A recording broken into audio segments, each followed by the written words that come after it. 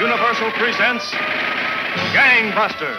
Calling the police, calling the G-men, calling all Americans to war on the underworld.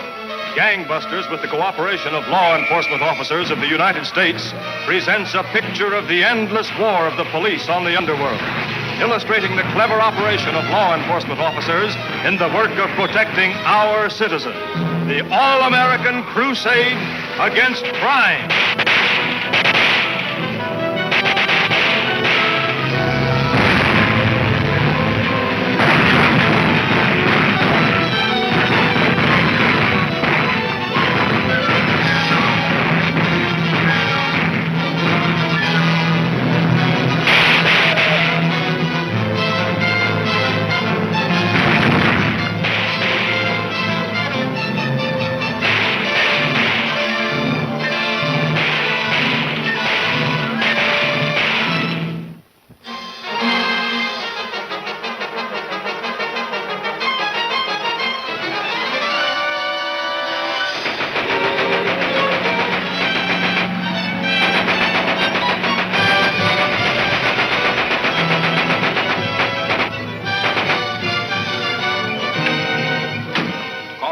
Jim, they just shot McLeod.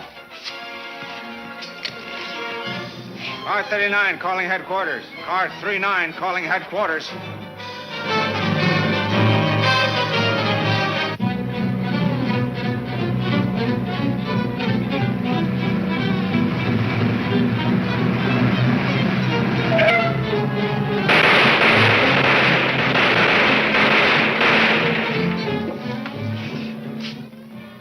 Bannister calling. Send riot squad to 4th and Center. Department store holdup.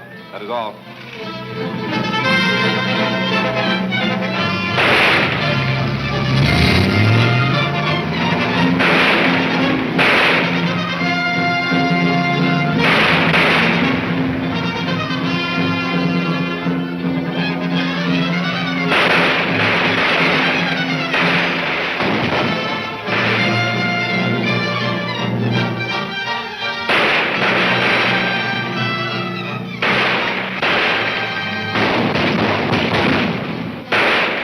Squad car, Tim. I'll hold them off.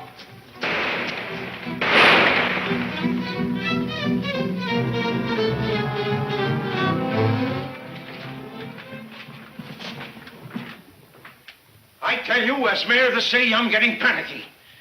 I get 100 messages a day from people demanding that... How can you sit there so calm and unconcerned in the face of the reign of terror around us? Can't you do something about it? You think I'd accomplish more by waving my arms and yelling the way you're doing? I suppose not. But I'll say this, that I'm getting pretty tired of your continual excuses for failure.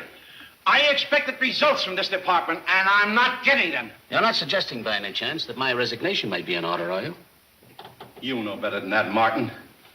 But I do wish you'd pull Bannister off the investigation. Why? It doesn't look good.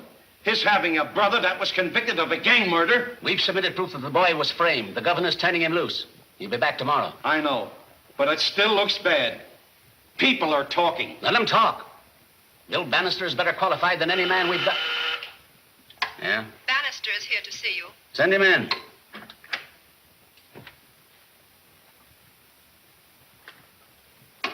Morning, Mayor Hanson. Morning. You sent for me, Chief? Mayor Hanson's not satisfied with our progress against the crime wave. Neither are we. Then why don't you do something about it? Because we're up against a gang we can't even figure out. You see, there's no relation between the crimes they commit. First, they rob a bank, obviously for the loot. Then they blow up an office building or kill some poor harmless citizen without even taking his watch. They act like madmen. That's simple. Probably the work of 2 or 3 different gangs. Well, that's the conclusion we've reached. But since then, we find that...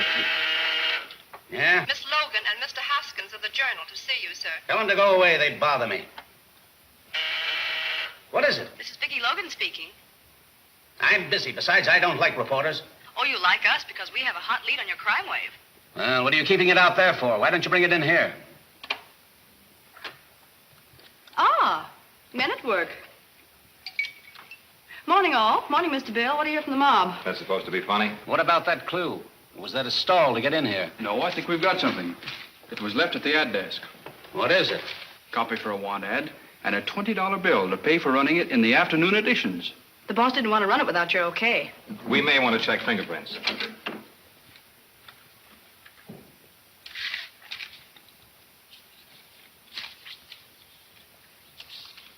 Attention all citizens. If you want to know the truth about the crime wave in this city, tune in your shortwave sets to the police wavelength tonight at 9. Well, what does it mean? Could be some practical joker with an amateur sending set. As a rule, practical jokers don't toss $20 bills around like that. Sounds like some harmless crank to me, but we'll check it for prints just the same. I'm afraid it's been handled too much, but we'll try the other side.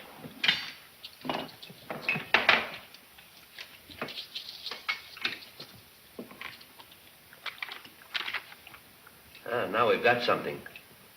You didn't really expect me to leave my fingerprints on this, did you? Signed, Professor Mortis. That's not the work of a crank. They're too dumb. Professor Mortis. Any of you ever hear of him? Probably an assumed name. Mortis. That's Latin for death, isn't it? Professor Death. Pleasant thought.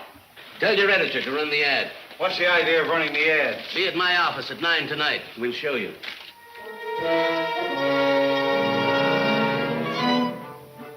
What's this all about? Each marker represents a police car in various parts of the city. Each car determines the direction of the radio beam from its post and phones it into us.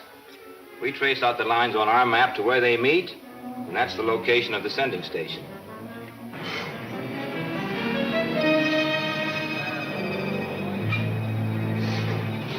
Pick it up a couple, Pete. Right. That's good. Now, when the broadcast starts, I'll swing the car around slowly. You stop me at the point where you can hear it the clearest.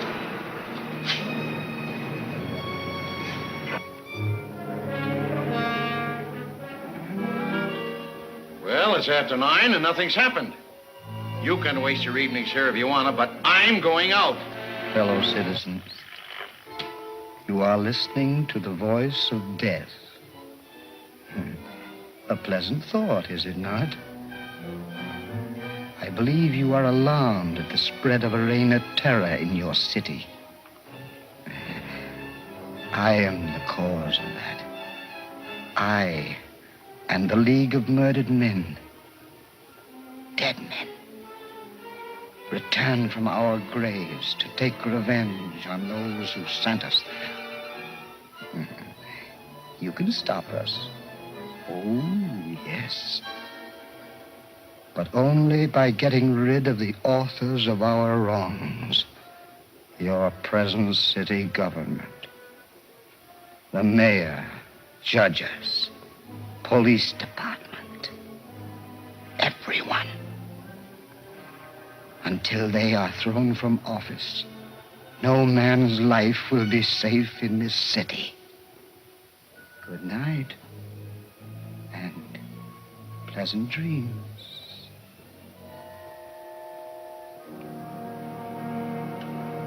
You see that compass? South 14 degrees west. Car 27? Right. I got you. Course south, 14 degrees west. Noel, I'm talking. For this car, the course of the beam is north, 4 degrees east. Right. Car 64, 2 degrees south of east. Noel, I'm talking.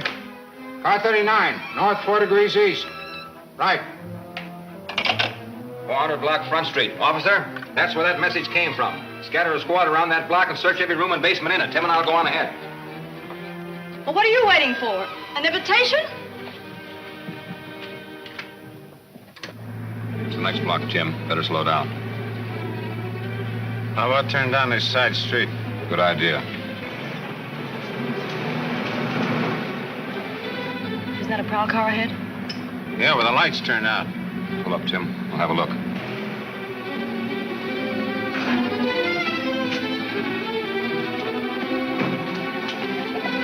What are you doing here, Martin?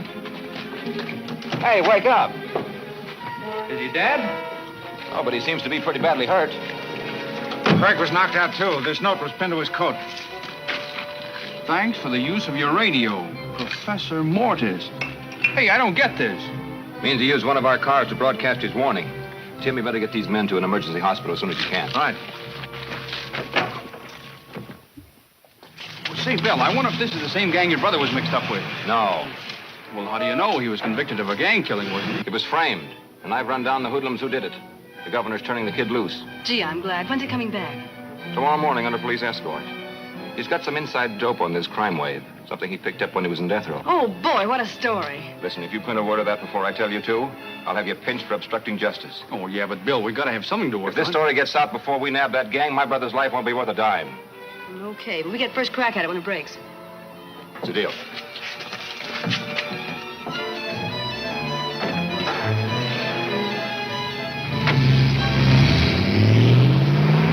Extra! Professor Death Broadcast warning! Extra! Professor Death Broadcast warning! Extra! Read all about it! Extra!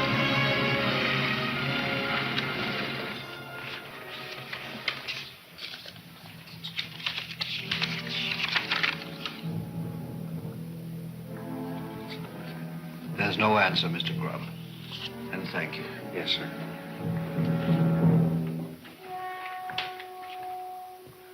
Your broadcast certainly got rave notices from the critics last night. Why not? It was perfectly planned and perfectly executed. Bannister's brother is returning to the city tomorrow morning under police escort. What? He has an appointment with his brother at police headquarters. Well, that means he'll tell everything he's found out. That's what the police think also. He should arrive there about 8:30. Yes, just about 8:30.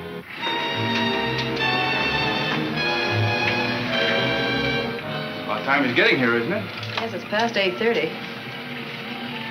Maybe this is the car now.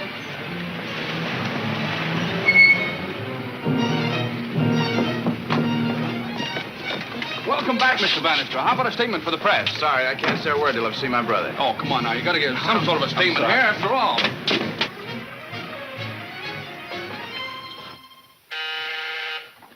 Yes? Mr. Bannister is here to see Mr. O'Brien. Send him in.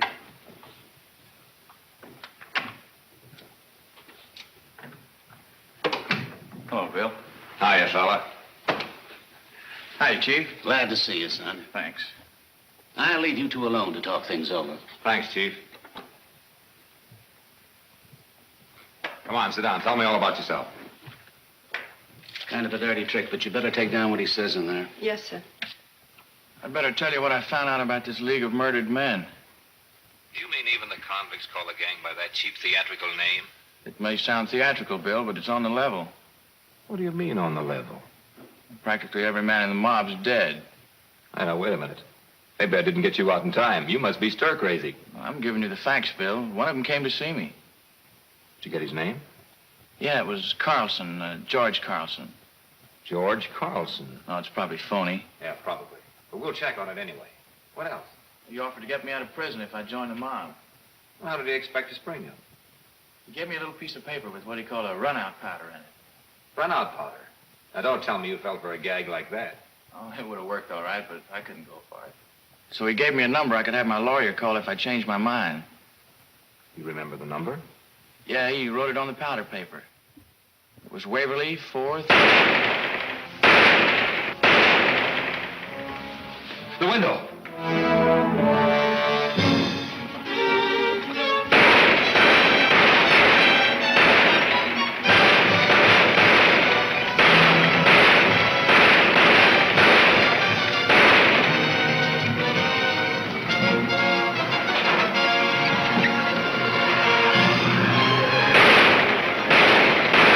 We can't do anything afoot. Come on.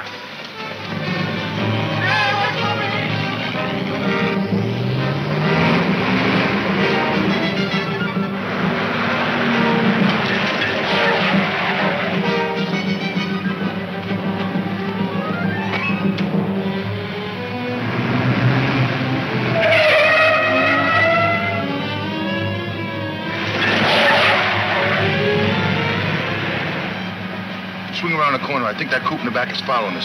When I pull up alongside, shoot a picture of that mug. Okay, if the mug doesn't take a shot at us first. Yeah, it's trailing us, all right. Cops? No, I think it's a press car. Put up that rod. I'll take care of him.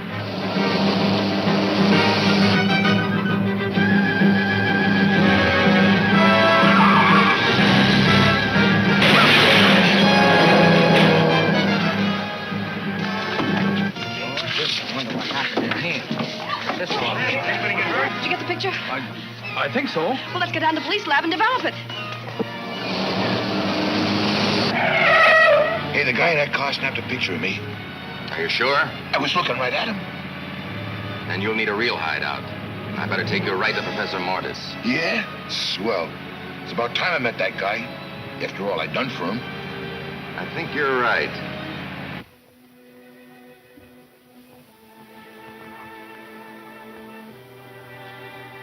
Sorry, Bill.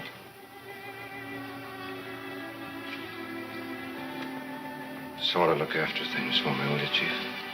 Sure, Bill.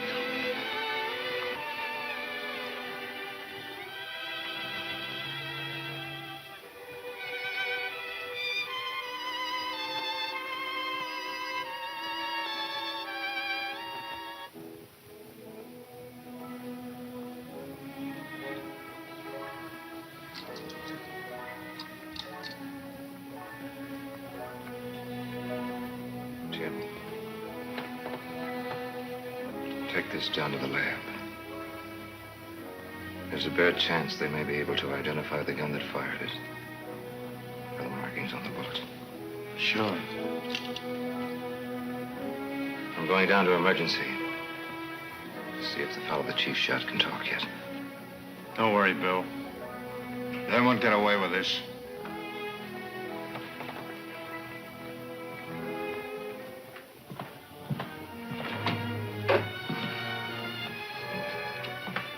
Looks like I'm too late. He never regained consciousness. Anybody recognize him? Well, not much chance. He'd had his face changed with plastic surgery. How about fingerprints? Blair's got him up in the lab, checking him now. Thanks.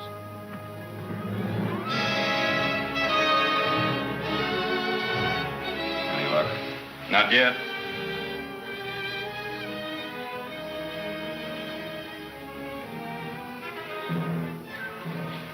No luck so far. Here it is. Who is it? Jake Jordan. Couldn't be Jordan. He's been dead over 6 months. You must be mistaken. These prints are identical. And fingerprints don't lie. Randall's right. They're identical. All right, they're identical. But Jake Jordan still committed suicide in jail over 6 months ago. You don't suppose there is something to that League of Murder? How could there be anything to it? Well, how could Jordan be dead 6 months ago and running around town this morning shooting people?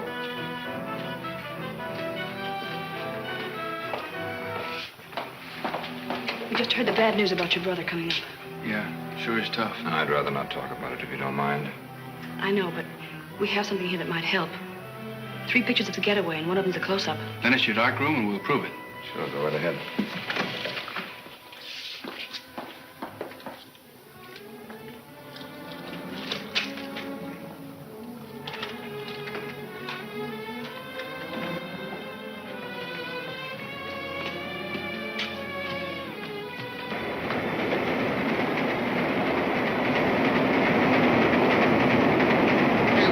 I thought I was going to the professor's hideout. You are.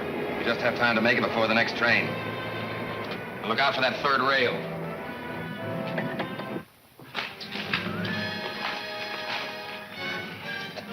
Hey, I don't like this. Come on, get down there quick. There's a train coming.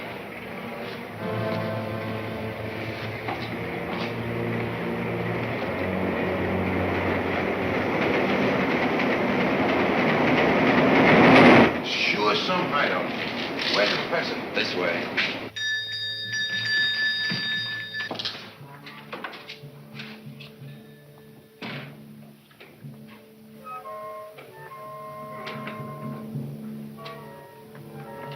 Professor Mortis, this is Mike Taboni. Glad to meet you, Professor. I wish I might say the same, Mr. Taboni. I thought I made it clear that only members of the League of Murdered Men were to be brought here. It's time Taboni joined. So, you don't mean he failed in the work assigned him? Me? I never miss. He was photographed getting away, and the police have the photographs. In that case, of course, you must die. Are you kidding? I understood you wanted to join us permanently. Well, sure I want to join. But I ain't dying to do it, see? Oh, come now. Dying is not so hard.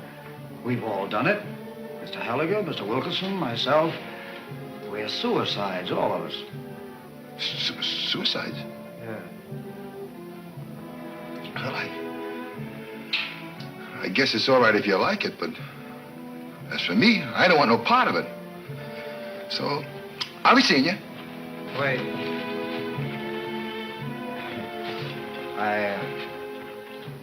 I forgot to tell you that after you're dead, we bring you back to life. Yeah? Well, listen. I ain't no professor, but I know a few answers, too. And one of them is, when you're dead, you stay dead. Well, it's up to you, Mr. Taboni, whether you die and are brought back to life, or whether you just die. Hey, wait a minute. You can't do this to me. What's the idea anyhow? To save you from the police. They're bound to get you sooner or later, but if they find you dead, they'll quit looking for you. If I'm dead, what do I care who finds me? All right, take him to the next room if that's how he wants it. Oh, nix, fellas. Professor, are you sure you can bring me back, Professor? Well, up to now, I've never failed. Up to now. All right. Yes. If I got it, I just got it. But I know I ain't gonna like it.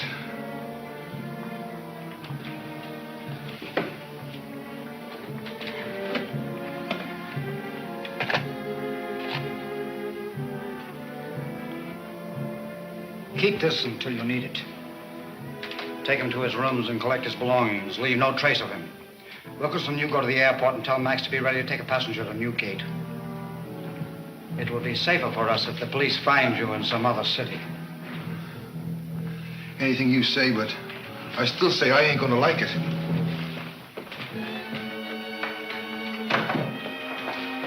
Take a look at these wet prints.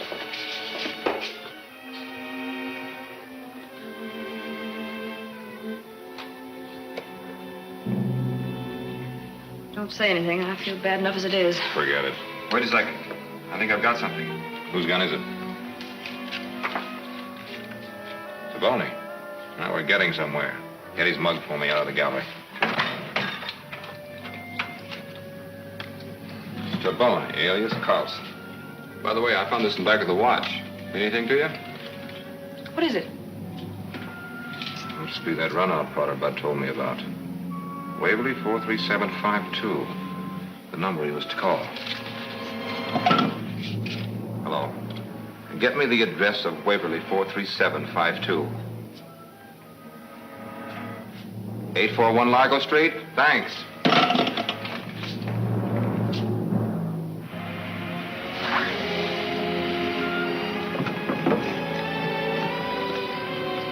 Have you a room here by the name of Carlson? No. Never been one here by that name as far as I can remember.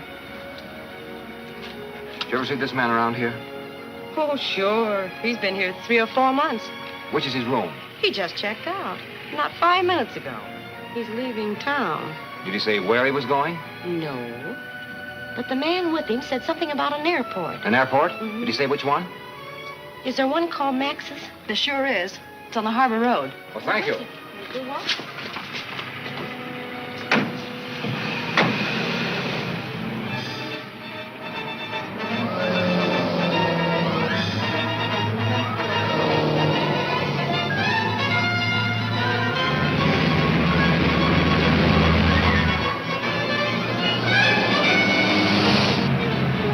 There's the airport right ahead.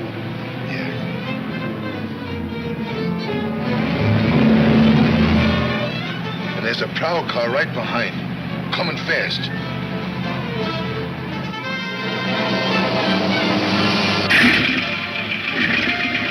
Tell Halligan to report back to headquarters when he gets here. I'm gonna beat it.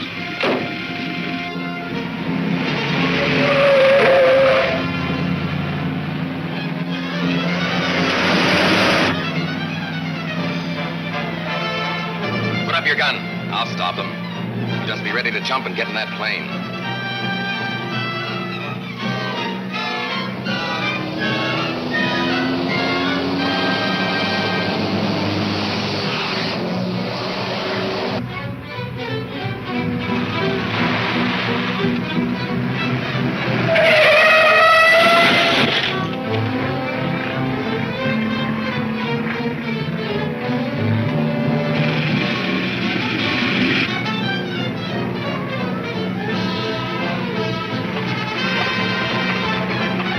Get going.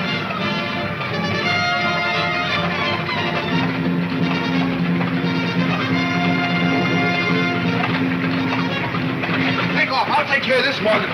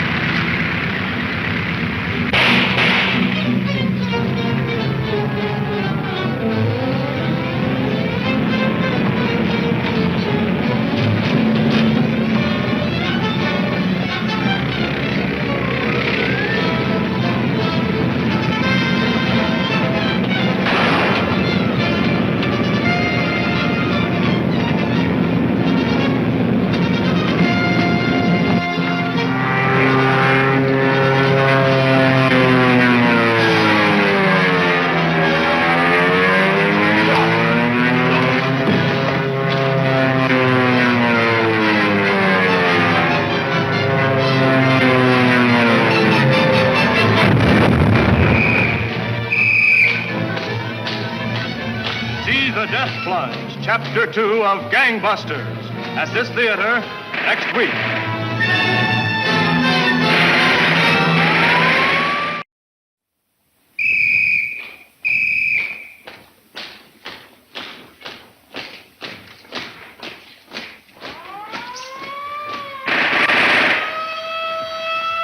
Universal presents Gangbusters, calling the police, calling the G-men, calling all Americans to war on the underworld. Gangbusters, with the cooperation of law enforcement officers of the United States, presents a picture of the endless war of the police on the underworld, illustrating the clever operation of law enforcement officers in the work of protecting our citizens. The all-American crusade against crime.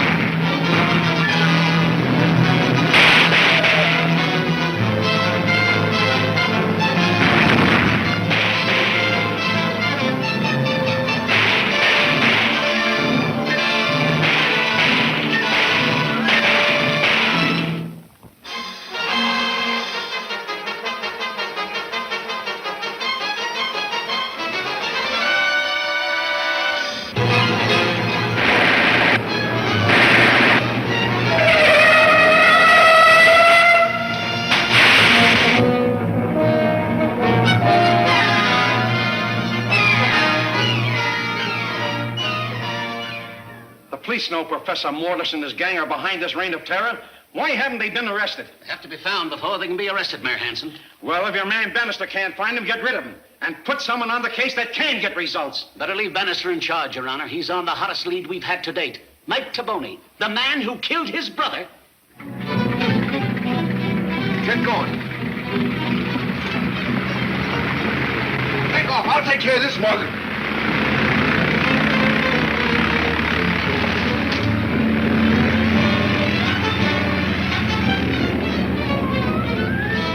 Tim, look out!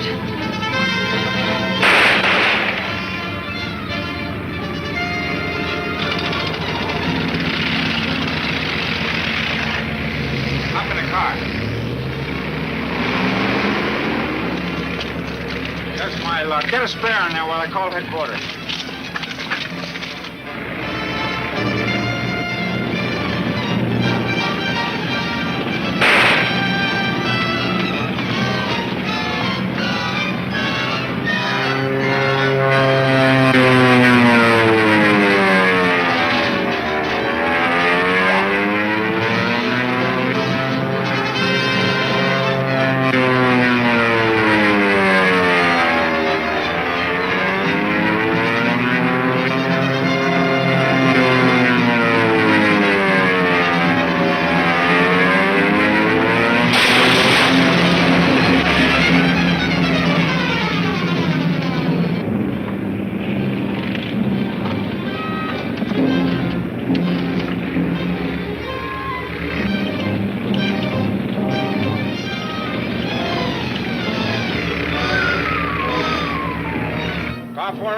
calling police headquarters. Car 40 calling police headquarters.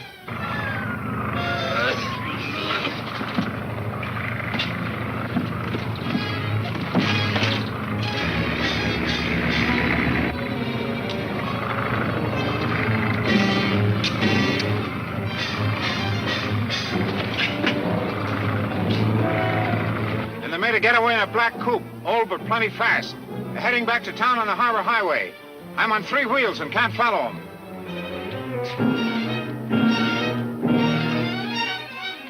Calling cars 45 and 68, cars 45 and 68. Murder car heading east on Harbor Highway. Black coupe, old but fast. Proceed with caution. Occupants armed and dangerous. You better slow down. That cop can't follow us. I put his car out of commission. Yeah, but he can radio police headquarters and have us stopped if we don't get to a side road first.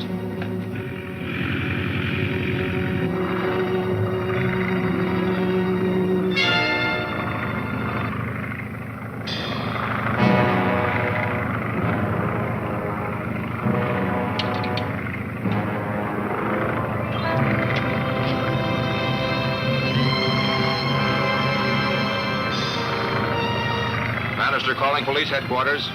Bannister calling police headquarters. Come in, headquarters. He's done it. He's got Taboni. I hope. Bannister calling police headquarters. Come in, headquarters. Headquarters answering Bannister. Come in, please. Have captured Taboni. Am heading for Municipal Airport in plane. Pilot dead. Landing gear damaged. Will need help to land.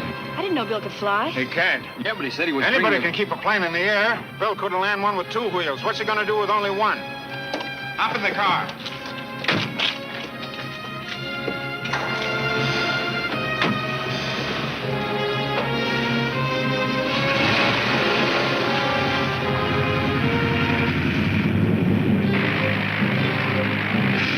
Circle had come in from the east. And when I tell you to cut your motor, do it. And bail left on your rudder.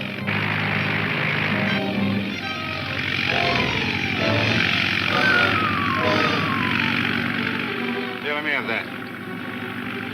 Don't try to land, Bill. Bail out. I can't. I've got Taboni in only one shoot.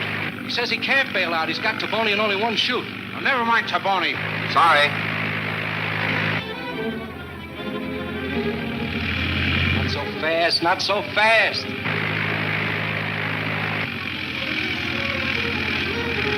That's better. Now bail left on your rudder. Harder.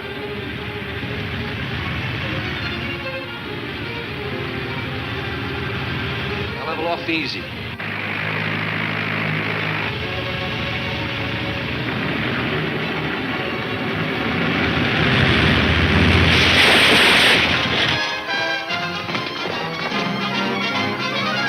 On your feet, Taboni. This is the end of the line for you. I never thought you'd make it, Bill. Neither did I. Let me be the first to congratulate you. How about an exclusive story? Now hold everything. Did his pal get away? Don't know yet. Well, let's find out. Come on.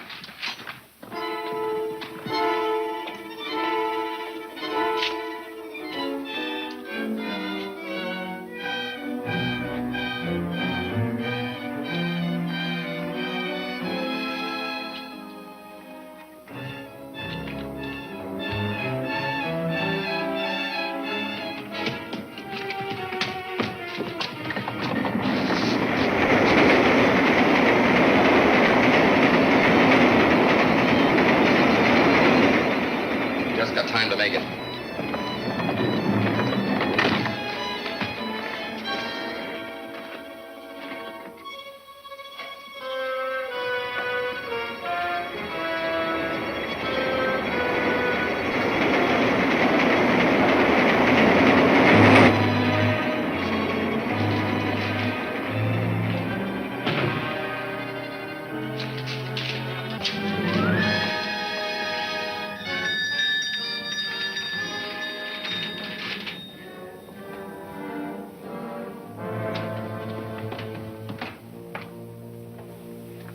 I assume everything went as I planned it. Yeah, we got Taboni off on the plane for Newgate, all right, but at the air...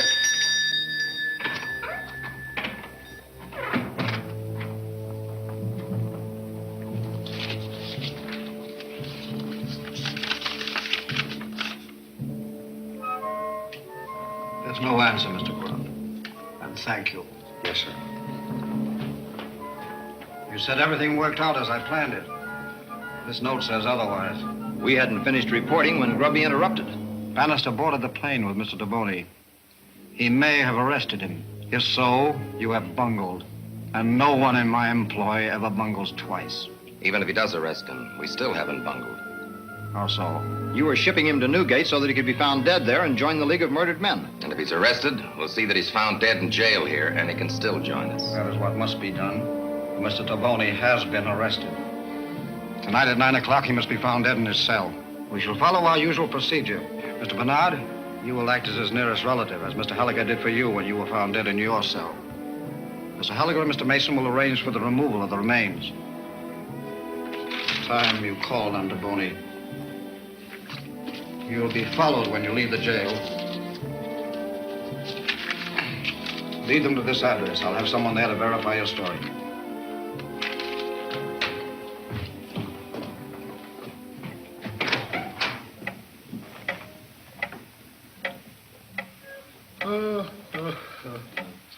It says here they kept a guy awake 5 days and 6 nights before he went completely goofy.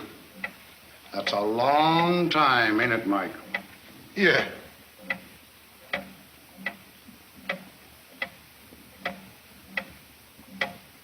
Why don't you guys give up? I won't break. I ain't gonna open my clam, see? What good would it do me to talk? All you guys would do is turn me loose, and then what? I wouldn't get around the corner before the League of Murdered Men would be hot on my trail. I couldn't get away from them. Oh, take him back to the cell. Kind of turns my stomach to see a grown man snivel. Come on, Lug. Hey, Bannister. This man wants to talk with Taboni. He says his name is Horton. Who told you Taboni was here? You an attorney, Mr. Horton? No, I married Mike's sister. I don't like to get mixed up in the mess, but she thought we ought to see if there was something we could do for him. You know how sisters are. I guess it's all right, Sarge. Ed, take this man back to see Taboni. Come on.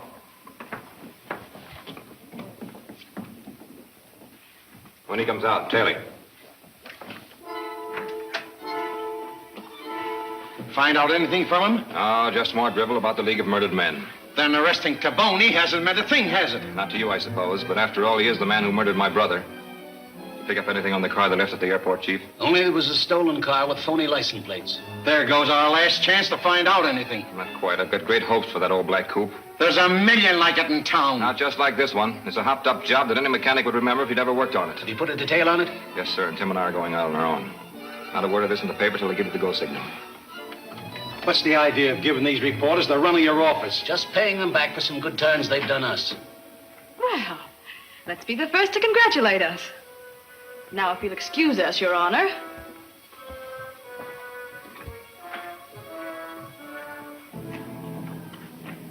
Hello, Mike. Your sister sent me down. My sister? Oh, yeah. Everything's set for tonight at 9. Have you got the runout pilot the professor gave you? Yeah. But I don't know. It takes a lot of nerve to commit suicide. It takes a lot of nerve to go to the hot seat. And that's permanent. Yeah, but why do I have to hang myself? You pretend to, stupid. So they won't hold an autopsy. Okay. It's a deal. Tonight at 9. But remember, no slip-ups.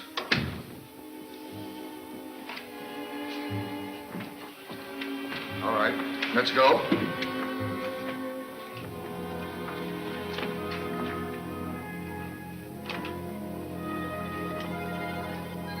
I think I know the car you're after. It belongs somewhere in this neighborhood. How do you know? It comes in here pretty regular for service. What makes you think it's a mob car? Well, there's so many different guys driving it. Thanks. Mind if I use your phone? Sure.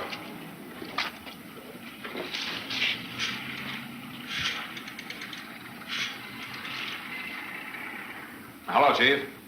I think I got a lead on that black coupe. Call my detail out of the sticks and have them start at 5th and Main and cover every garage within 10 blocks. Right. Okay.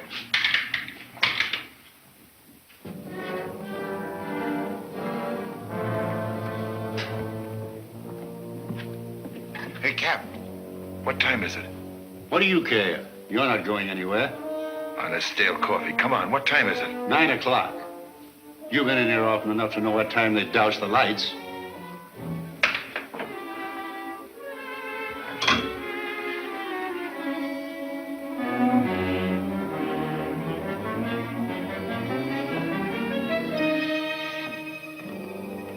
Oh, Sergeant, is it too late for me to see Taboni again? It is.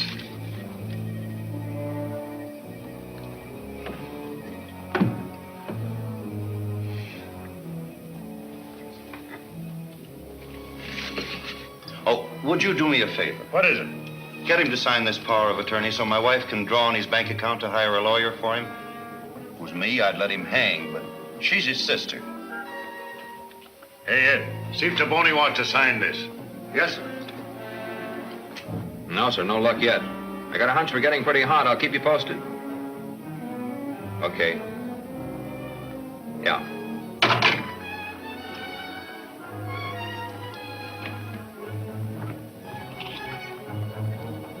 Dead? Death's calling. Send a doctor down to Block 4. Taboni just hung himself. You mean that Mike is... With his own necktie. Well, I don't suppose I should say this, but to tell you the truth, it's a relief. Well, it might not be such a relief. Your name is Horton? Yes, why?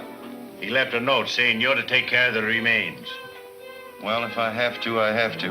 Can I borrow your phone book? Sure.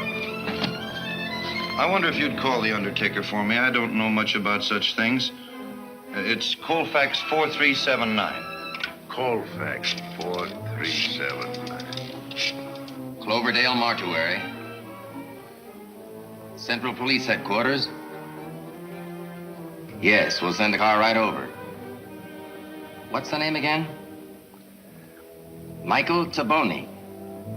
All right, thank you. Goodbye. Come on, minutes count now. Hey, listen, don't let anything happen to this heap. It'll cost me my job. Don't worry.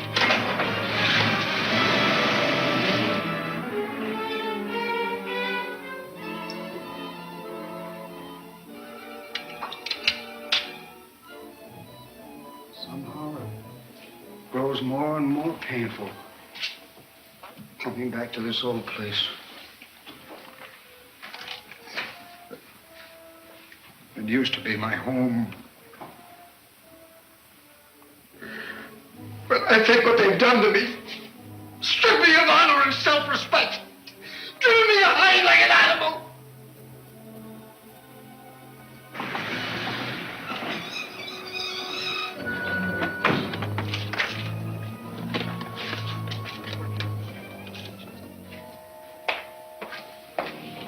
They've arrived. Is there anything else to prepare? No, no, thank you, Wilkinson. Everything is in readiness. Right here, please. Did you have any trouble? Not a bit. He's hardly cold. Good, good.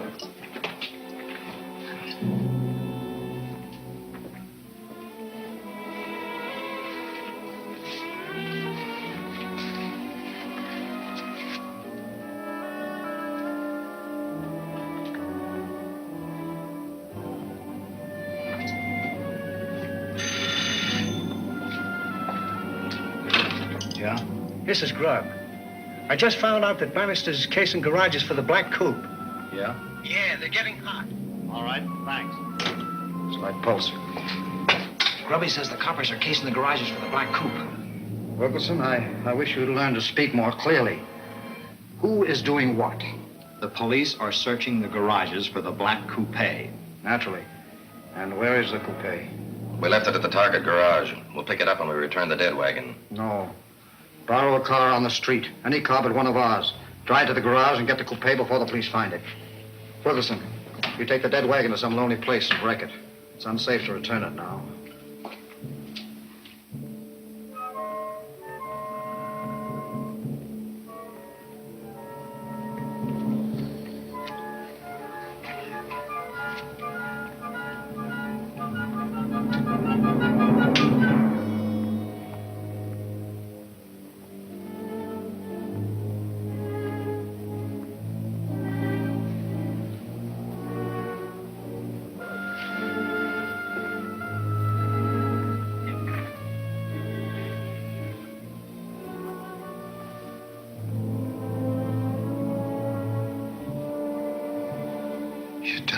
Professor? Yes, Mr. Tavoni. I've brought you back to life, as I promised. You are now officially dead, and a true member of the League of Murdered Men. Here.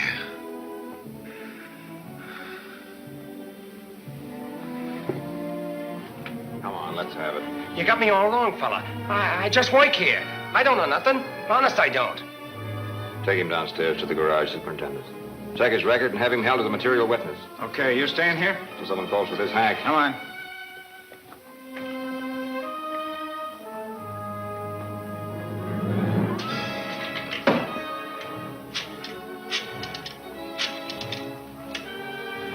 Hello, Chief. Bannister calling. Just wanted to tell you we located that coup and... What? Taboni committed suicide? Well, that's one way of cheating the law.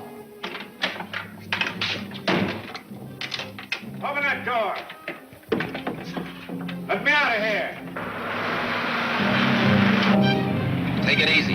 It wouldn't be so good to get picked up for speeding in a borrowed car. Yeah, and it won't be so good getting to the garage after the cops had found that coupe either.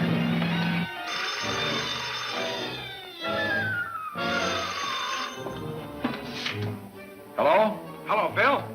That mechanic gave me the slip, blocked me in the foreman's office. Sounds like he left on a motorcycle. Get after him. Right.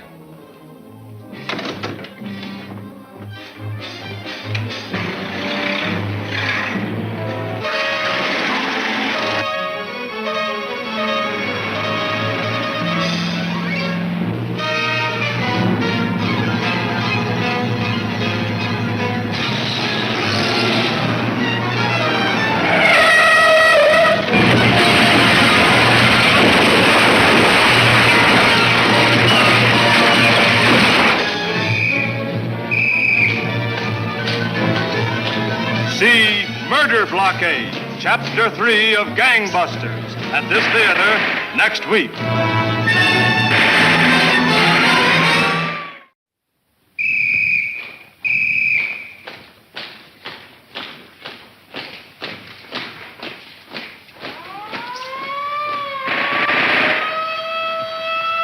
Universal presents Gangbusters, calling the police, calling the G-men, calling all Americans to war on the underworld. Gangbusters, with the cooperation of law enforcement officers of the United States, presents a picture of the endless war of the police on the underworld, illustrating the clever operation of law enforcement officers in the work of protecting our citizens. The all-American crusade against crime.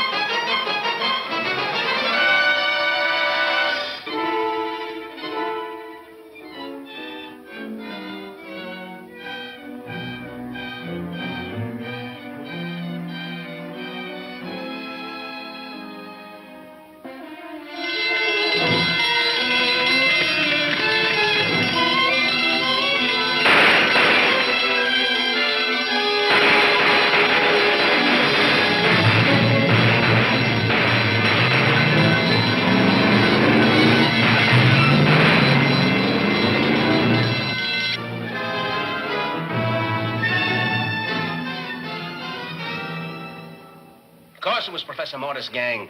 More of his campaign to terrorize the community. Any statement for the Journal, Chief? Is Bannister still in charge of the case? Of course he is. Well, how come he let the gang pull off this job right under his nose? Because he was trailing another one of the mob cars at the time. He was? Any luck? Yes, he just phoned that he located the car at the Target garage and is waiting there to pick up the owner when he shows up. The Target garage, Mr. Haskins, and don't spare the horses.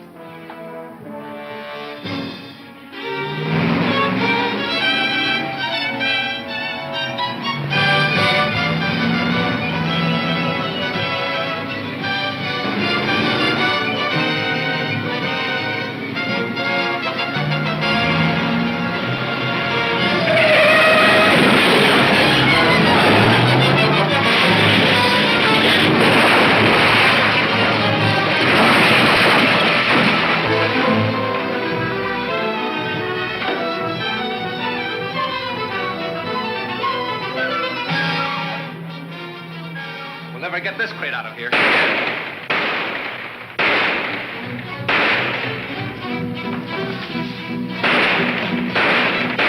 Bill will be out in a minute.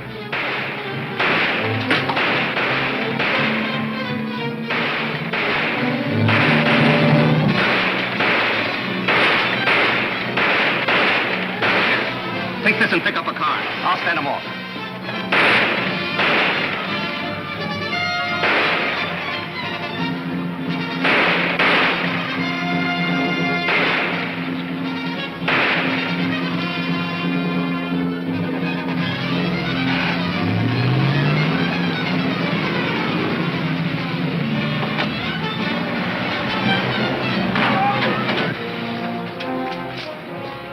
Oh, gee, Bill, I'm sorry. Forget it. Come on, fellas. Help me get this loose. Why is it reporters have to show up just in time to gum everything up? I'm sorry. You said that before.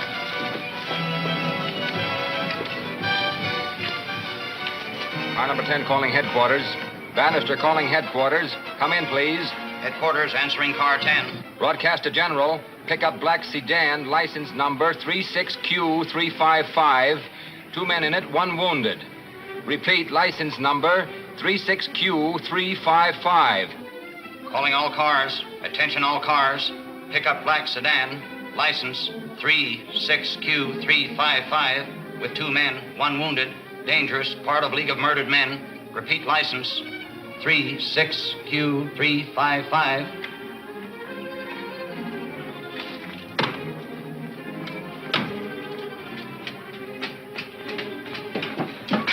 Oh, sorry. Hello, Mason. What happened to you? Just an accident, nothing serious. Don't kid me. I've seen them bullet holes before. So you think it's a bullet hole, do you? Well, I did think so, but I see now I was mistaken. All right, don't forget it. You want to earn an easy $5? Hey, I'm always glad to pick up an honest pen. Drive that crate out of the district and ditch it. I better keep to the back alleys and dark streets. Hey, I wasn't born yesterday.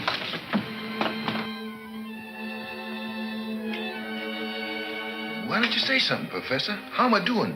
You seem to be back to normal again, Mr. Taboni. Yeah? I think so. How do you feel? In the pink, Professor, in the pink. Yeah, in the pink. Say, what's all this hocus pocus about? Didn't I really die in jail? As far as our present medical science could determine, you did. Hey, I ain't really dead now, am I? No. How'd you do it, Doc? I doubt if you'd understand the process, even if I explained it.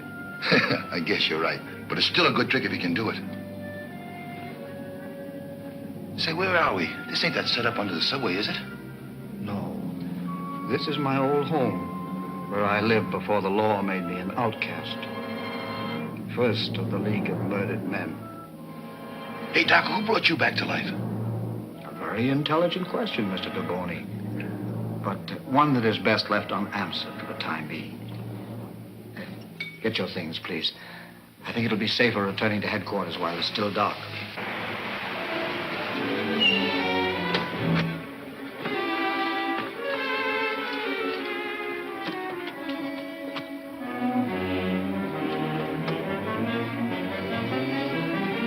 Hello, Barney. Hal Rogan, how long have you been a car owner? Oh, you mean this? No, it ain't mine. I just went in to see if it had a cigarette lighter. You got a match? Yeah, I guess so. Hey, that's swell. Thanks.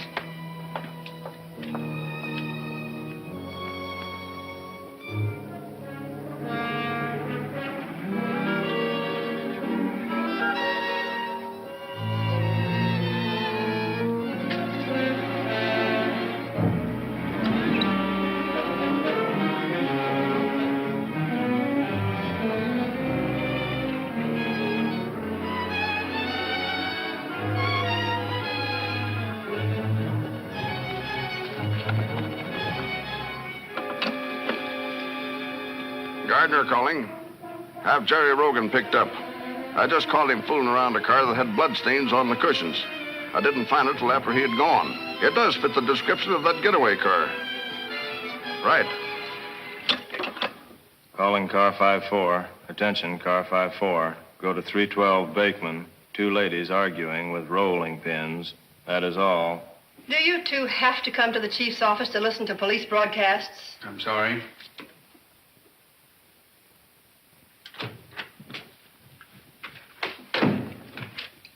Good morning, Mary Hanson. How about a little statement for the papers? After the way they played up last night's business, don't make me laugh. I see your department has scored another outstanding failure. Oh, I wouldn't go so far as to say that. You wouldn't. Gangsters again elude police.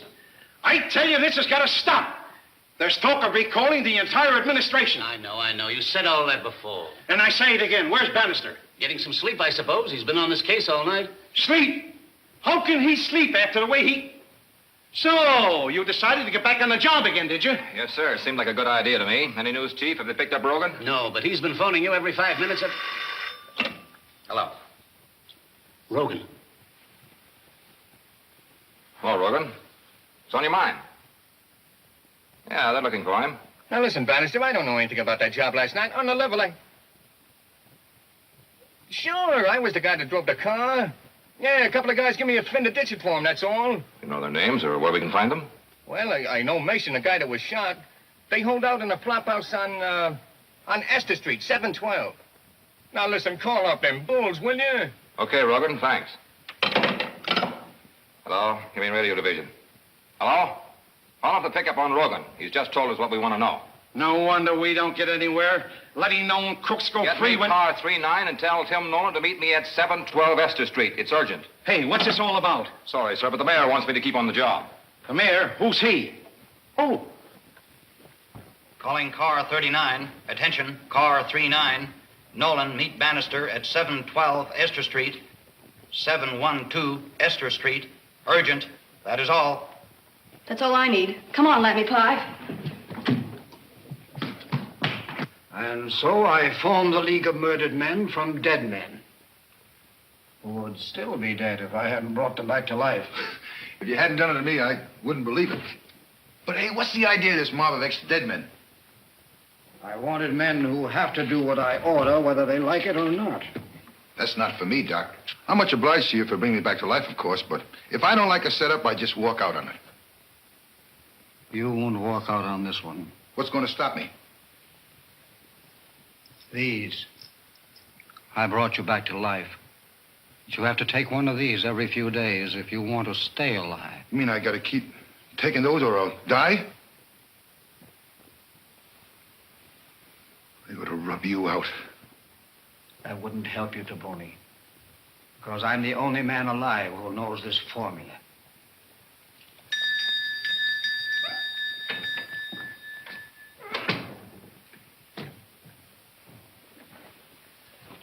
Pretty late for you to report, isn't it, Holliger?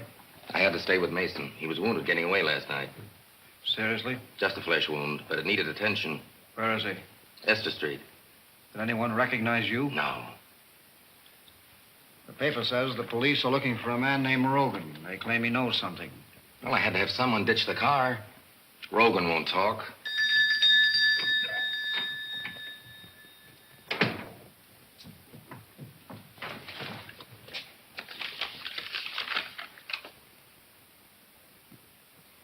So Rogan won't talk.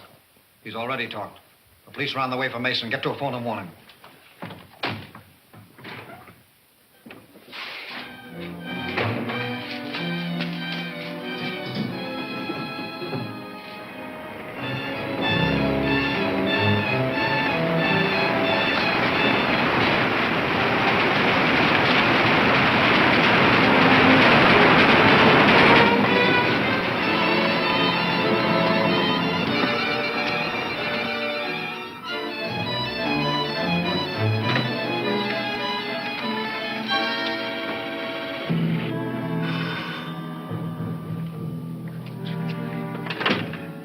Hello? Yeah. Yeah, I'm all right. Yeah. Yeah, I'll let you know where I hide out.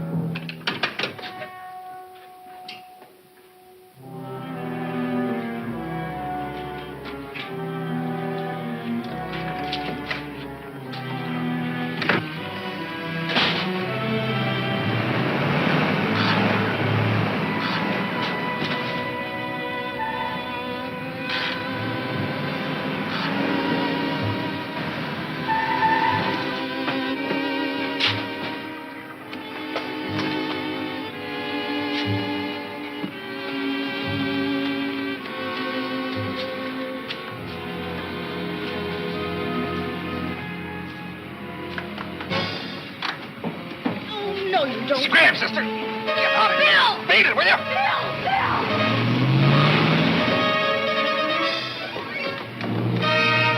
Vicky's in there with him. Vicky, where's your car? Back here.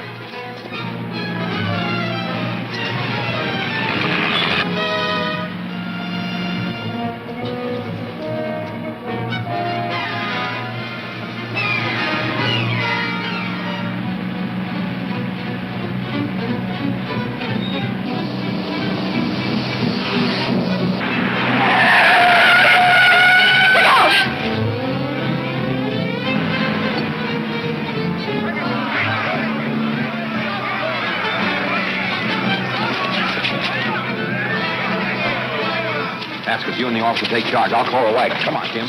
Gee, the man's hurt.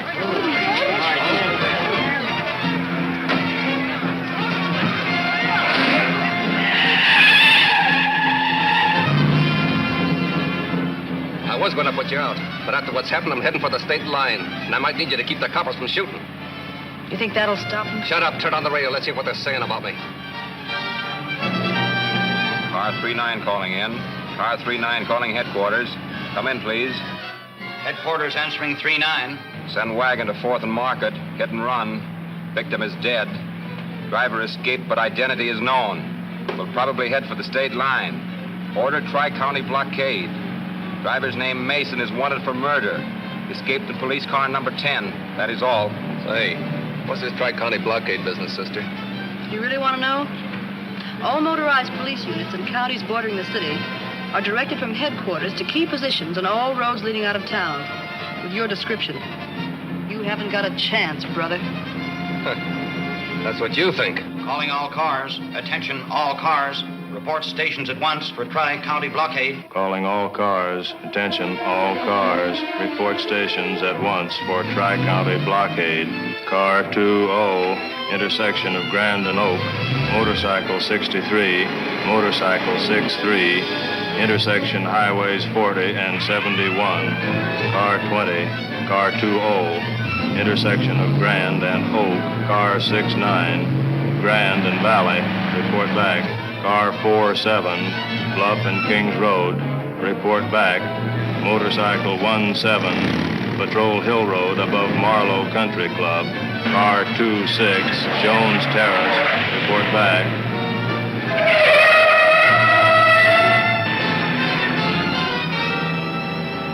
Gas station reports murder car heading west on Highway 40 beyond Fairview. What do you think of the blockade now?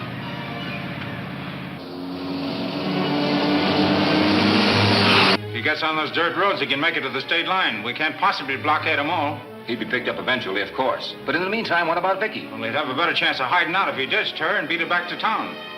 Yeah, of course. He could return by Garvey Overdrive or Burns Avenue. If we could only trick him into thinking these highways weren't covered. Yeah, but he's probably got his radio on and knows everything we're doing. Yeah. Say, that gives me an idea. Lopez in car 52 and Murphy on motorcycle 16 both speak a little Spanish. Worth trying. Let me have that mic. Atención, automóvil número 52 y motocicleta 16, motocicleta 16. López y Murphy, escúchenme. No hagan caso de la orden que les voy a dar en inglés, ¿me entienden? Calling all cars on Garvey Overdrive and Burns Avenue. Change your stations. Work farther north. There's no chance that the murder car will attempt to return to the city. That is all. Coppers are born chumps. Did they think I wouldn't have the radio on? Now we'll go back to town.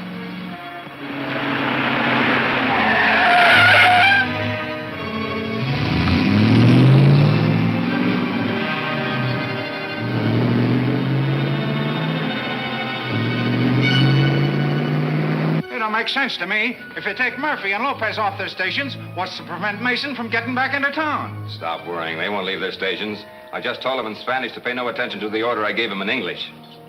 So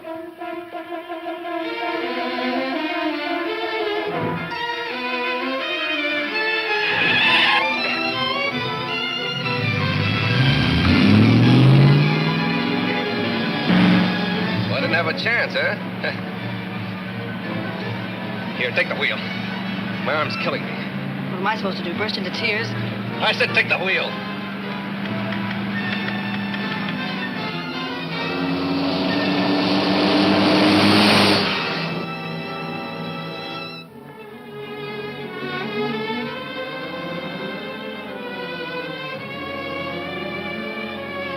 Bannister calling police headquarters. Bannister calling police headquarters. Come in, please. Headquarters answering Bannister. Any report on Vicky Logan or that getaway car?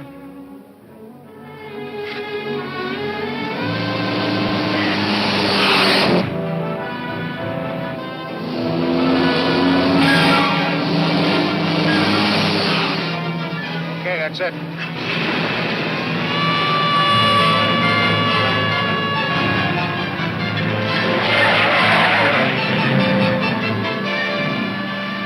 I still say you haven't got a chance. Come on, step on it. Give it the gun. Do you see what I see ahead? Get out on that running board so they won't start shooting. Get out there, I say.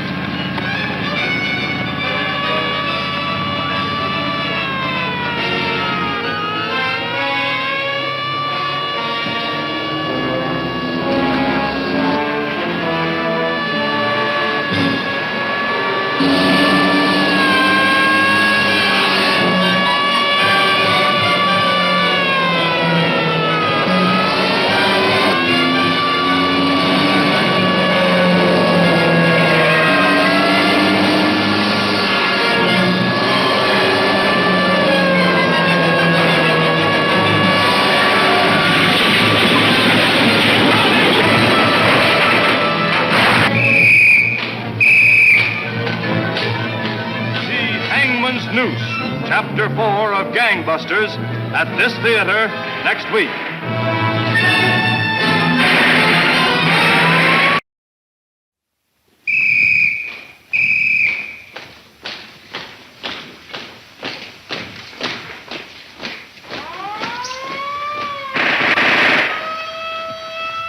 Universal presents Gangbusters, calling the police, calling the G-men, calling all Americans to war on the underworld. Gangbusters, with the cooperation of law enforcement officers of the United States, presents a picture of the endless war of the police on the underworld, illustrating the clever operation of law enforcement officers in the work of protecting our citizens. The all-American crusade against crime.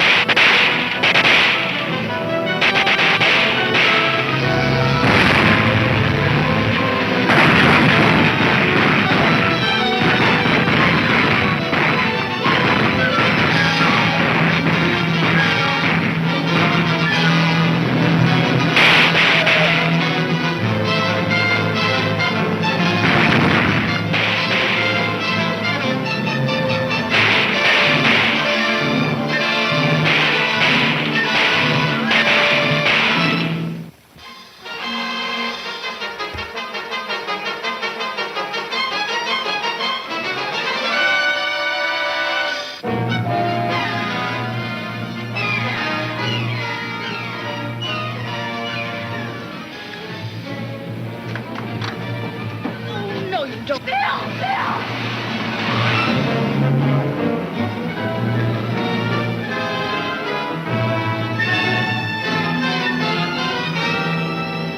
In a sensational escape from the police, Joe Mason, known member of the Mortis gang, today abducted Vicky Logan, staff photographer of the Morning Journal. That's bad. Bannister must have got to Joe's room right after we phoned him to scram. Yeah, it says so here. You better get this down to Mortis while it's hot. No, better wait and see what happens. It says here, Bannister's blocked all roads out of town and expects a pinch any minute.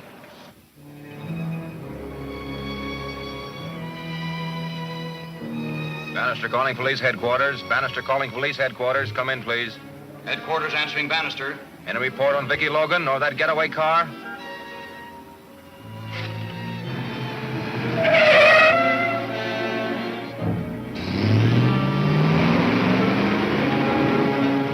Here, take the wheel.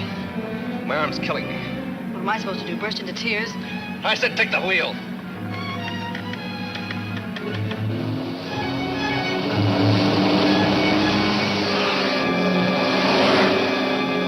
Okay, that's it.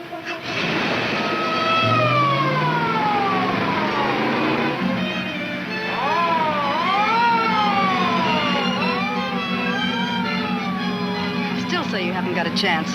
Come on, step on it. Give it the gun.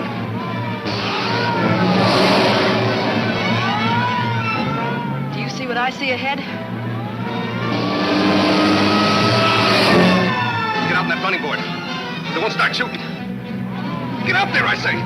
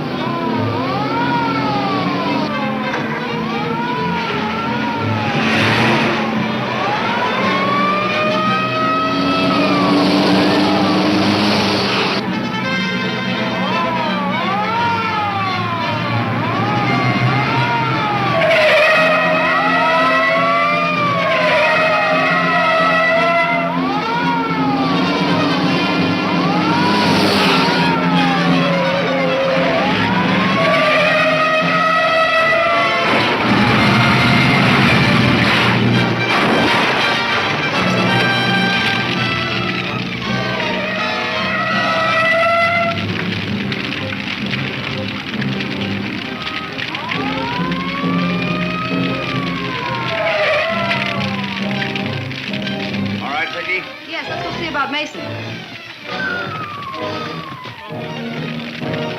It's no use. You can't get anybody out of that fire. There's a girl in there. Bill Bannister! Vicky! Boy, this is a relief. I thought you were under that. I would be if it weren't for Tim. Why is it reporters make me so much trouble? You mean all reporters, Bill, or just the female of the species? Mostly the girl variety, I guess. All right, officer, break up this traffic jam.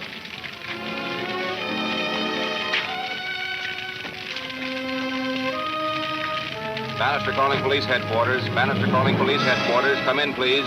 Police headquarters answering Bannister. Come in, please. Mason's car is wrecked. Garvey Bridge. Mason is dead. Vicky Logan safe thanks to Tim Nolan. Relay at once to Chief O'Brien. I don't care if you are a reporter. You can't get in there. The chief's busy. And I don't care if he is busy. I gotta find out about Vicky. What's happened to Vicky Logan? Don't the police ever know anything about what's going on? Quiet. He's getting a report now. Dead? Are you sure? That's bad. Thanks. Did he say she's dead? Couldn't he be mistaken? Vicky's all right, but Mason's dead. His car went over the Garver Bridge and burned. Boy, what a story. Journal camera girl escapes from murder car.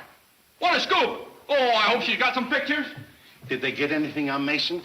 Any fingerprints, clues, something to lead us up to the League of Murdered Men? How could they? The car burned to ashes with him in it. Then we're right back where we started. Doesn't this department ever get anything done? You take Vicky back to town in your car and drop her at the office. What are you going to do? I'm going to that Esther Street house. Mason left any clues. We want to get them while they're hot. Okay, I'll drop Vicky and meet you there.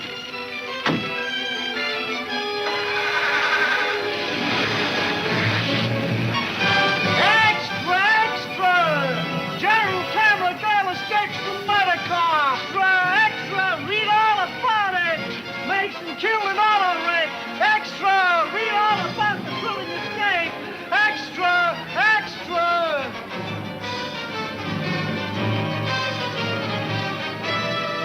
Extra, extra! Read all about the thrilling escape.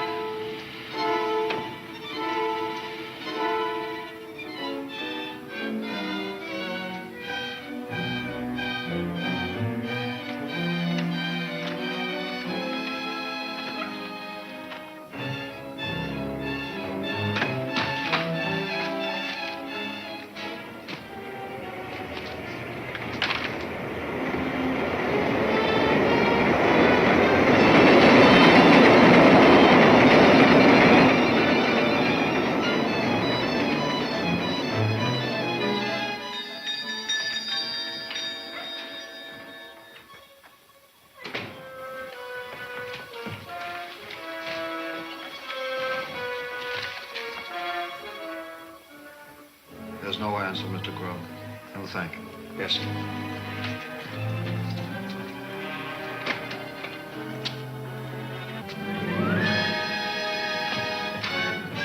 Mason's car was wrecked and he was killed. I know. Did he leave any clues in his rooms that might lead the police to us? I don't see how he could have. There was never much in him to begin with. Much. This man Bannister's no fool. He won't require much. Go to his rooms and make sure there's nothing. Nothing that will lead him to us. The cops have probably got the place staked out by now. Staked out. They're on their way there now to search it. You've got to beat them to it and destroy anything he may have left. Well, if the cops find me there... If they find you there, make sure they never return to headquarters. Take Wilkerson with you.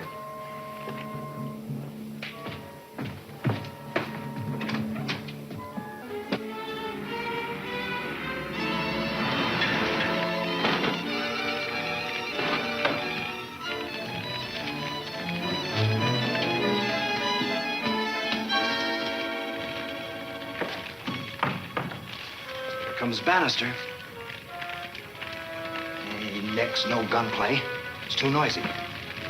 Stay over by the fireplace. Don't let him see your face.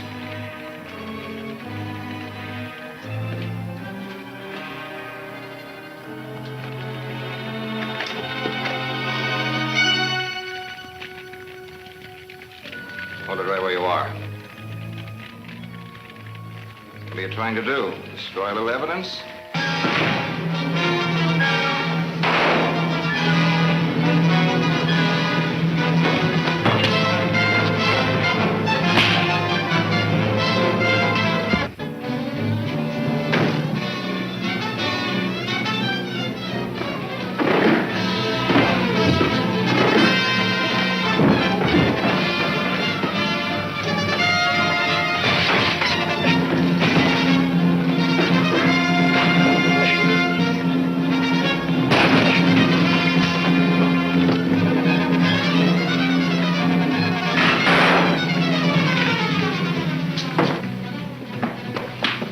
Blast it.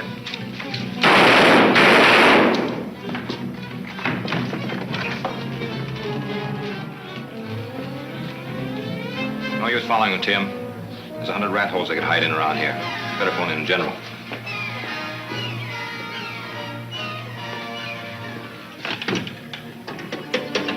Get me police headquarters. Hello. Hello, this is Tim Nolan, reporting from 712 Esther Street. 2 members of the League of Murdered Men just left this address. Yeah, one's Wilkinson, the other's unknown. Wilkinson's about 33, 5'10", 160, got a sandy mustache. He's wearing a blue suit and a brown snap brim hat. The other guy is wearing a gray suit, snappy dress, got a blue Hamburg hat. He's about 35. They both show the effects of a rough and tumble fight. Okay. Hey, how about phoning for a fingerprint man? Give this room a dusting. Oh, Mason's too smart to leave prints on anything but clothing, and the other 2 gorillas wore gloves. Come on, let's get this down to the lab. All this laboratory hocus-pocus seems a waste of time to me. If we spent less time on that and more time in running down crooks, we might get somewhere. The lab plays a bigger part in crime detection than any other one department. Nonsense. What can you get from a pair of shoes? And you admit the numbers have been filed off the gun. You can't remove a number from a gun by filing it off. Why not? Well, when it's stamped in, it affects the metal clear through. It can still be brought out by the use of certain chemicals.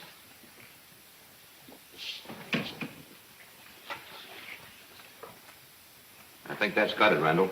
Here, mark this down. C4327966R. See it, Mayor? What good does that do? You can't hang a serial number. You can check through on it and perhaps establish ownership. So, you had a clash with the police and let them get away alive. I didn't suspect any of my men could be so stupid. What use are you to me now that they know you by sight? We kept them so busy, I don't think they'd recognize us. Don't be a fool. Bannister's a police officer and a very able one. I could use a few men of his caliber in...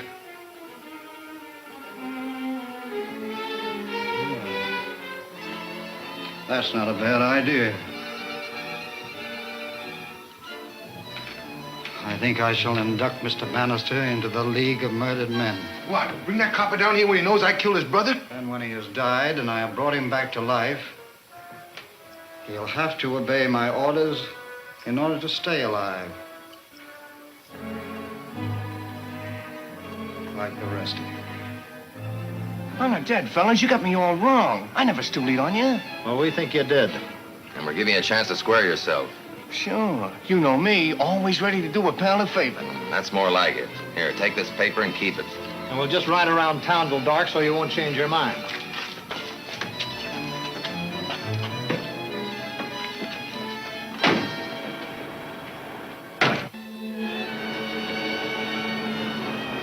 This gun was first sold to a member of the Crocker gang out on the coast. Well, this mob is not the Crocker gang. Their specialty was warehouse jobs. Furs, silks, rugs. Here are your fingerprints.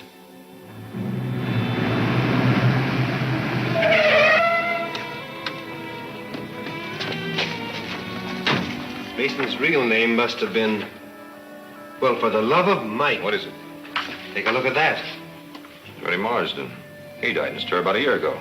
Another dead one come back to life. It's getting pretty hard to laugh off that League of Murdered Men gag. Doesn't make sense, but...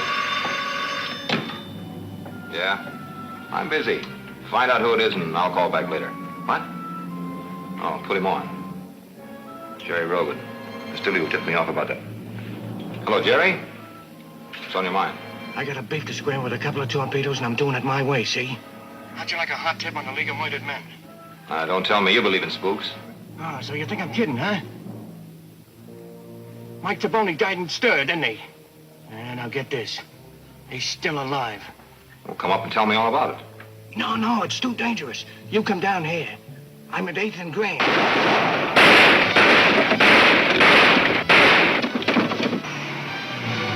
Hello? Hello?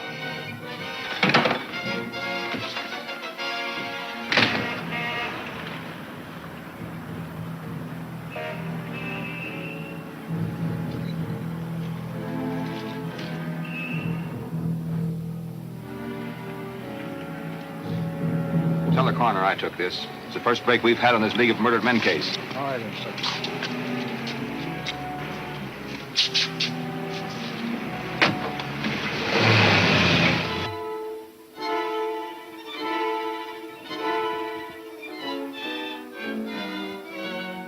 Wilkinson, you go up in the loft. You know what to do. Sure. Now, the rest of us will hide out where we can watch without being seen. Taboni, you'll be the bait. I don't like it. The basic thing that always gets the hook. When Bannister comes in, you move out where he can see you And get shot right in the stomach. Not a chance. He wants to take you alive. What makes you think he's coming here alone? Bannister's no dope, you know. We'll take care of the others, if any. Remember, the professor wants Bannister a prisoner. Okay, but I still don't like it.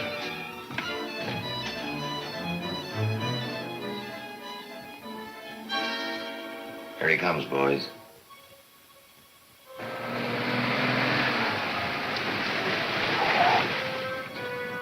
He's alone. Bannister calling police headquarters. Bannister calling police headquarters. Come in, please. Police headquarters answering Bannister. Go ahead. I'm at 1313 Queens Road. Don't like the feel of things. Have Nolan come out just in case.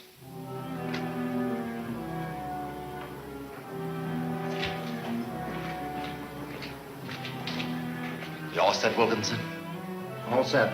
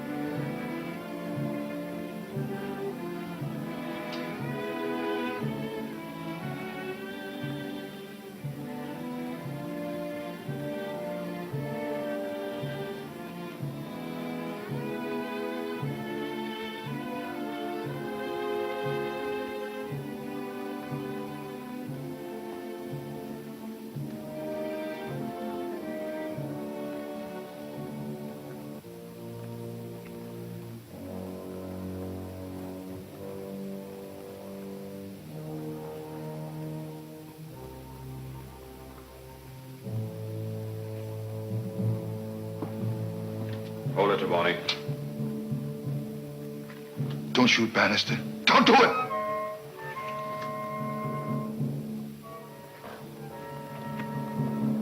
You're going to the chair, Taboni, for killing my brother. But before you burn, you're going to tell us a lot of things we want to know.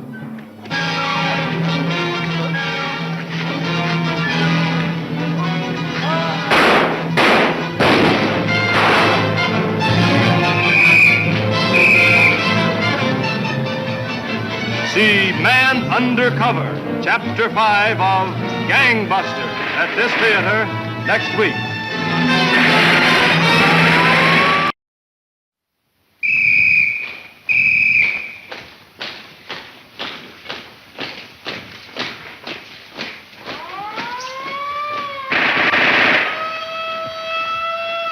Universal presents Gangbusters, calling the police, calling the G-men, calling all Americans to war on the underworld. Gangbusters, with the cooperation of law enforcement officers of the United States, presents a picture of the endless war of the police on the underworld, illustrating the clever operation of law enforcement officers in the work of protecting our citizens. The all-American crusade against crime.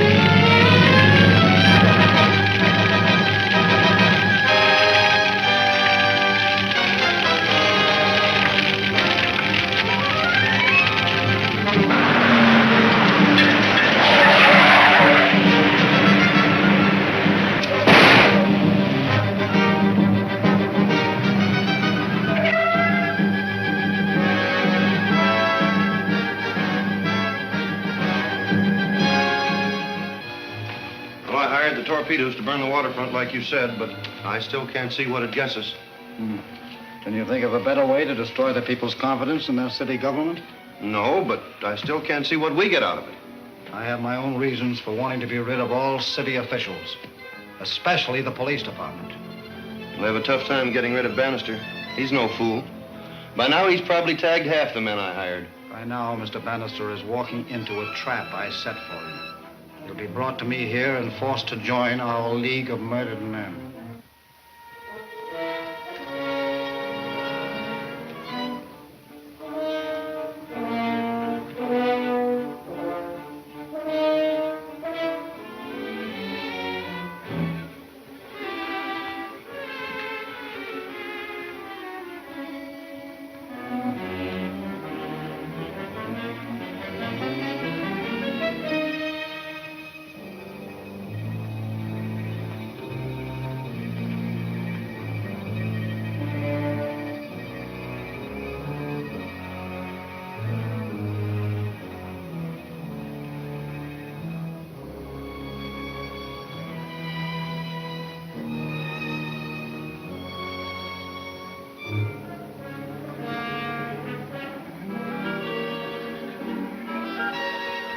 Hold it, Trelawney.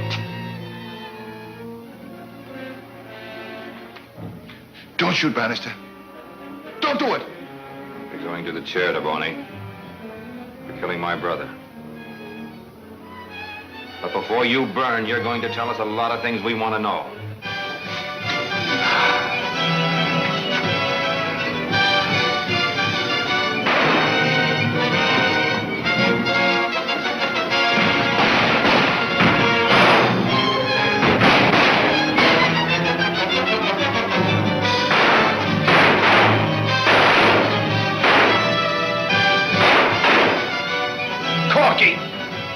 Corky, I'm hurt!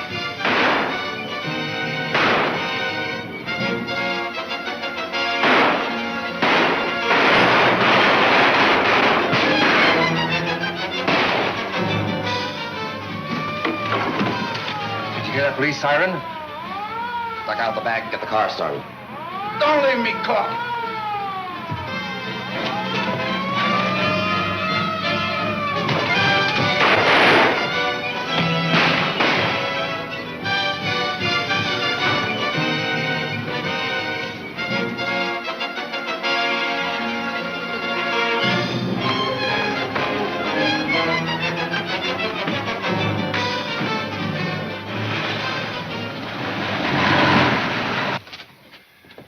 use, Tim. They made a getaway.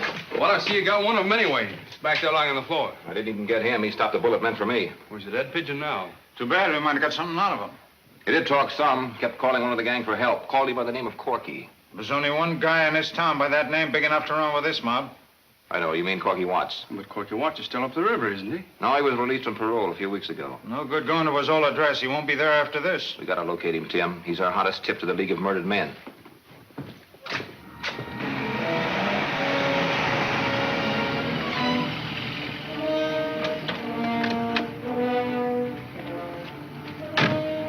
I tell you guys, you don't need to worry.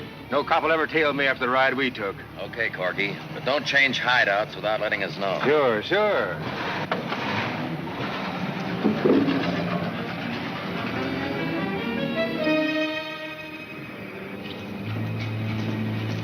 He went on inside, all right.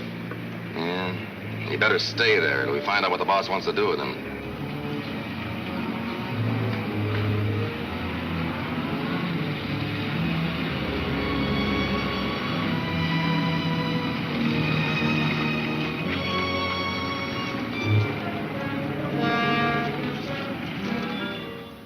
But, Chief O'Brien, you've got to give out some sort of a story to the press. There's nothing I can say until I hear from Bannister. Well, make up something.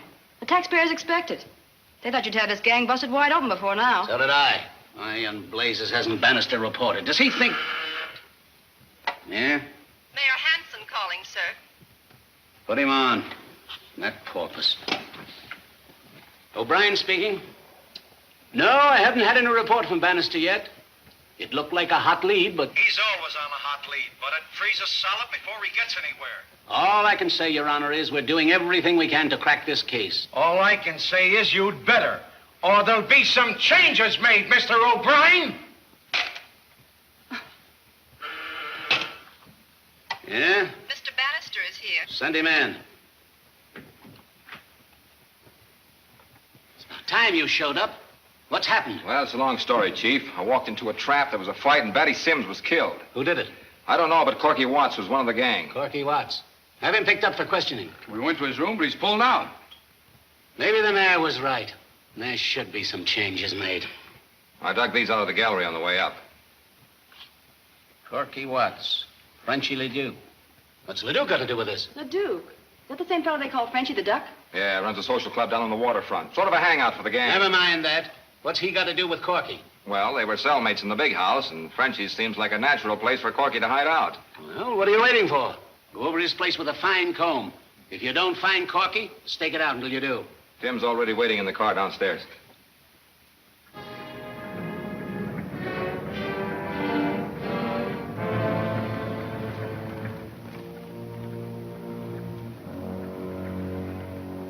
So, you have come to me to hide you, eh, mon ami? Why? Did you broke your parole? Yes, sure, I broke parole, but listen, Frenchie, that ain't what's worrying me. No? What is? The mob I got mixed up with. The League of Murdered Men. Oh, do not tell me, my friend, you are afraid of this trick name. That ain't no trick name, Frenchie. They are dead men, every one of them. I know because I... Oh, skip it. What it is you want from your friend, Frenchy? Well, the cops don't bother me, but the mob does. They spotted me in the roost, and they want to rub me out. So I've got to have a place to hide, Frenchie. I just got to. I think it might be arranged. For a price. All right. What is it?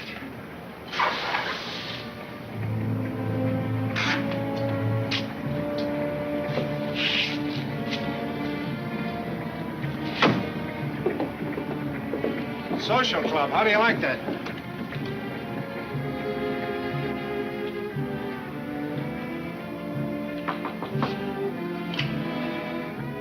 Hello, Bruiser. Haven't they caught up with you yet? Go on, beat it. Nobody allowed but members. Skip it. We want to see Frenchy. But does he want to see you? I hope so. Come on, open up. Okay.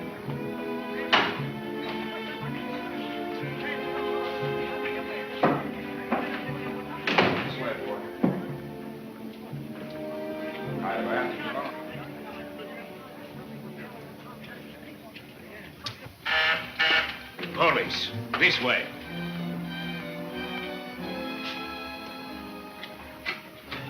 In here.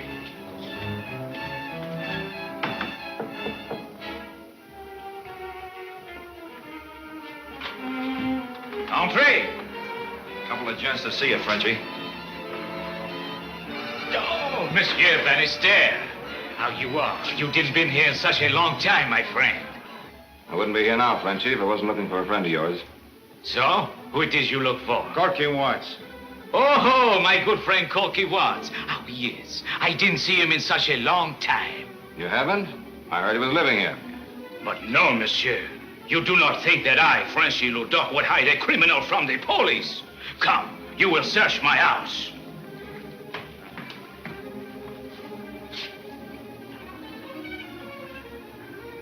Well, that's all right, Frenchie. I'll take your word for it. If you say he's not here, that's good enough for me. But I am perfectly willing for you to search. If he shows up, give me a ring. Mais oui, Monsieur Bannister. If I can be of any help to you or the police, I will be only too happy. Okay, Frenchie.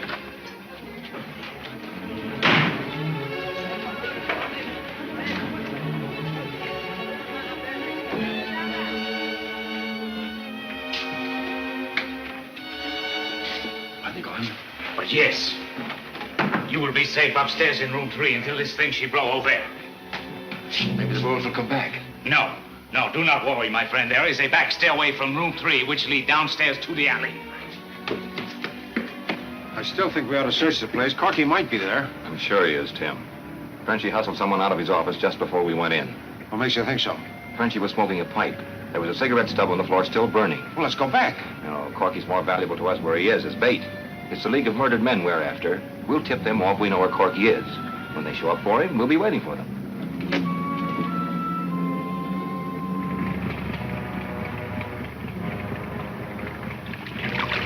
That about what you wanted, Bill? Perfect. You didn't tell anyone I asked you to write it in, did you? Not even Haskins. And believe me, that's treason. Speaking of the devil,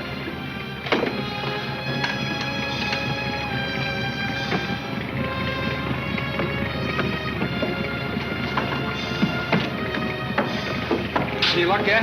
Not yet. I left the car at the end of the wharf where it'd be handy. What makes you so sure anyone will show up, Bannister? The police believe Corky Watts has taken refuge with a former cellmate on the waterfront. They expect to arrest him for questioning within a few hours. That's all, Mr. Crop. And thank you. Yes, sir. You should have got rid of Corky Watts when you found out the police had recognized him. You've always told us never to make a move like that without orders from you. Well, you have those orders now. Bernard, you and Wilkinson go to Frenchie's and make sure that Corky Watts is in no condition to talk when the police find him.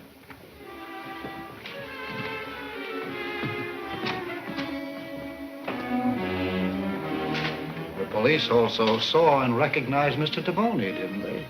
Yeah. That makes him as useless to us as Corky Watts, doesn't it? Hey, wait a minute. You can't rub me out like you're going to do to Corky. I was only following orders. No, Mr. Taboni, nothing as drastic as that. Bring my surgical equipment, please. Say, what's this surgical business? Nothing to be alarmed over. A simple operation I perform many times.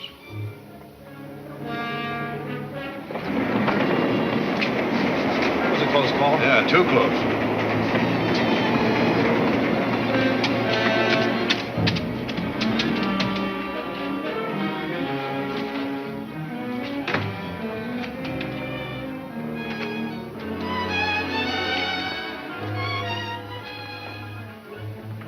Remove your coat, Mr. Taboni, and lie down here. Oh, no. Nothing doing. Not till I know what gives. A simple matter of plastic surgery. I'm going to change your features so the police won't recognize you when they see you. That's not for me. Bullets I don't mind, but knives I can't stand.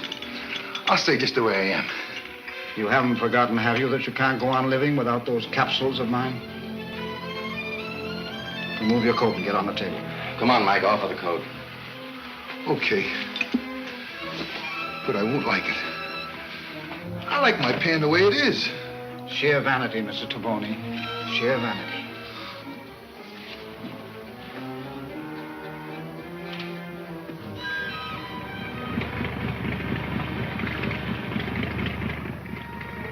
We may have to stake this place out for a week, Bill. No chance. They'll show up inside of an hour. Hey, wait a minute. There's two of them now. Better work fast. It'll be the finish for Corky. All right, Skipper, take us in.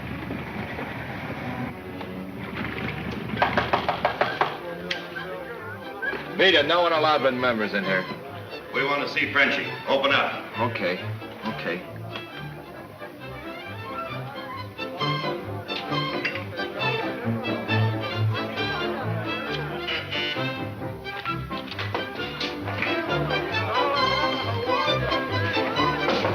Entrez, s'il vous plaît.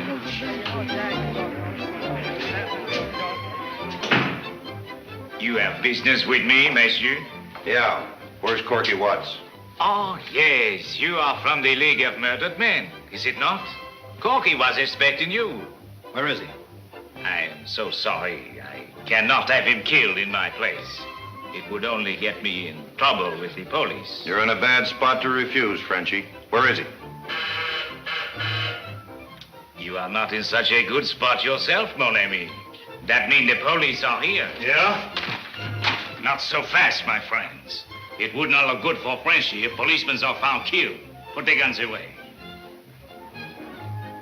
This way. Corky is in room 3, upstairs. What happens if the police search the place? There is a back way out. Corky will show you.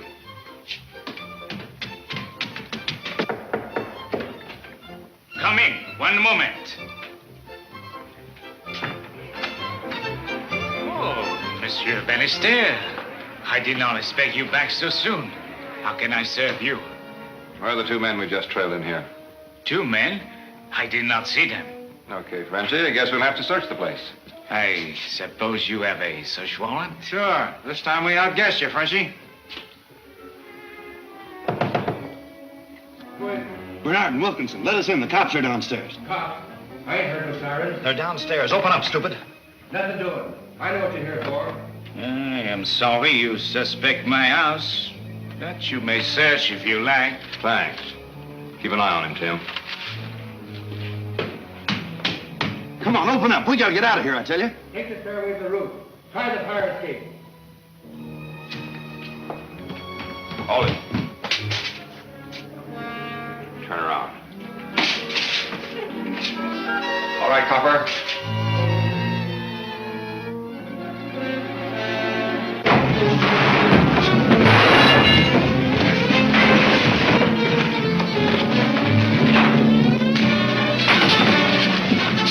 Nix on that stuff. The boss don't want him killed. Yeah, all right. Bill!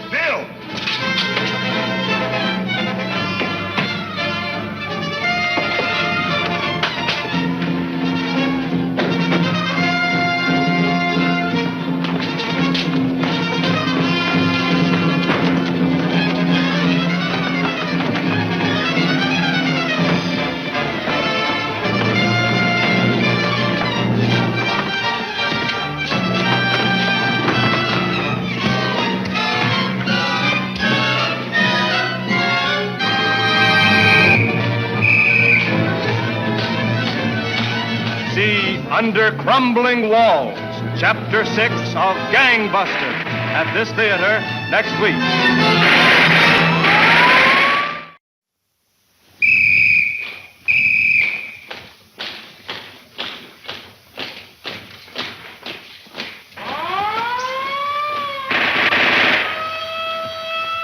Universal presents Gangbusters, calling the police, calling the G-men, calling all Americans to war on the underworld.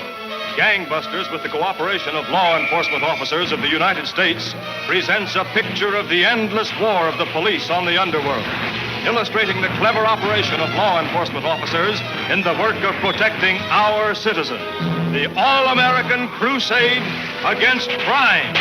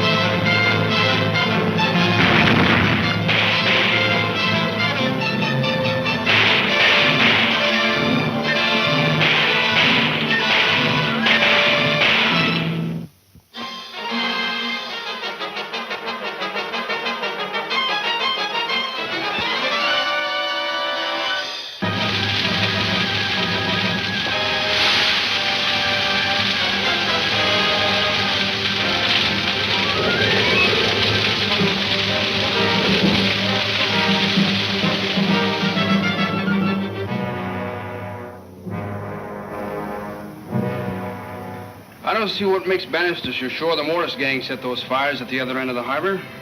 Mainly because they promised this town a reign of terror, I suppose. Yeah, but gangs go in for money, and you can't get rich setting bonfires. Mortis isn't out to get rich. Says he's after revenge. He wants to scare the entire city government out of office. The man's crazy. He must be. Doesn't make sense to me.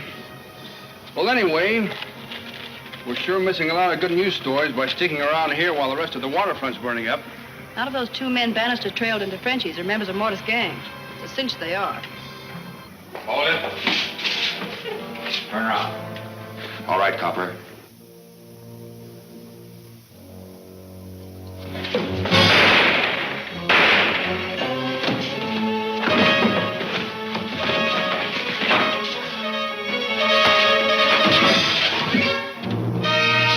Nix on that stuff. The boss don't want him killed. Bill!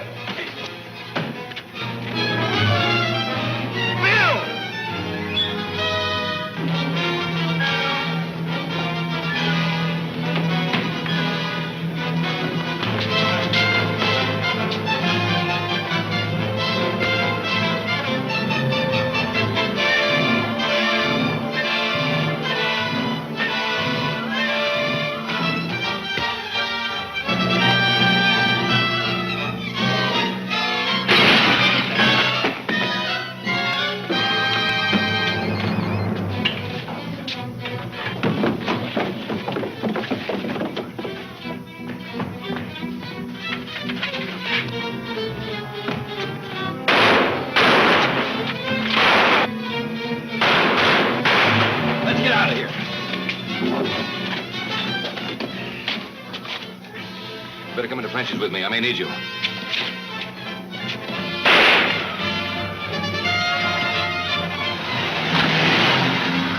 I'll go after him, officer. Go into French's and see what happened to Tim.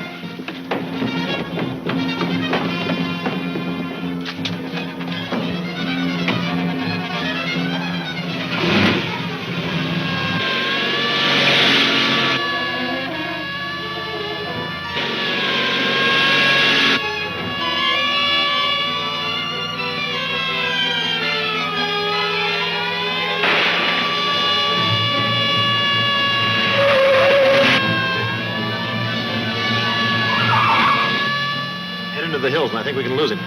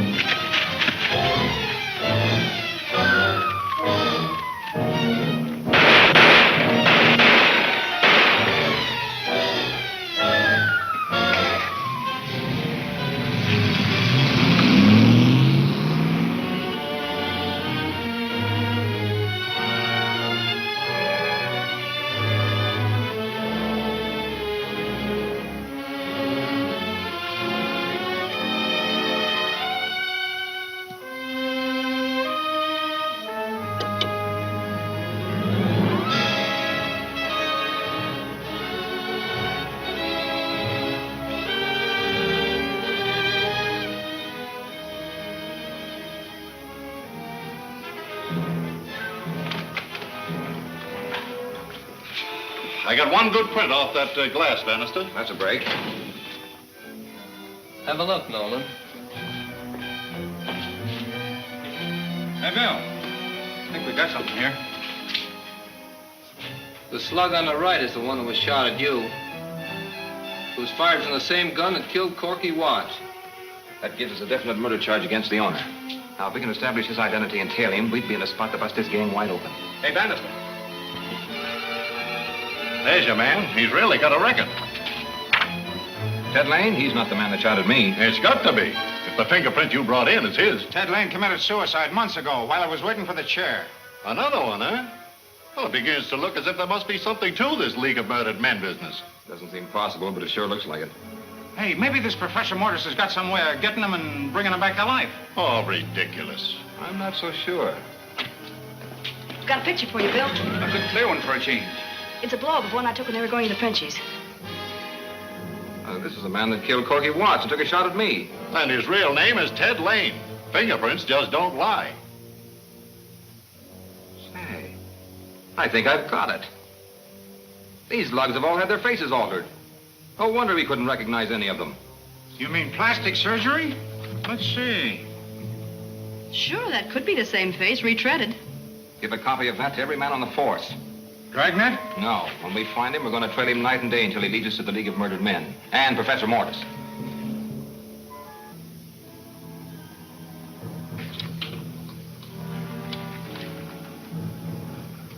You are not to remove those bandages for a couple of days, Mr. Taboni. When you do, you'll find I've changed your face so you won't recognize it yourself. Well, that ain't gonna make any hit with me. I like my pan the way it was. Did you really? Well, of course, there's no accounting for taste. What sort of a crack is that? A crack?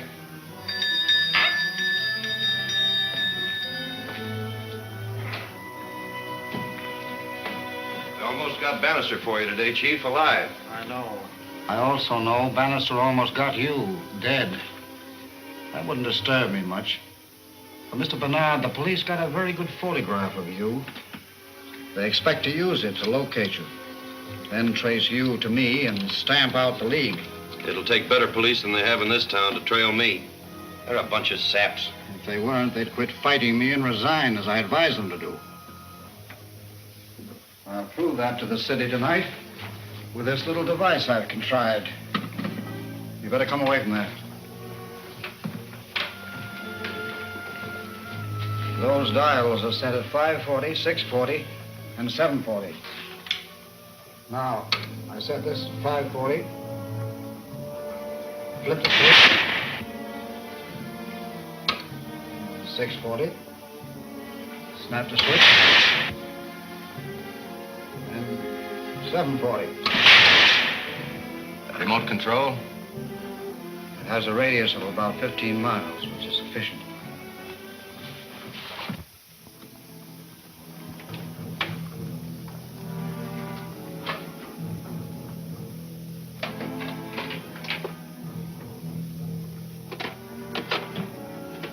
By remote control, I shall explode these in the most important building in the city tonight.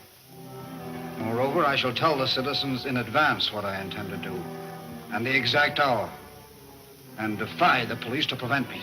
How are you going to tip them off, Professor?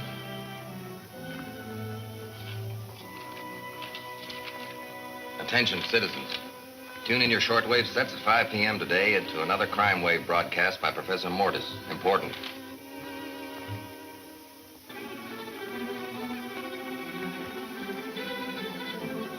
Do you suppose the fool really will attempt another broadcast? Professor Mortis is not a fool, Mayor Hanson. If he says he's going to broadcast, you can bet he'll do it. Well, why aren't you doing something about it? We are. We're going to try to locate his sending set by picking up his beam when he starts to broadcast. You've tried that before and failed. I know, but all we can do is try. We've got cars stationed on turntables to pick up his beam when he goes on the air.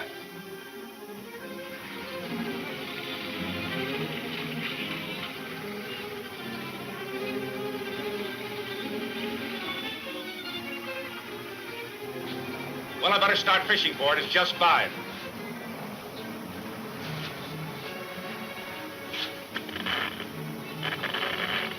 Here it comes.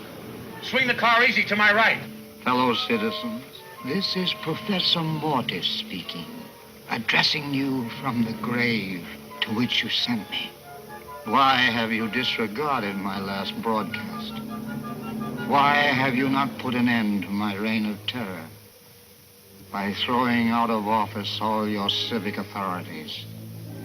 Mayor Hanson, your judges, especially your stupid, blundering police department. That's funny. I can't find where it's coming from. It keeps changing directions. Your police believe they are closing in on the League of Murdered Men. To prove how helpless they are, I issue this challenge. Tonight, at 8 o'clock, I shall destroy the nearly completed City Hall. And I defy the police to stop me. Stand by, Tim, for calls when they come in from our cars.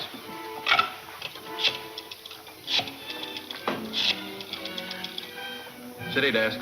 I'll hold the line. Hello? I see, okay. Car 14 in some kind of trouble. Interference, probably. Hello, Ed. Happy. I'm calling from the chief's office. Did you hear the broadcast? Yeah, I'll keep you posted. Hello. Car 66. All right, I'll tell him. Car 66 couldn't locate the beam either. Hold on, Ed. Something breaking. Hello? 74. Go ahead. What? What course? Hello, Bannister speaking. What's wrong, Andy? Oh, I see. Thanks. What's wrong? None of our cars have been able to get a line on the radio beam. It's been shifting around in all directions. More police inefficiency. How could a broadcasting beam shift location? Well, it was probably sent from a moving car. Scoop lead on mortar store. Police unable to triangulate for sending station. Broadcast made from a moving car. Play up the Mad Genius angle. Genius? The man's insane. Andy, better call the contractor and stop construction. And no night shift tonight. What, and make a laughing stock of myself? That man wouldn't dare blow up that building.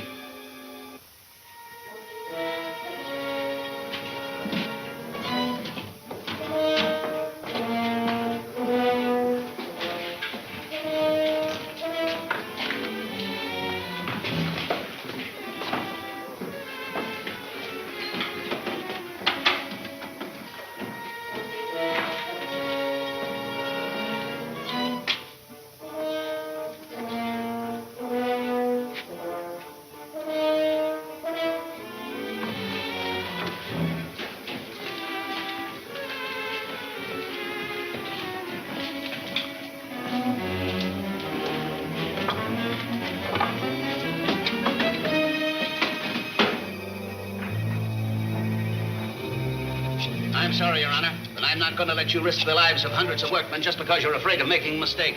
Hello, Building Superintendent. Brian speaking. Did you hear that lunatic's broadcast just now?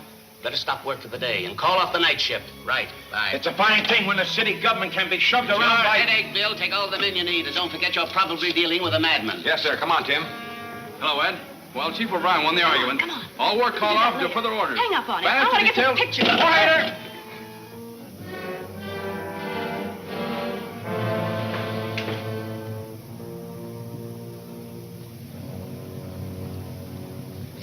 Find a quiet side street and park. Find anything? I would think the crew must have left on the run. There's nothing up above either. We've been over it with a fine comb. Well, if there's nothing inside, what are we afraid of? That's just it. We don't know what to be afraid of. We're dealing with a madman. Anything could happen. Well, what do we do? Sensible thing to do is to get a safe distance away and watch. Get back to your squad cars.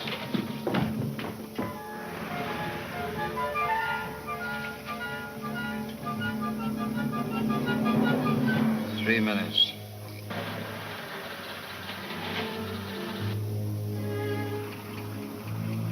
You drive around the corner and park.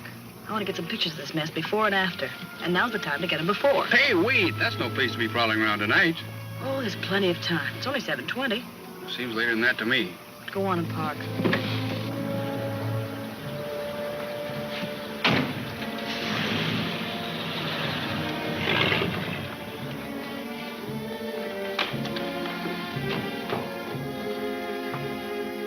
A minute or two until 8.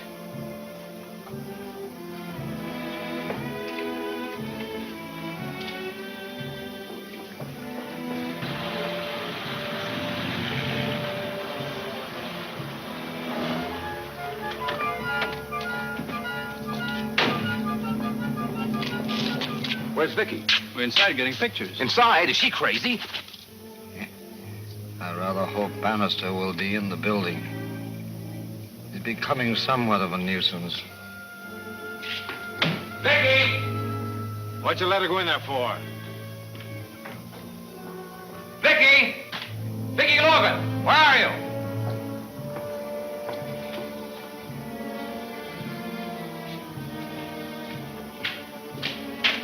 Vicky! Vicky, where are you? Here I am, Bill, up here. Come on down out there, you little sap. It's nearly 8. Is it? My watch must be slow. 8 o'clock. Come on down, do you hear me? Okay, in a couple of minutes.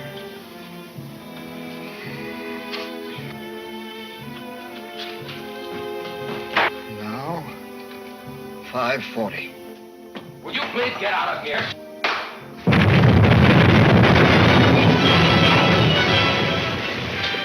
There it goes. Mortis wasn't kidding. That was out front. Good thing it was. Come on. Ever slide down a rope? No, but I can't think of a better place to learn. Now use your feet as brakes. Get going.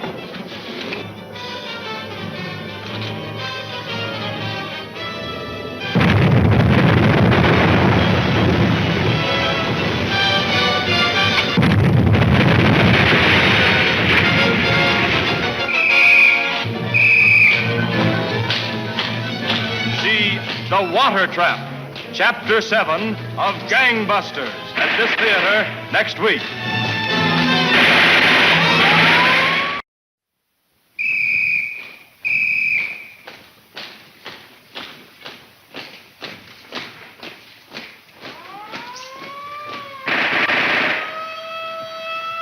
Universal presents Gangbusters, calling the police, calling the G-men, calling all Americans to war on the underworld.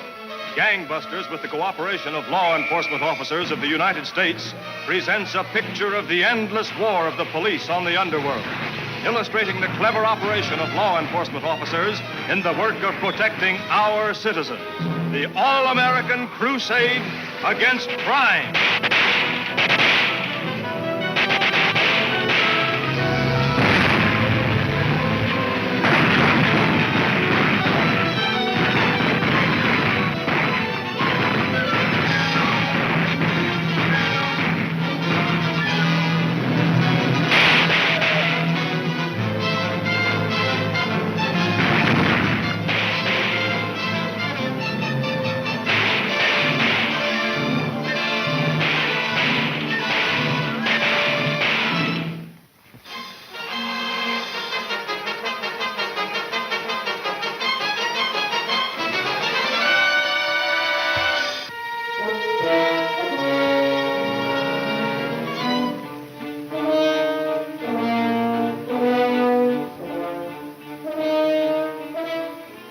This threat of Professor Mortis is a lot of nonsense. Absolute nonsense. I hope so, Your Honor. You hope so? Why, the man must be crazy. How does he expect to get inside the building to blow it up with all the police you have on guard there? You know the dynamite can be exploded at long range by a remote control, don't you? Certainly I know it. Why? Well, you can bet that if we know it can be done, that crazy scientist knows how to do it.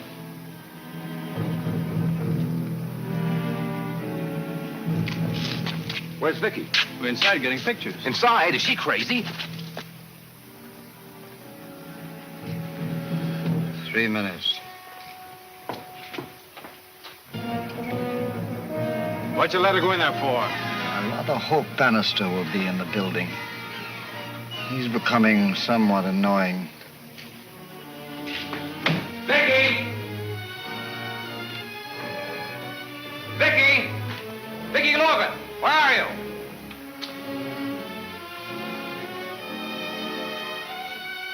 A minute or two until 8.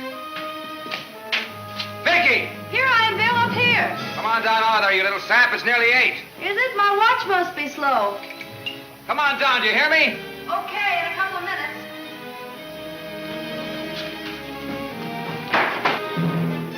8 o'clock. Please get out of here. Come on.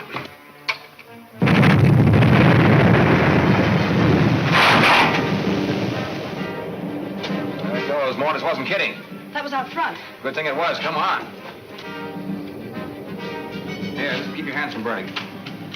Now use your feet as brakes. Get going.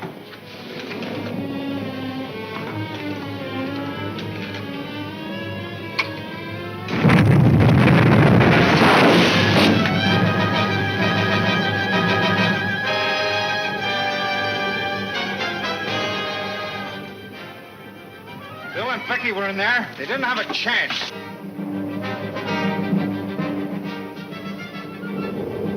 Perhaps now the police will realize the type of mind they're dealing with. Are you hurt, Vicky?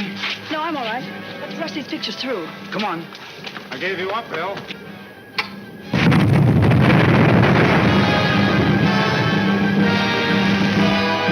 Start the car. We must see if the other boys have taken care of the bank. Oh, it's a cinch. All the cops in town are right here. That, Mr. Taboni, was the general idea. Those explosions were planted time bombs, or else they were set off from some other place. There was no one else in the building. The nerve of that guy Mortis. He'll try anything. Stop at that alley leading behind the bank.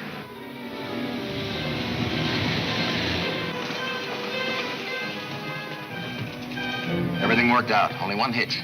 And that was? One of the watchmen played ball. The other one had to be handled. I see. Wilkinson and Henry, that's the watchman we paid off, have been loading the money in the other car. And when Henry has served his purpose... Right.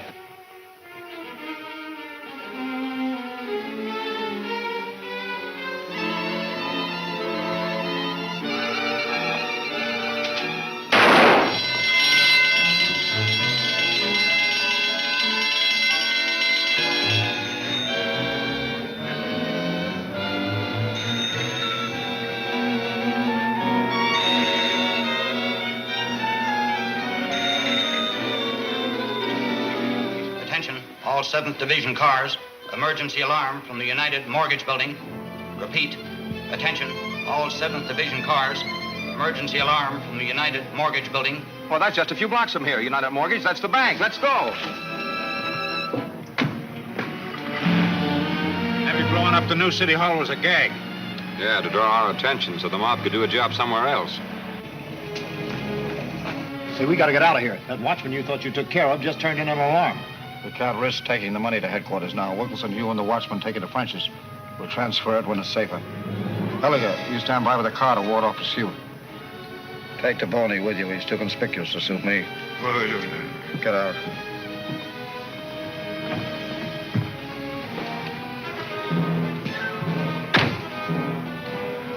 Wait a minute.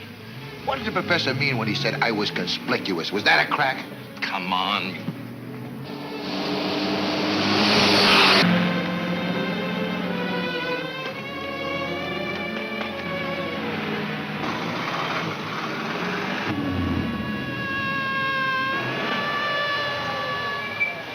Take care of things here. We're going after the car that just left.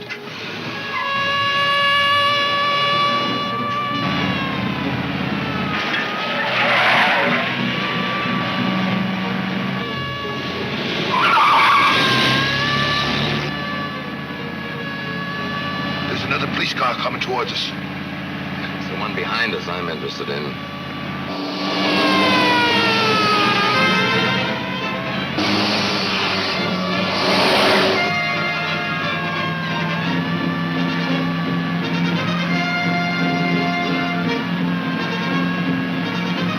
Hey, look what that guy done to my looks. He ruined them. What looks? Still like my little face better. I think we lost him. No, we didn't. Hang on.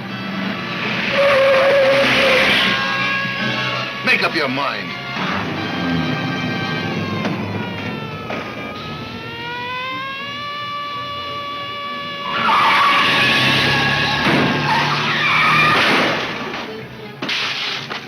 Where are you going? I dropped my gun. We can't stop for that now. Down to the back. Here's something. What is it? Gun and a bandage. Well, there's 100 hiding places in this neighborhood, and all of them good. Right. No use wasting time around here. Let's get back to the bank.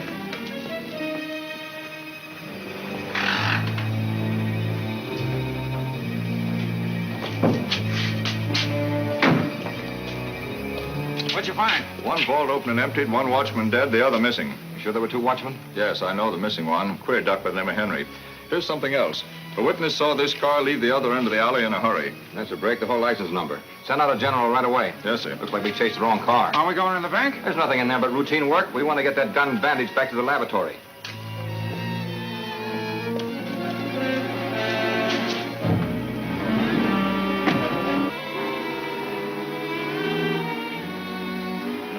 I will not have it. You cannot use my place for a hideout for stolen goods. Sure we can, Frenchie. Now wait till I tell you what we have. No, the police suspect me now. They may search my place at any time. Wait here, Henry, while I see if everything is clear. Somebody might come and I'd have to run for it. You're not going to run anywhere. Not with all that dough.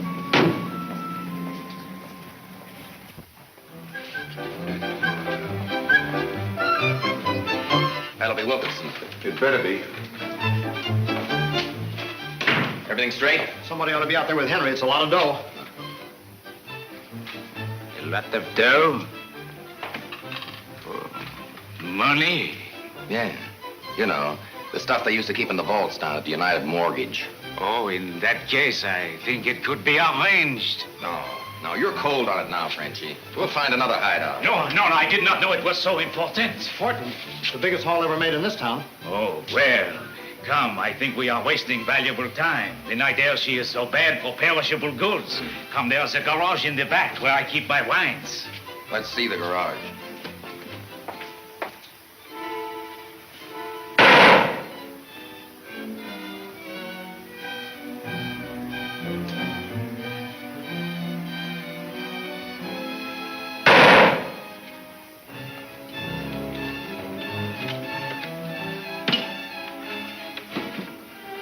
This gun is the same caliber as the one used by DeBoney.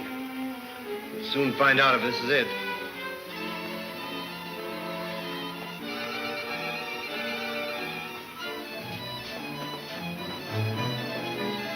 This garage hideout isn't so hot, but it'll have to do.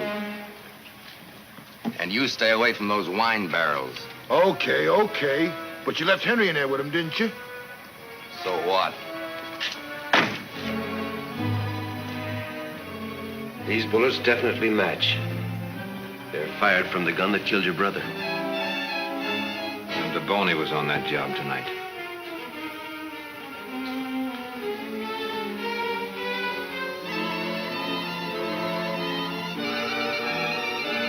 Oh, how about taking in your film for the 5-star? Good idea.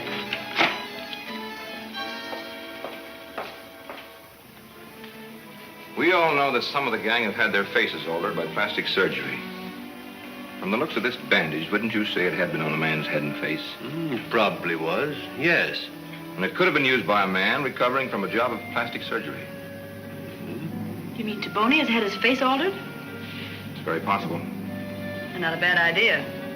But of course, it makes it tougher for you. Yeah. You better ditch the car, just in case. What about Henry? Bring him in here for a while.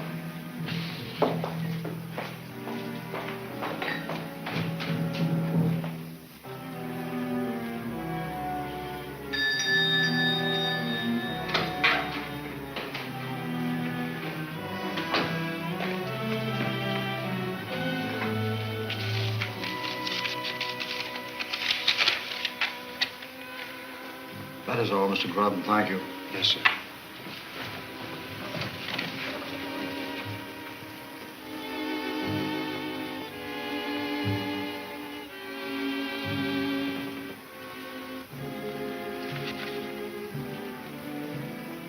Haven't you got a better hiding place in that garage? What is the matter with it? It is solid concrete and securely locked. To me, it sticks out like a sore thumb. That's the first place I'd search. Perhaps I have a better hiding place. Now that we are partners, I will show you. Come.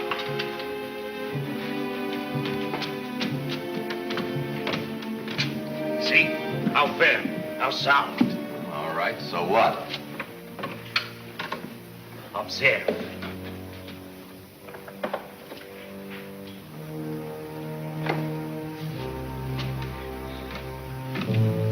Voila.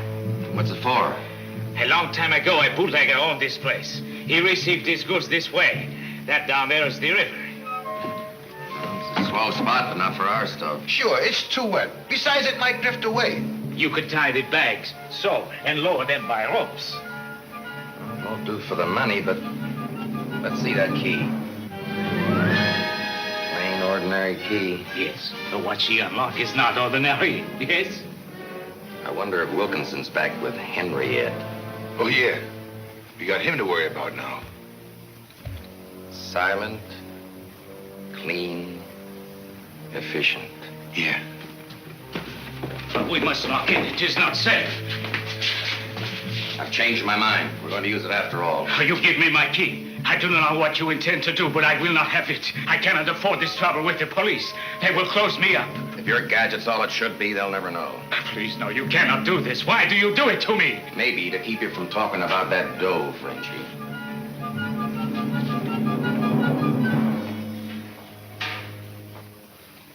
There's Henry now. Henry wanted to warm his feet. Oh, why, sure. Give him anything he wants. Come on, Frenchie, you join the party, too. Not a thing. Get that, will you, Bill? Police lab. This is Bannister talking. Okay, we'll be right over. Come on, Tim. They want us back to the bank for a checkup. I better get back to my dear old paper.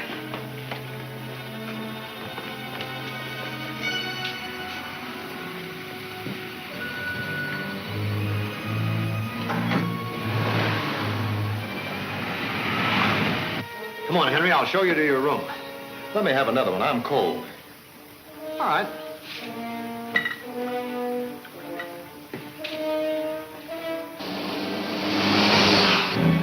You're not heading for the bank. I know it. That call came from the Harbor Division. They found the car we want dumped in the river. Yeah? What does the waterfront suggest to you, Tim? Frenchie's. Right. That's enough. Just one more. All right. We'll take the bottle with us.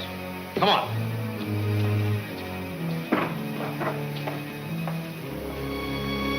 Come on, we'll go upstairs. This way.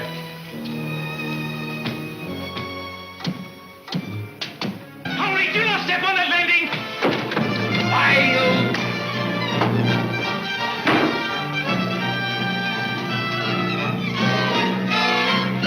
What'll I do with this guy, boss? In the garage.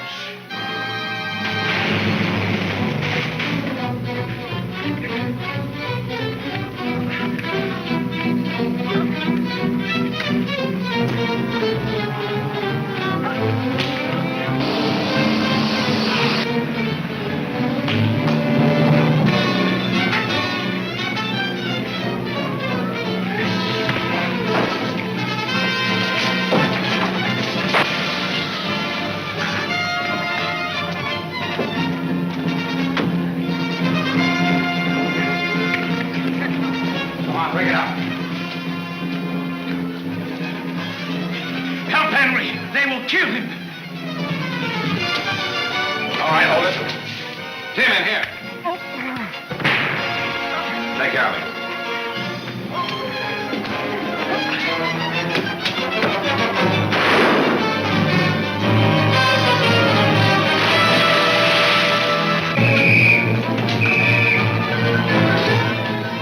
See Murder by Proxy, Chapter 8 of Gangbusters at this theater next week.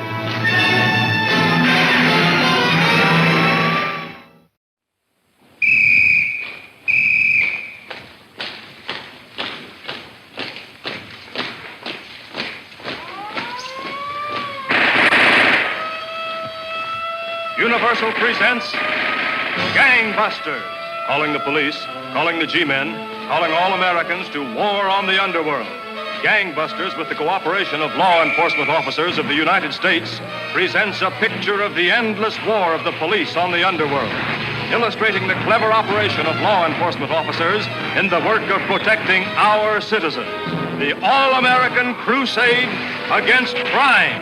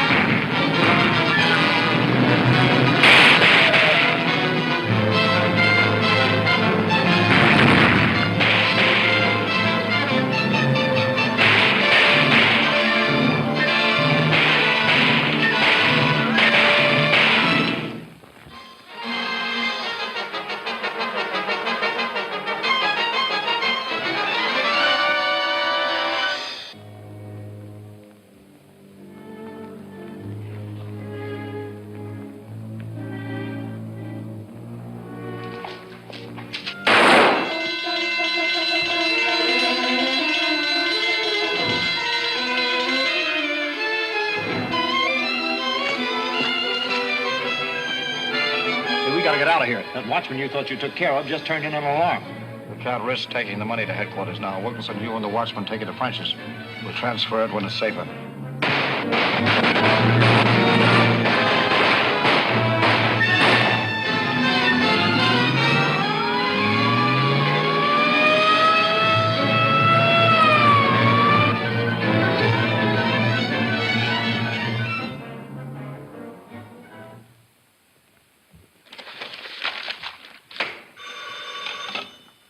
Hello. O'Brien speaking. Oh, it's you, Mayor Hanson. Yes, I've heard about the bank robbery. We are on the job. Listen. Bill Bannister found out where they took the loot and he's on his way down to recover it. It's at a waterfront dive known as Frenchy the Ducks.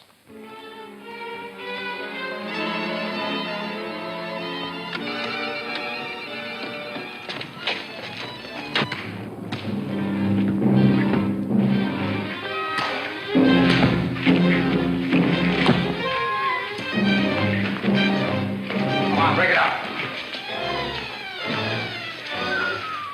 Help Henry! They will kill him! All right, hold it. Tim, in here. Take care of him.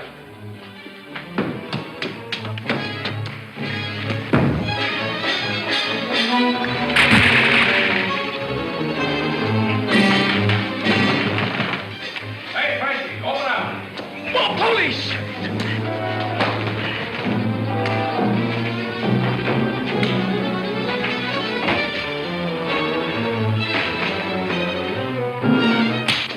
More cops outside. Look out for the trapdoor. Who are you? Where are the police? What police? We're reporters. The coppers. What's happened? Where's the men? Upstairs, I think. Oh, to the fire escape, most likely. Fire escape. I'll be there when they come down.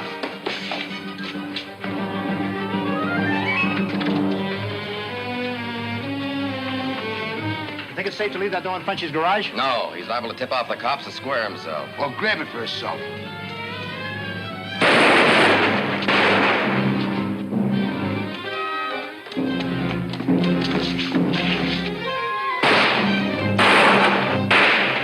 Bill must have followed him up to the roof.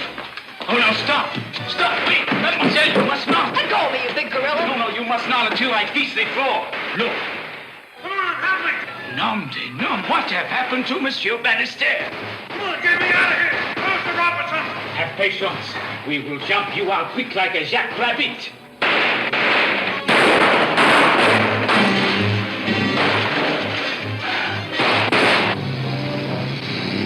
My friend.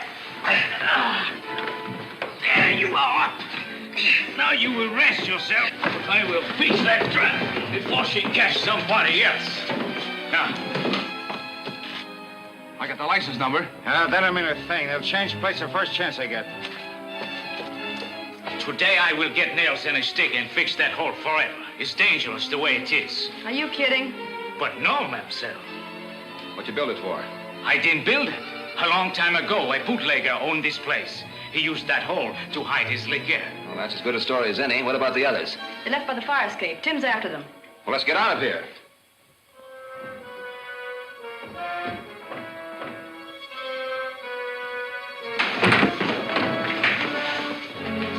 Up against the couch.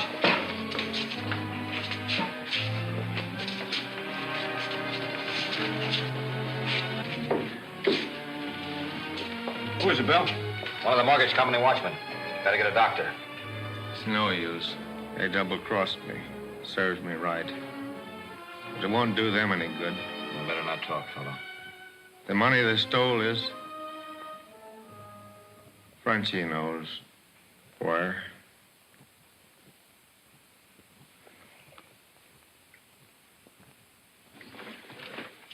All right, Frenchy. Where's the money? I really do not know, my friend. If you want to talk here, go to headquarters. You did not let me finish. I myself, I do not know. I only know they say something about a garage in back from my place. We'll let it go at that for the time being.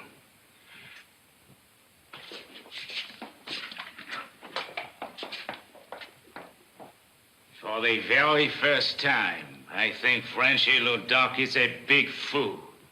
I have make enemies of the League of Murdered Men.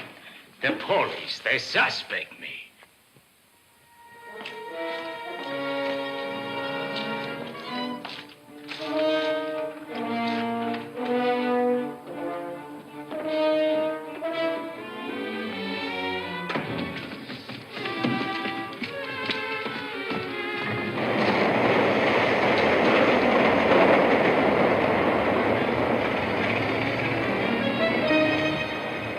Just make it.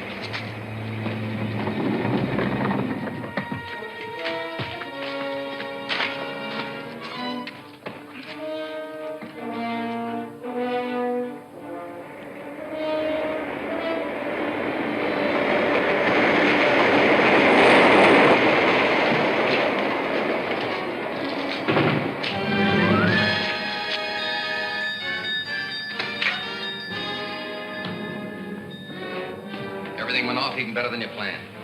Better? How is that possible? Bannister's dead. Dead? That's not better. I had other plans for him. How about the watchman? Oh, he ain't never going to tell nothing no more, boss. I mean, Professor. And the money's hidden where we can pick it up anytime we want it. It won't take many more such raids to convince the voters they need a new city government.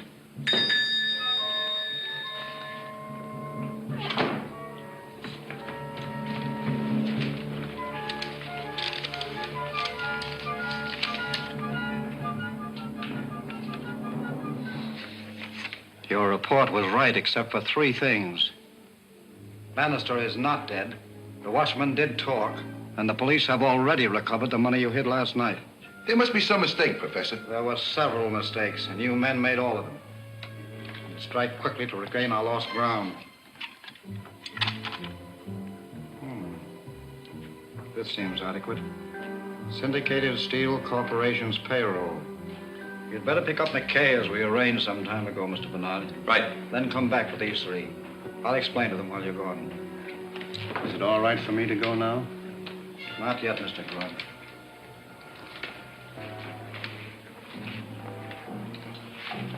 Bannister's becoming too efficient. I think we'd better get rid of him. That's what we've been trying to do. I'm not interested in attempts, Mr. Taboni. This time I shall get results.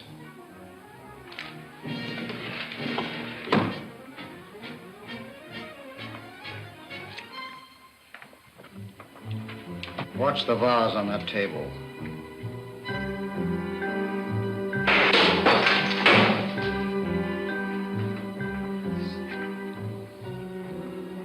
There are 4 more shells inside.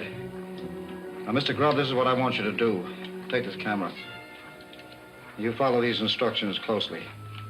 I want you to take this camera down to...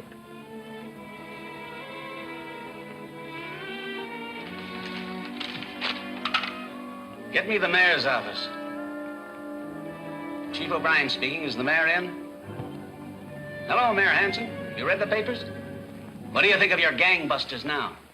What have they done that's so remarkable? Why did they let them steal the money in the first place? The gang is as far as ever from being broken up. Bannister, that's all I ever hear. If I had followed my judgment, I'd ordered Bannister off the job. You do, and you can have my resignation at the same time. Give me police lab. Is Bannister there? What did you dig up on that mob car that was wrecked? What do you mean, nothing much? Well, no real clues. Just a scrap of greasy paper we picked up inside one of the doors. Don't expect much from it. What, he is? Well, I'll resign from the case if you want me to. Okay, Chief. Ready now, Bill.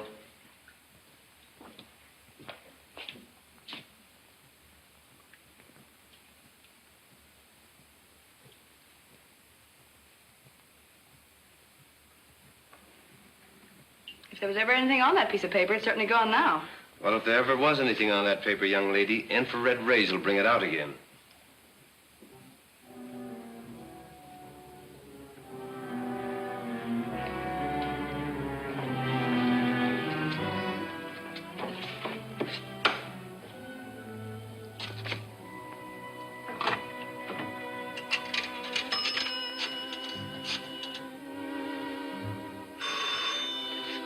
Take a look at that, Bill.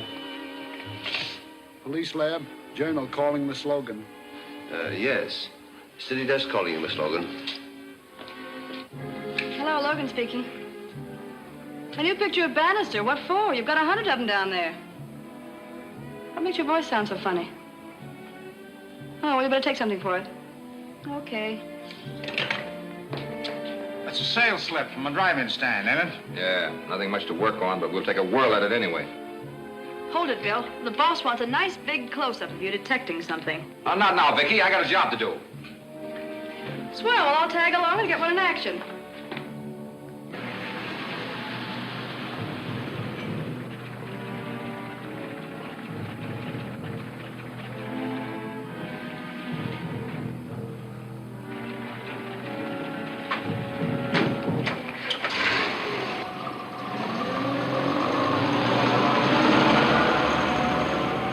Hey, Toots.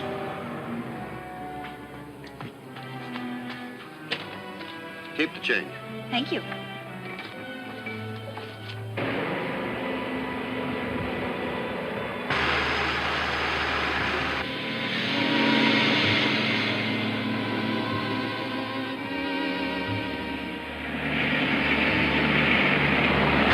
Everybody, make it snappy.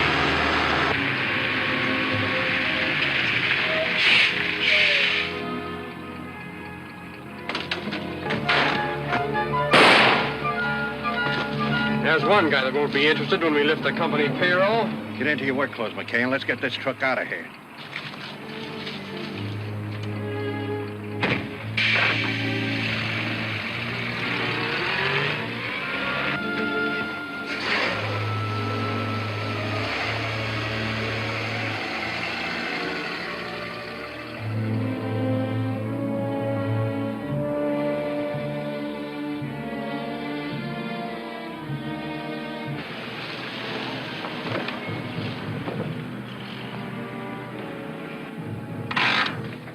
May I have your order, please? We're not eating. We're from police headquarters. Don't policemen eat? Not often when they're on duty. You worked here long, miss? About a year. Why? Remember serving any of these men? Well, this fellow was in here not 10 minutes ago. Sola Bernard. Which way to go? Down the highway. You're the police, aren't you? Yes, why? I just found a dead man down the road. Hit and run? No, this man had been shot. Hold it, everyone! Get in, Vicky, if you're coming with us.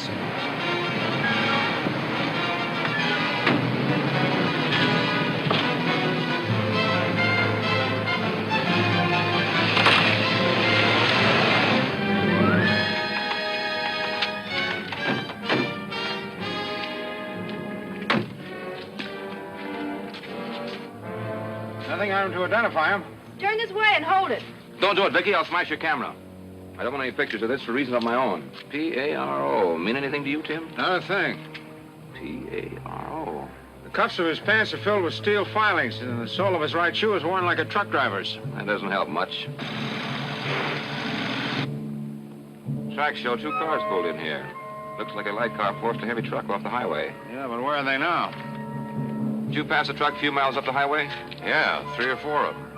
Gravel truck, syndicated steel delivery. Syndicated steel, that sounds like it. This fellow must have been the driver. I bet the kid at the log cabin could tell you. We'll go back and find out. This is more than a truck theft. Stand by until you're relieved.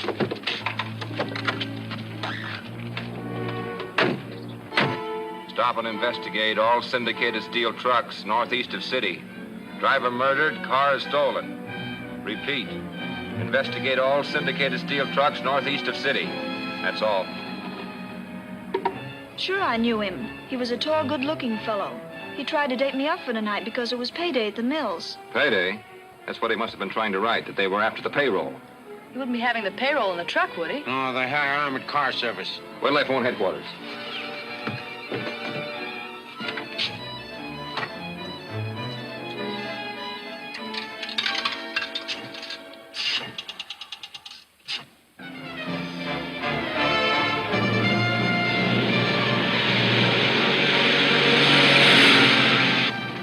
Here it comes. Now do your stuff.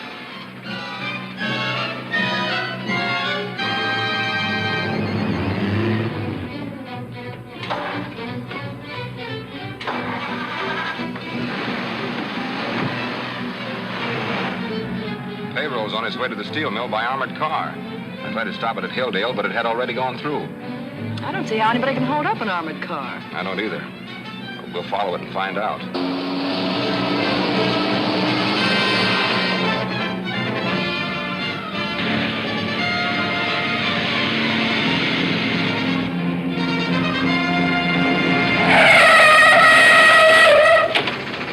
Come out of there with your hands up.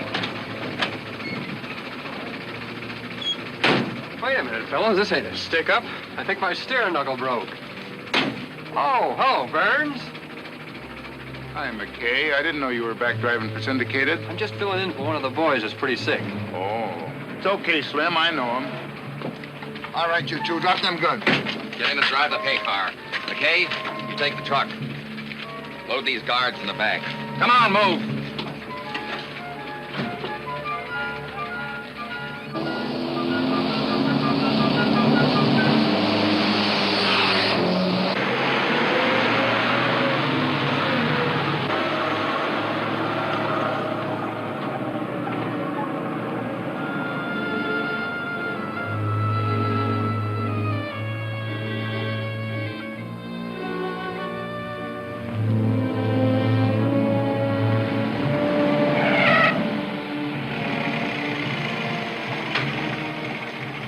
Did you pass an armored car between here and the steel mills? No, I didn't. That's funny. We knew we were behind it. Any crossroads up ahead? None that I know of this side of the steel mill. Okay, thanks.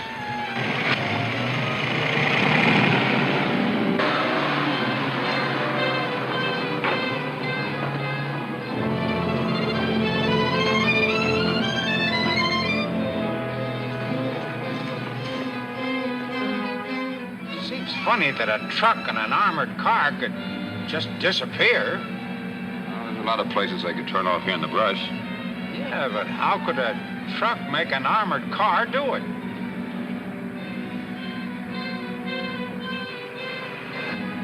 Better pull up, Tim.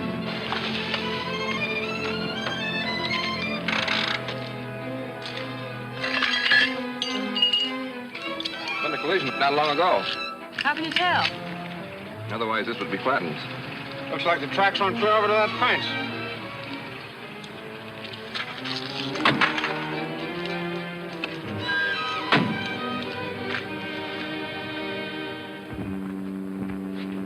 Go ahead, Tim.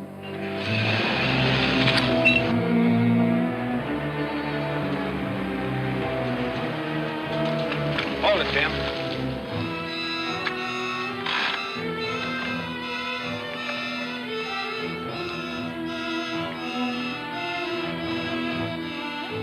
Something phony here.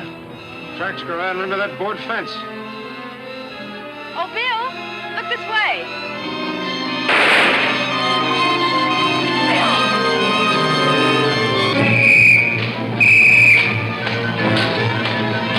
See Gang Bait, Chapter 9 of Gangbusters at this theater next week.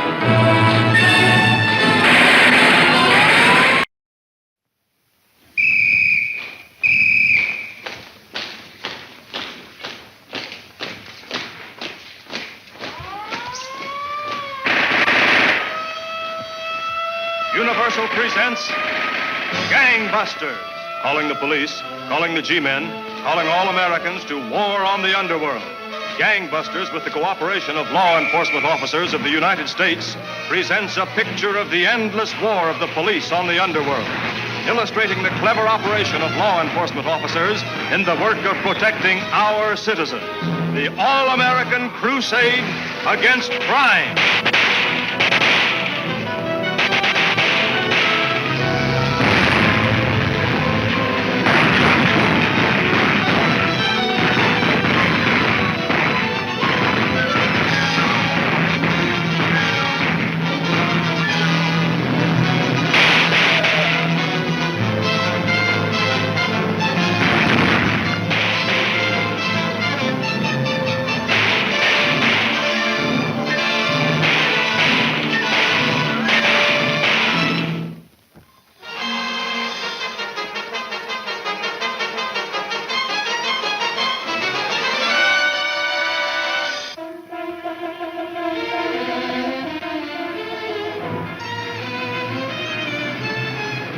Payroll's on its way to the steel mill by armored car.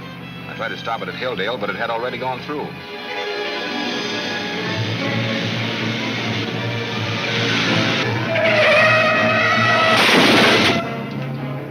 Come out of there with your hands up.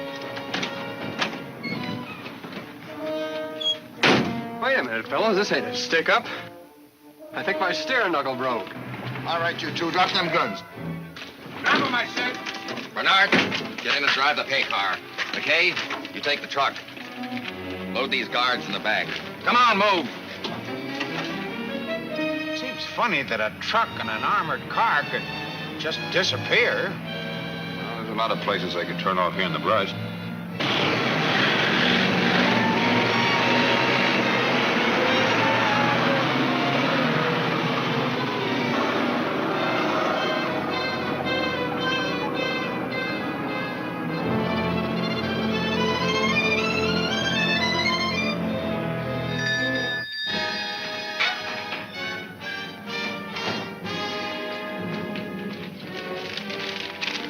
You see this, Doc? Looks to me like this guy Bannister's going to give you a lot of trouble. Not if that newspaper girl takes a picture of him with the camera we gave her. At close range, she can hardly avoid killing him. But how could a truck make an armored car do it? Better pull up, Tim.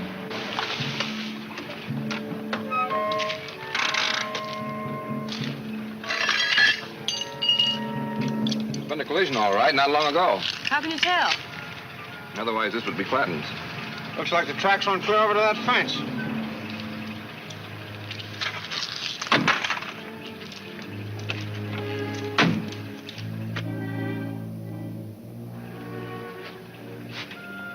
Go ahead, Tim.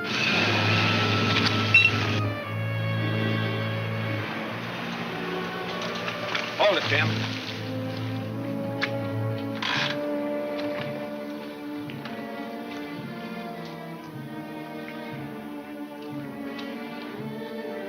Nothing phony here. Tracks go right under that board fence. Oh, Bill, look this way.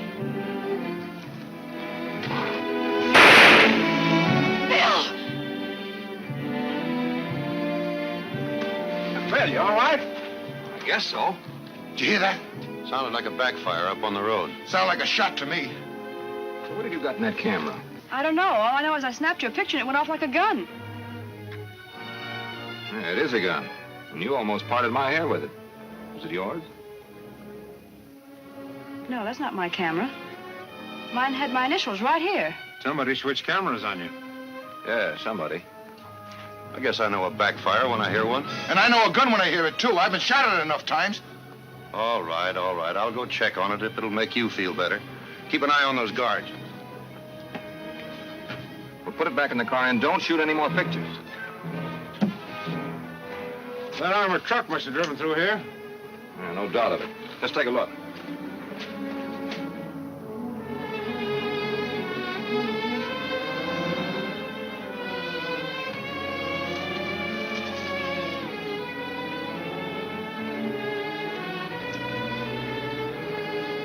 It's a great spot to hide an armored car.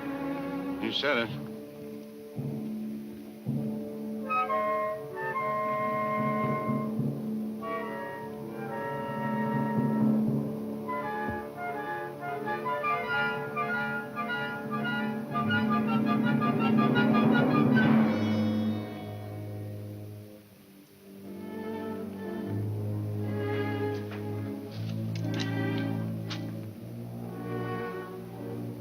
Cracked the safe. Yeah. Let's move in and take him.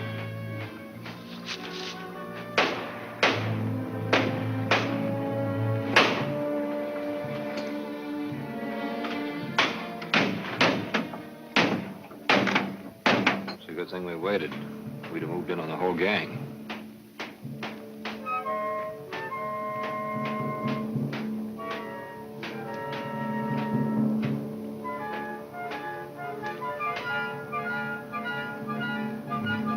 Hold it covered.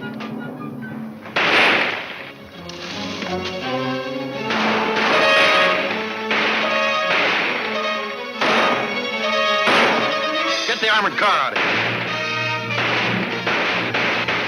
They're getting away with the armored car. The way they're heading, they'll have to come out on the highway. We can head them off.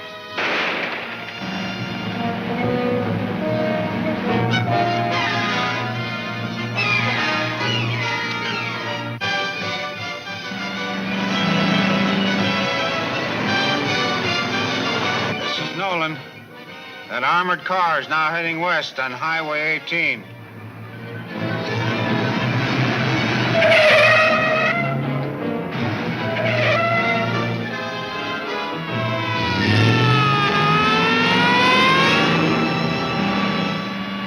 The cops.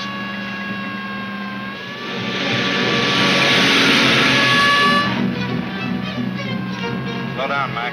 Slow down? Why? We're safe in here. Hey, they're slowing down. We can catch them. I don't want to catch them. Huh? It'd be like going up against an army tank. Martin slowed down, too. He can take us all day like this. And radio for help, which he's probably doing. Mac, when you come to the next curve, turn around and head back, fast.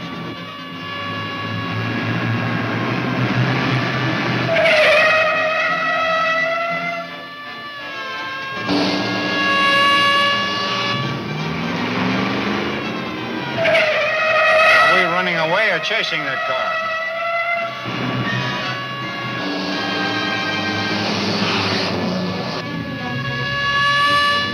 This is Nolan. That armored car has turned around and is heading east on Highway 18. Next up, crossways of the road at the next cut.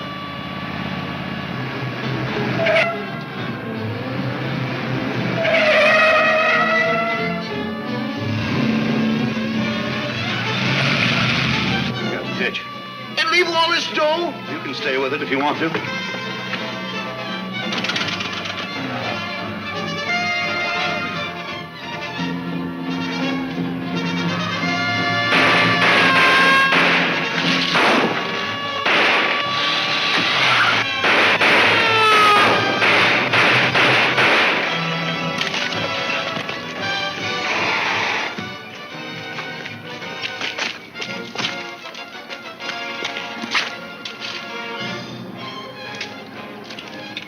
Poor kid, it was either him or me.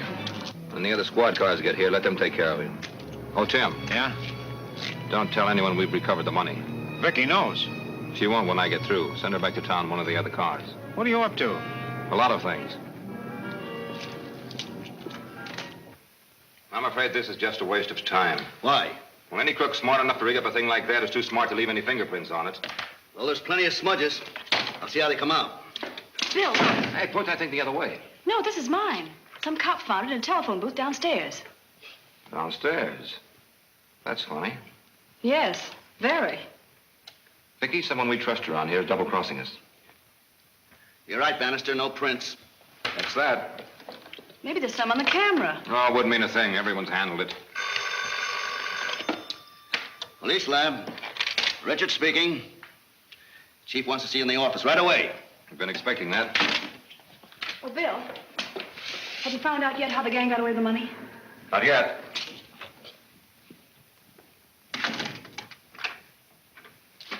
Hiya, Chief. That plan of yours has gotten us into a fine mess. When I told the mayor the payroll had been grabbed, he went through the roof. He did? Good. Good nothing. Gave me my choice of firing you or resigning. So I resigned. Not on my account. Why don't you let me tell Hanson that I have the money in my wall safe?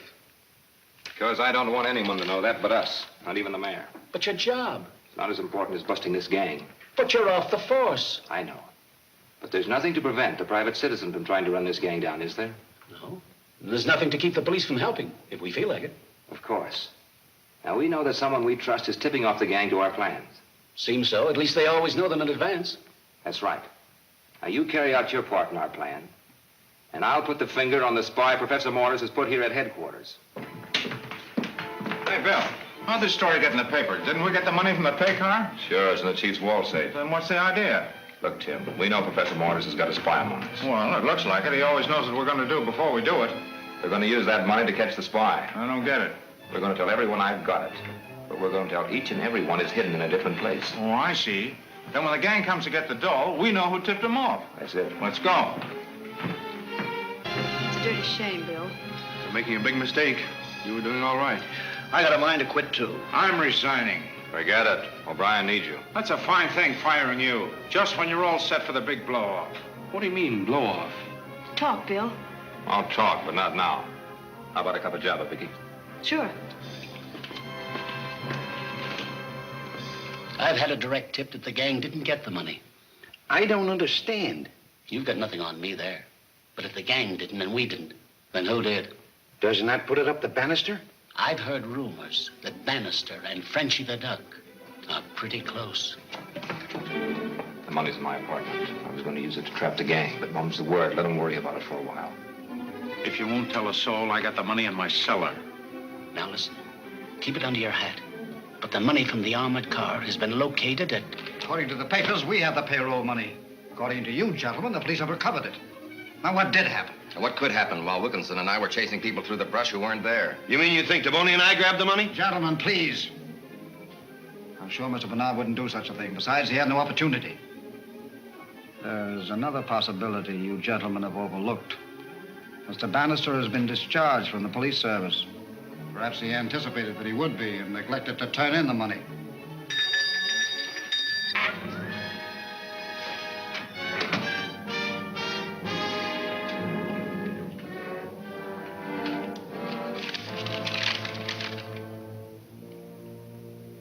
There's no answer, Mr. Grodman. And thank you. Yes, sir. The money has been located. We shall pick it up this evening.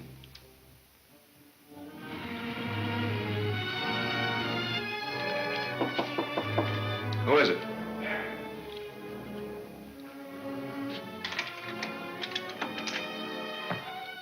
All set. I staked out men at every place we said the money was hidden. Good. Now, whichever place the gang raids, we'll know just who gave them that particular address. My men will call me here as soon as anything starts. How about I call the chief?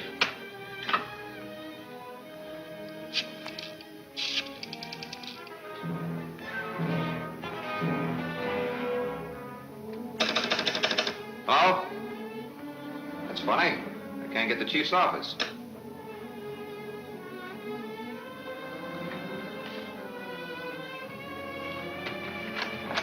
Hey, Chief, something's gone wrong. What do you mean gone wrong? Well, Bill just had me on the phone and said to tell you to get that money out of your wall safe and into the vault downstairs, quick. What money?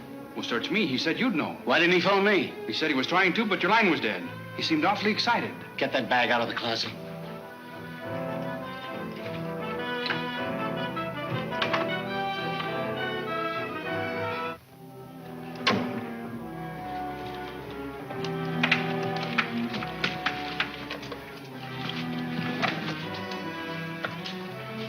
Call those two officers on guard in the hall.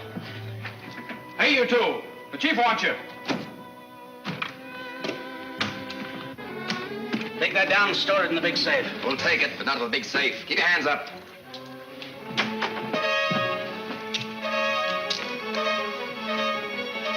How did you get those uniforms?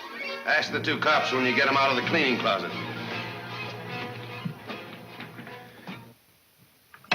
I don't see why I can't get the chief. He said he'd be... Hello? They did? I'm sorry they didn't go into Frenchie's so I could pit it on the mare. Bye. A carload of men just passed your place 3 times. Now they're unloading at your corner. My place? I told Haskins the money was there. That makes him the gang spy. It looks like it. Better get going. Take the men from downstairs. I'll see if I can get the chief again. All right.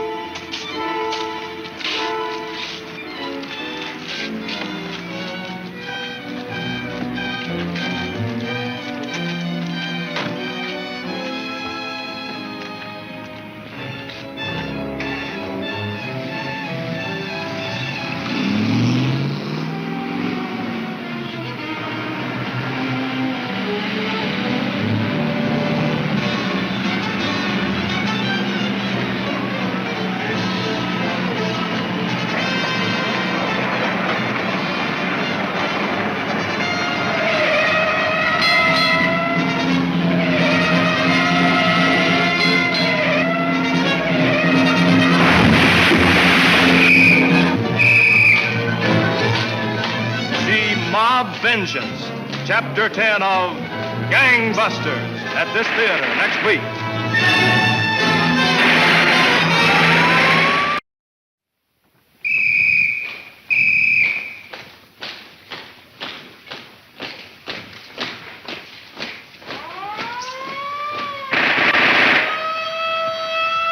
Universal presents Gangbusters. Calling the police, calling the G-men, calling all Americans to war on the underworld. Gangbusters, with the cooperation of law enforcement officers of the United States, presents a picture of the endless war of the police on the underworld, illustrating the clever operation of law enforcement officers in the work of protecting our citizens. The all-American crusade against crime.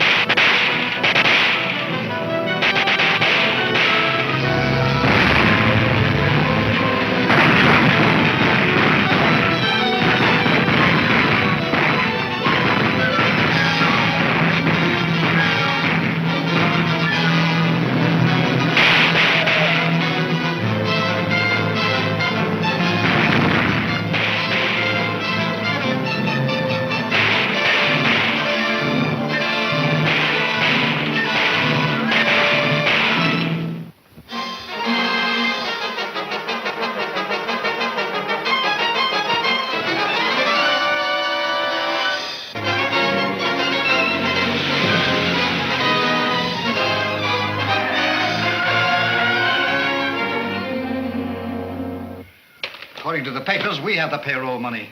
According to you, gentlemen, the police have recovered it. Why don't you let me tell Hanson that I have the money in my wall safe? Because I don't want anyone to know that but us, not even the mayor. But your job. It's not as important as busting this gang. But you're off the force. I know. But there's nothing to prevent a private citizen from trying to run this gang down, is there? No. And there's nothing to keep the police from helping, if we feel like it. Of course.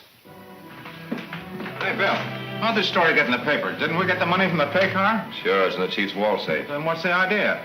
Look, Tim, we know Professor Morris has got a spy on us. Well, it looks like it. He always knows what we're going to do before we do it.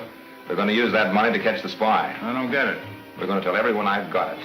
But we're going to tell each and every one is hidden in a different place. Oh, I see. Then when the gang comes to get the dough, we know who tipped them off. That's it. Let's go. The money's in my apartment. I was going to use it to trap the gang, but Mum's the word. Let them worry about it for a while. If you won't tell a soul, I got the money in my cellar. Now listen, keep it under your hat. But the money from the armored car has been located at...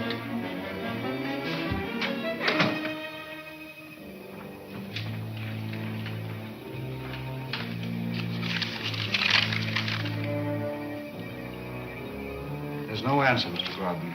And thank you. Yes, sir. The money has been located. We shall pick it up this evening.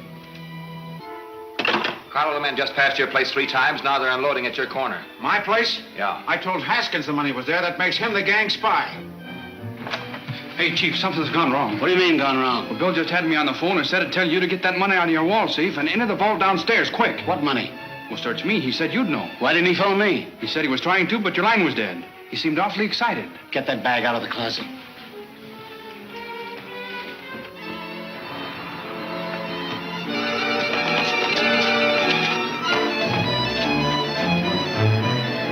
Hey, you two. The chief wants you. Take that down and store it in the big safe. We'll take it, but not to the big safe. Keep your hands up.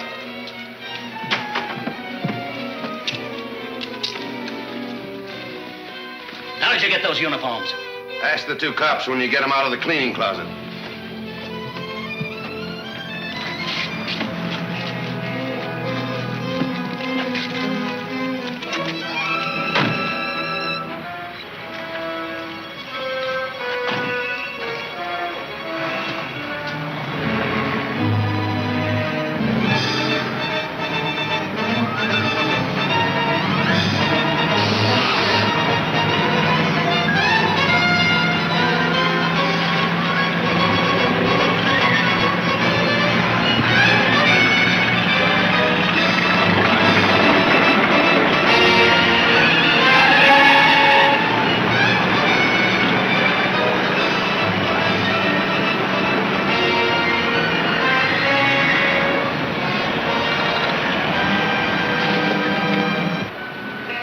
Bill, Bill, snap out of it. Bill.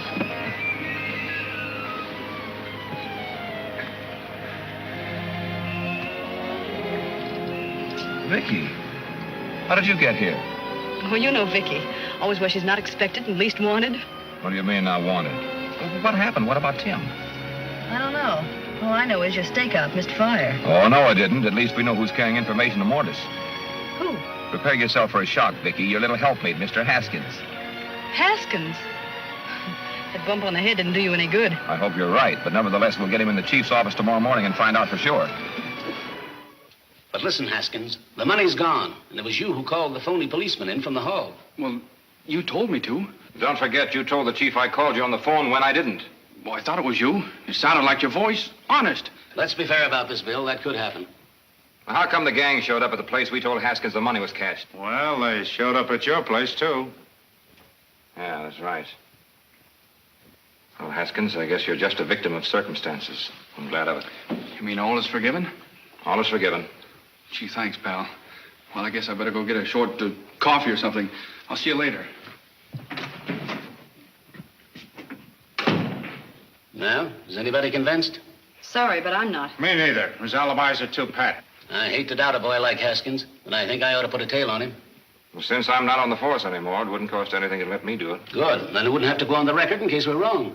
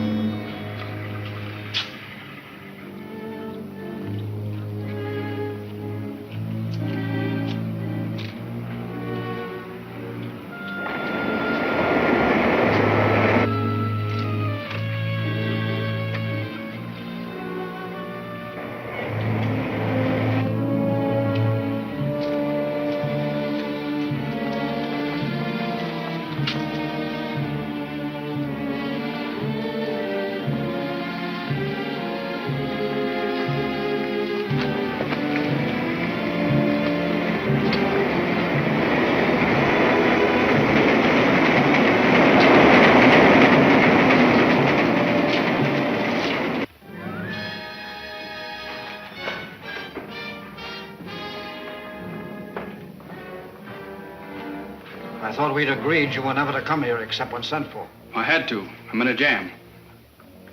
Look, I want to talk to you alone. Anything you have to say can be said in front of these men. Okay. We've got enough money stacked up so that we can split it, scatter, and live like kings. I believe so.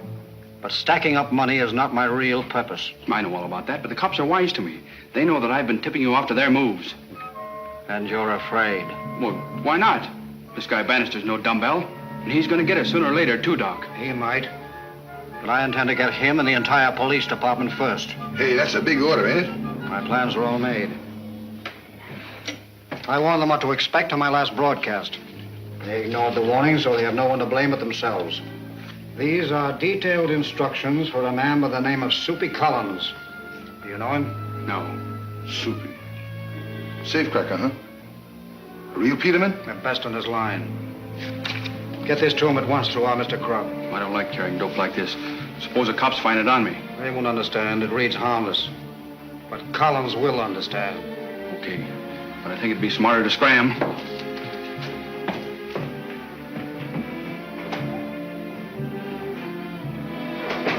Hey, what did you mean you ain't interested in dope? What other reasons is there for a mob, then?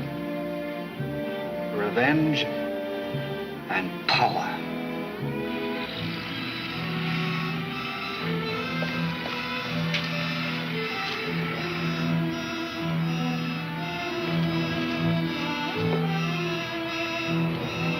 Morning paper!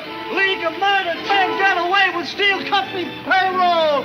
Extra, extra, read all about it. Extra. Soupy Collins.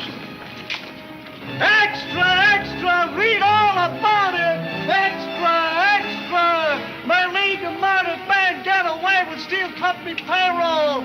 Extra, read all about it. Underwear makes a big haul. Here you are, boy. You better have the latest edition, Soupy.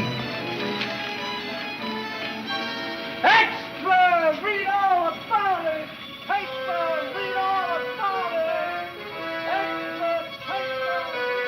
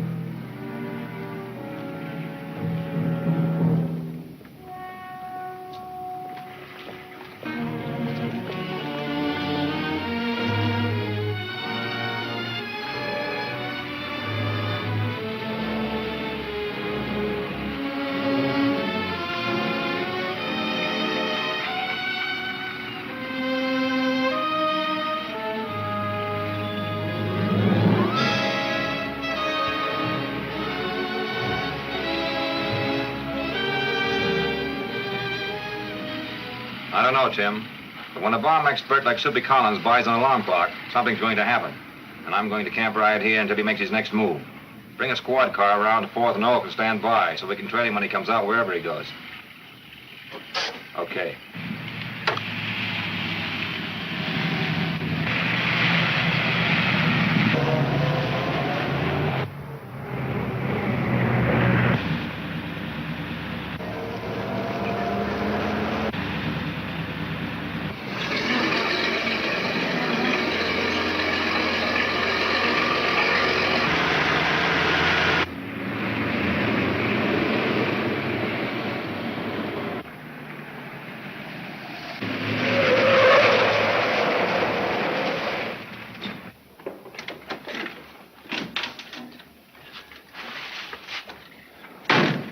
You got what makes it tick? You tell him. I'll hook it up while you guys load the stuff. Soupy drove the truck into the yard behind the old warehouse. I've got to get in there and see what's going on. Let's go. No, you stand right down at the corner. If Soupy comes out again, trail him. If I hear any trouble, I'll trail you. Right.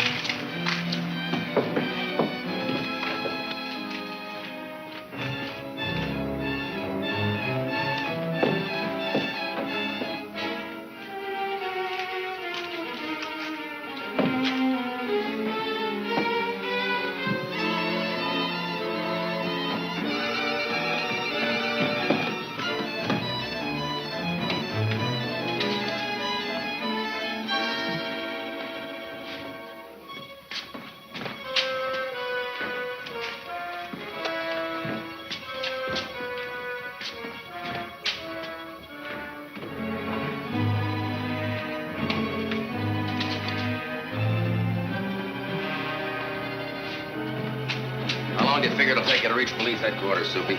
20 minutes. I'm allowing 10 more for safety. That's cutting it pretty close. I know what I'm doing.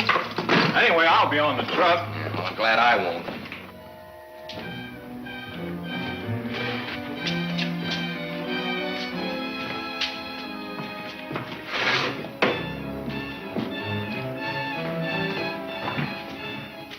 If anyone stops you at the police garage, give them this pass.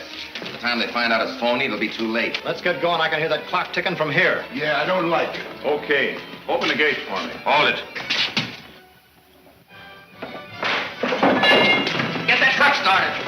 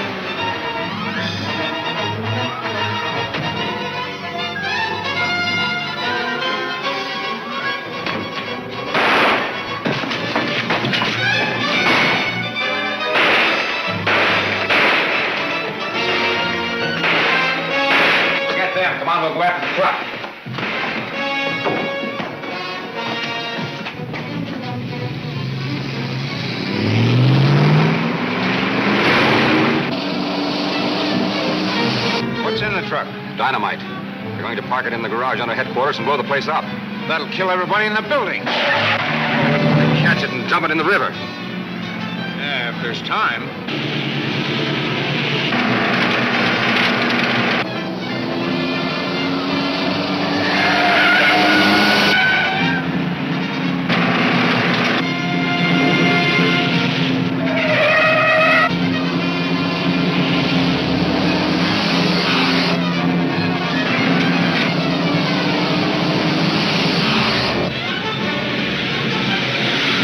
Head for the river and dump this load.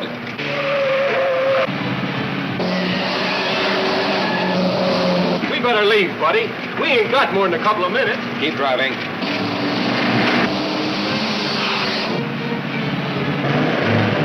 Let's get out of here. There ain't but a few seconds left.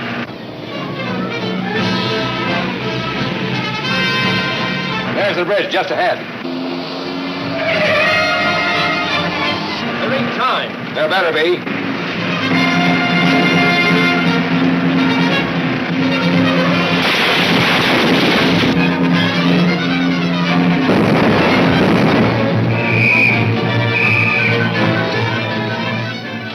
See Wanted at Headquarters, Chapter 11 of Gangbusters, at this theater next week.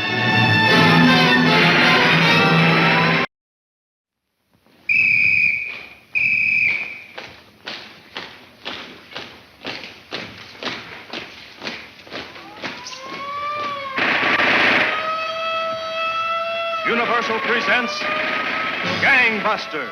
Calling the police, calling the G-men, calling all Americans to war on the underworld.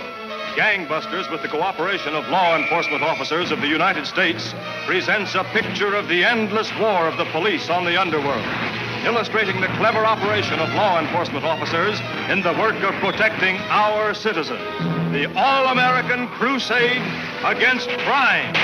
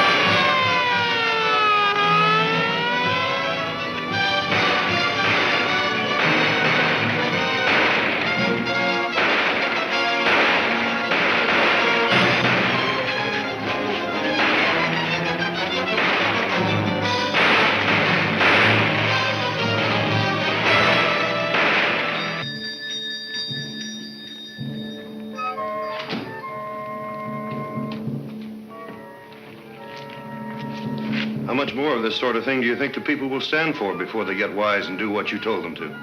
You mean get rid of the city officials? Yes, and the police department. They've already thrown Bannister off the police force.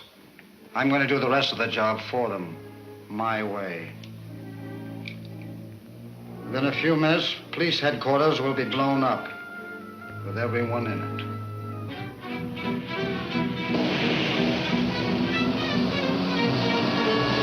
What's in the truck? Dynamite. We're going to park it in the garage under headquarters and blow the place up. That'll kill everybody in the building. Catch it and dump it in the river. Yeah, if there's time.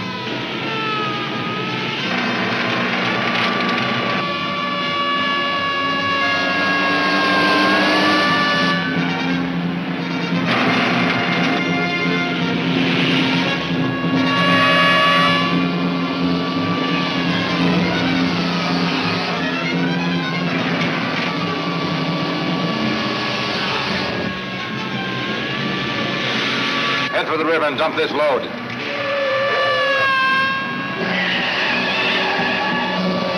We better leave, buddy. We ain't got more than a couple of minutes. Keep driving.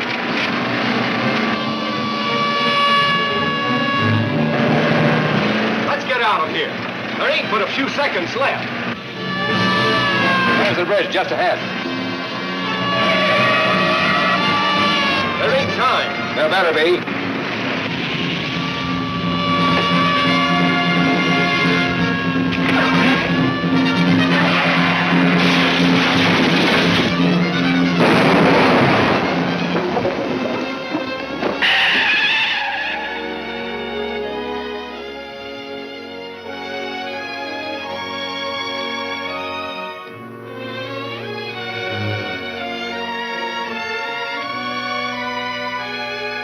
Close, Bill. Yeah, too close. Soupy's dead. You notify headquarters. I'll stay here. Well? We run into some trouble, boss. It didn't work. What went wrong, Mr. Hollier? I wish I knew. Somehow Bannister got wise. Yeah. I wonder who spilled it. Do you recollect that the last time Mr. Haskins was in here, he said he thought the police suspected him? That's it. The police spotted Collins through him. Undoubtedly. I'm afraid we'll have to send Mr. Haskins away. You mean blast him? Not necessarily. They must not be allowed to come here anymore.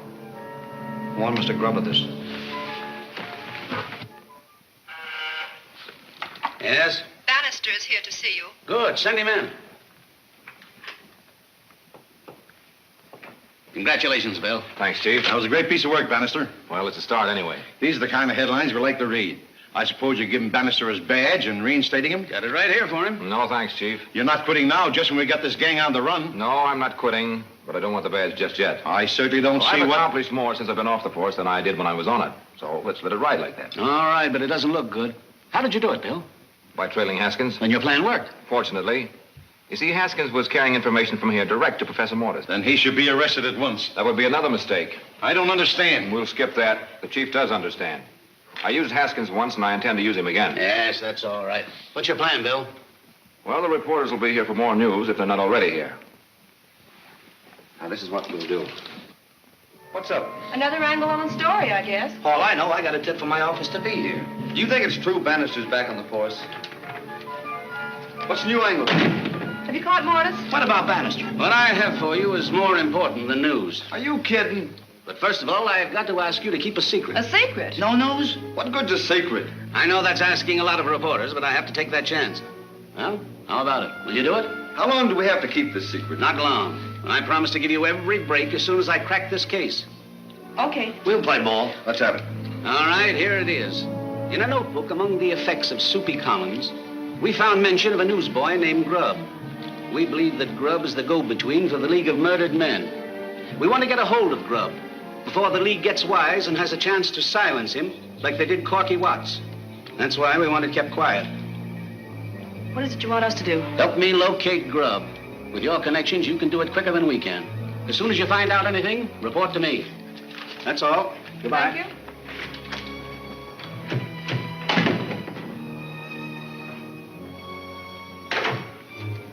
You got any hunches about this Grubb? Nope. Say, I think I'll check with the circulation department.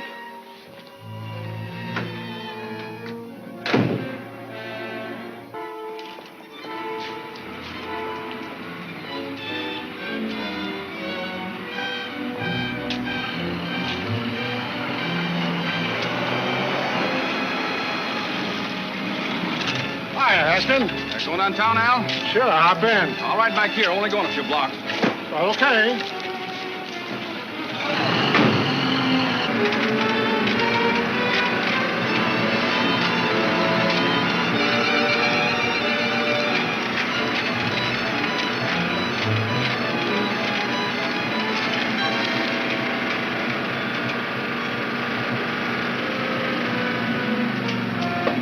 Thanks, Al. This is as far as I go. Extra, extra! Extra afternoon edition!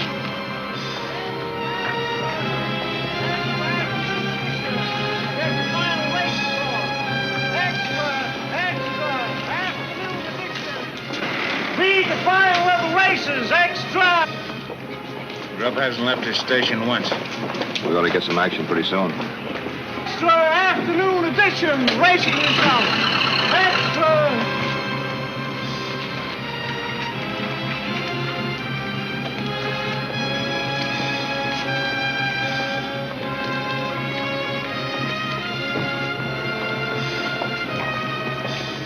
didn't see anybody slipping that note. Must have got it from that bundle of papers. Smart trick. Not killing.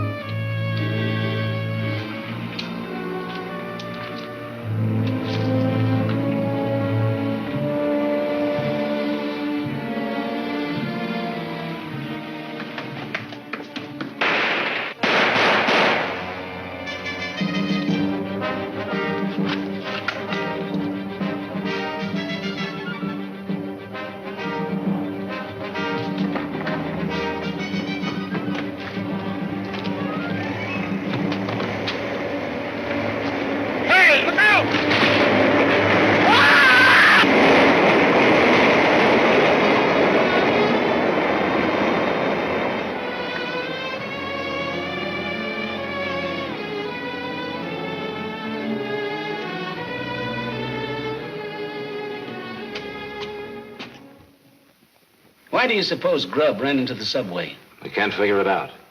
He wouldn't commit suicide just because he was being followed. Whatever it was, it didn't work out so good for him. Or for that matter, for us. Maybe he got excited and forgot about that train when I took a shot at that lock. He's one man that Mortis won't bring back to life anyway. Yeah? Randall wants you in the lab right away. Sounds important.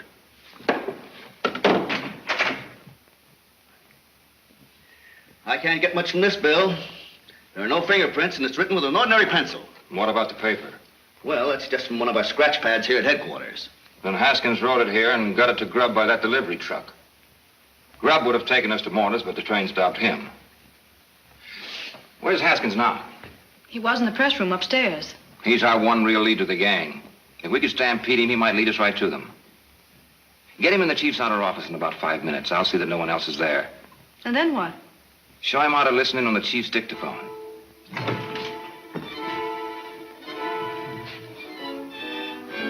I'll show you a little news gathering trick. I found out the chief's a little absent-minded about closing the key at his end. Well, you're taking a chance. What have we got to lose? The radio cars are all set with plainclothesmen in them. Whichever way Haskins goes, he'll be trailed.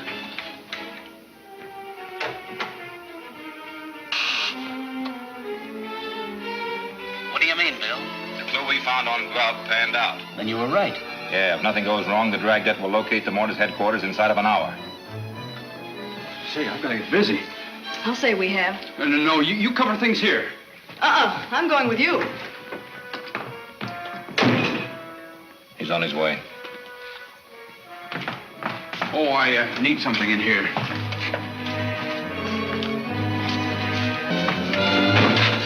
You connected with the broadcaster? Direct. Sorry, Vicky. Janet Joe let you out tonight.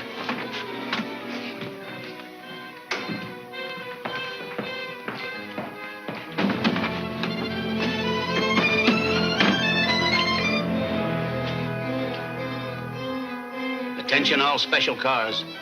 Haskins has just left. When you pick him up, report.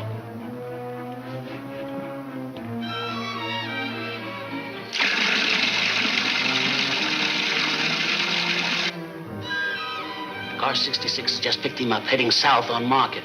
61 and 64 are paralleling on Broadway and Highland. Tell car 66 not to get too close. Car 66, don't let suspects see you. Stay back. Other cars will cover.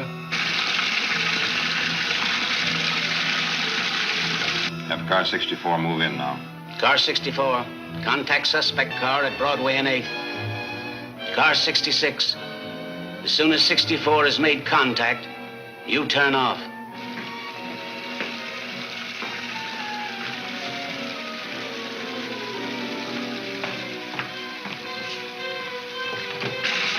Vicky! What in the name of...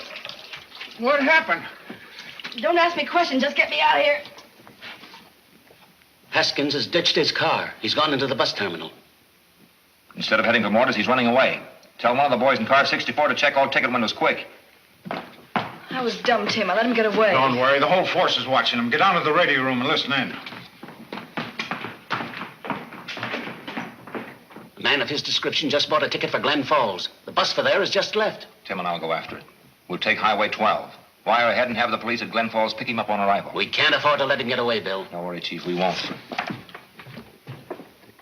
Hey, Bill, Come on, Tim. We're going for a long ride.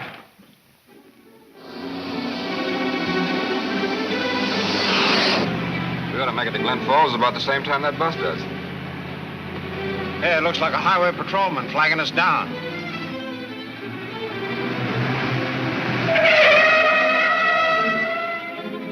Are you Bannister? Yeah. I just got a flash from your chief. He says Haskins left the bus at Truxton and boarded a westbound train. How far is that from here? 40 miles. Train left there 20 minutes ago. Anywhere we can head it off? Hey, you can take Highway 19 north. You might catch it at Emory.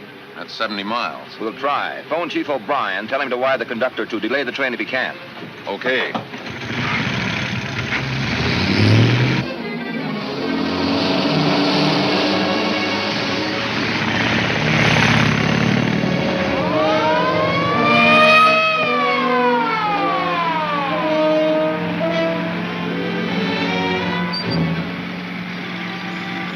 We're officers. Pull over. I have a message for you.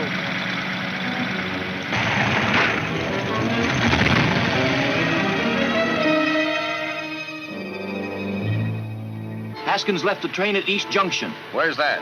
Next turn to your left and east 10 miles. Thanks. I'd say he's 30 years old, about my build, his black hair and blue eyes. Yeah, he got off here.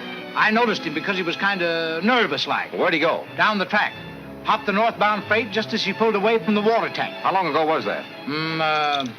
9 minutes and 30 seconds. Thanks very much. I recollect exactly what time it was because I said to the young pilot.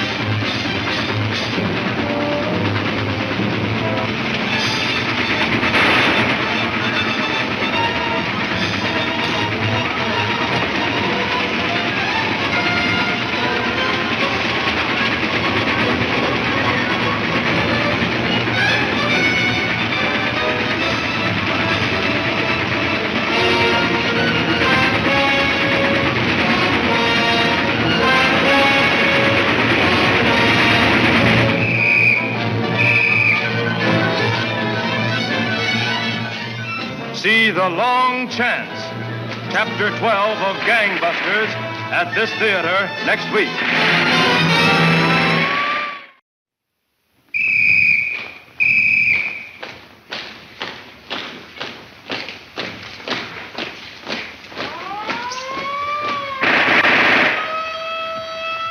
Universal presents Gangbusters, calling the police, calling the G-men, calling all Americans to war on the underworld. Gangbusters, with the cooperation of law enforcement officers of the United States, presents a picture of the endless war of the police on the underworld, illustrating the clever operation of law enforcement officers in the work of protecting our citizens.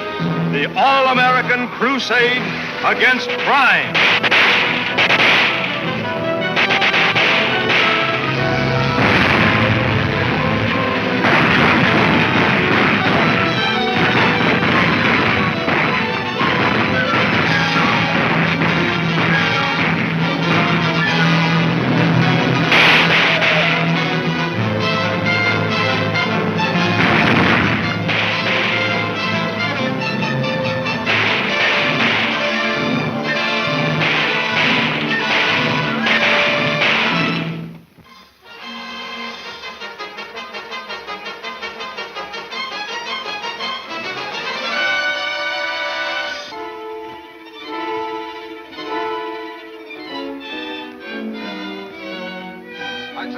years old, about my build, his black hair and blue eyes? Yeah, he got off here.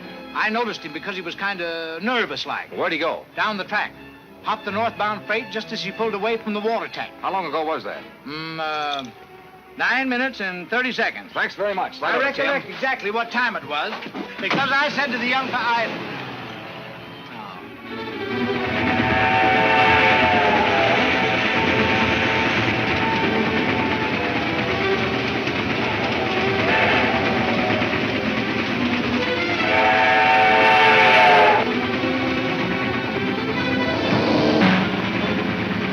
There it is.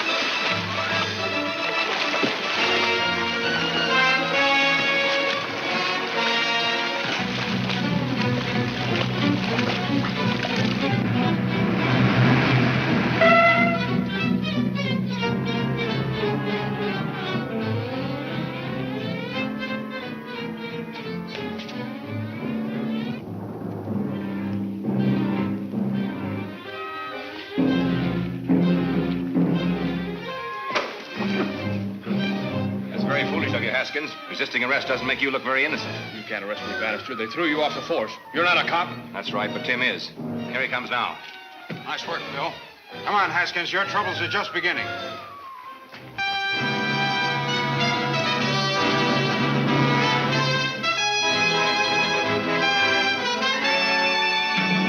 Is this story true? Bannister captures member of League of Murdered Men? Certainly it's true. I gave out the news myself. I don't see why you ever threw him off the force. He's the only man you had that ever got anything done. Well, you told me to, Your Honor. It was an order. Put him back on again. And that's another order. Bannister again, eh? All right, Mr. Bannister. We'll have Haskins out before the day's over. Hey, Professor, are you going to have him make out he commits suicide with them little white pills like I did? Certainly. And claim the body for burial and bring him back to life. Who can you send to make arrangements? Cops have seen all us guys since we had our pans altered. Take this to J.D. Malloy. He's an attorney who will act for us. Is he a friend of yours? Hardly. Tell him to memorize the instructions, then destroy them. What makes you think he'll do it? I'm counting on you and Mr. Taboni to persuade him.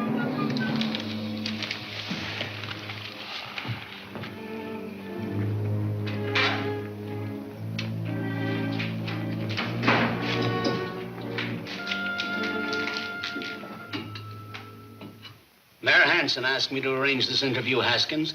Persuade you to help us in rounding up the League of Murdered Men. What do you say? Not a chance. Why not? I'll use my influence as mayor to get you as light a sentence as possible. We don't make that sort of a bargain with criminals, Your Honor. I don't want it anyway. The League wouldn't rat on me, and I won't rat on them. Do you mean to tell me you're more afraid of the League than the law? Sure I am. You can't send me up for more than a few years. The League plays for keeps. Take him away.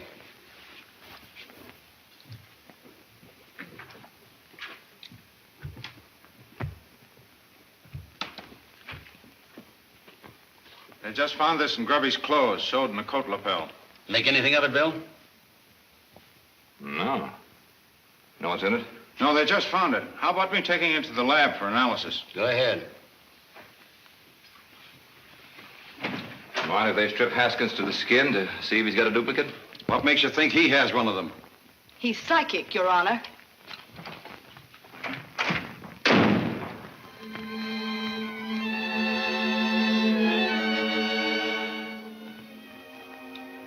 I'm very sorry, gentlemen, but I can hardly afford to become embroiled in anything as questionable as this. You can't afford not to, brother. Memorize what's on that paper, then burn it. And follow the instructions. I don't like to refuse, gentlemen. but- You ain't gonna. We're not asking you, we're telling you.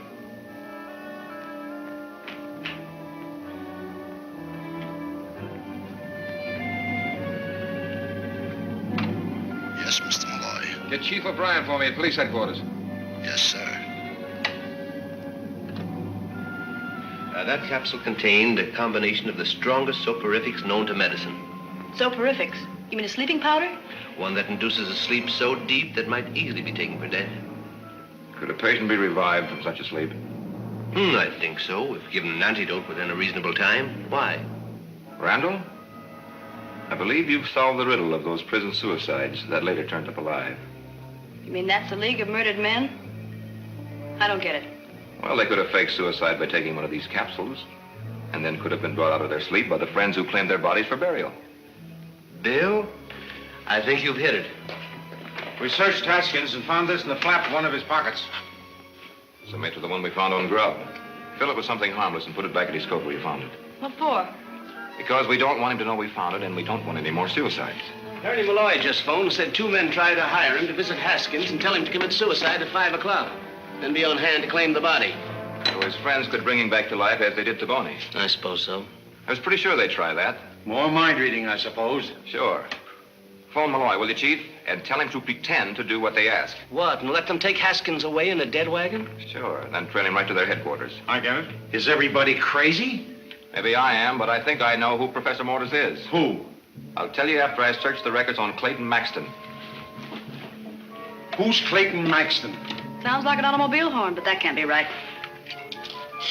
Will somebody please tell me what this is all about? Get me J.B. Malloy and fast.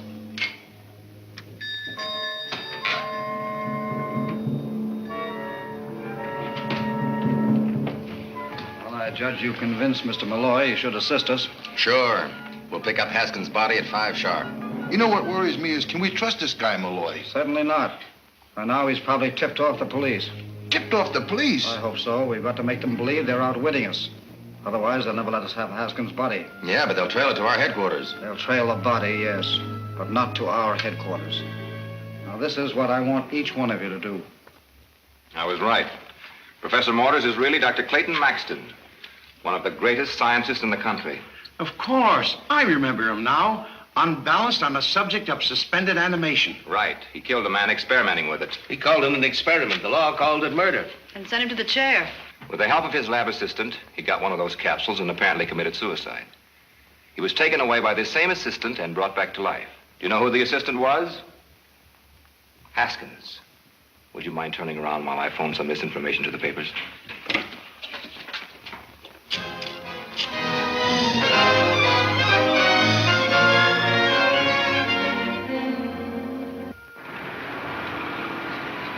I wish this thing was over. I've got a mighty creepy feeling inside. Oh, forget it. Nothing can go wrong. Says you, knowing you don't believe it. We won't arouse suspicion following in a taxi. And there'll be a squad car trailing with us 1 block over.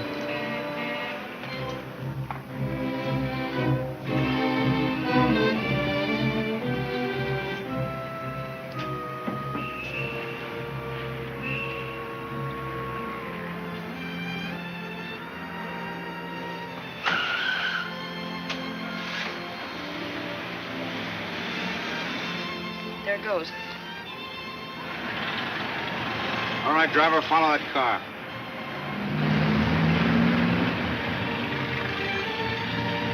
Nolan calling car 18. Proceed west about 20 miles an hour.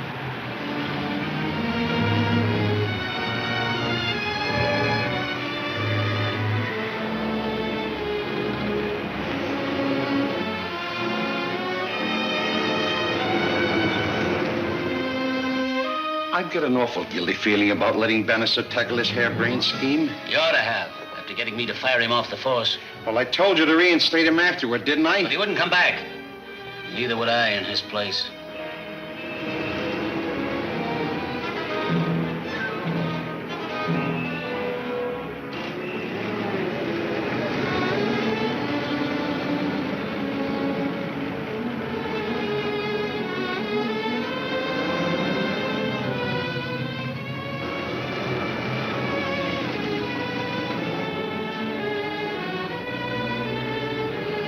Worked like a charm. By the time they find out they're following the wrong car, Happy will be in the clear. Better trail along just in case.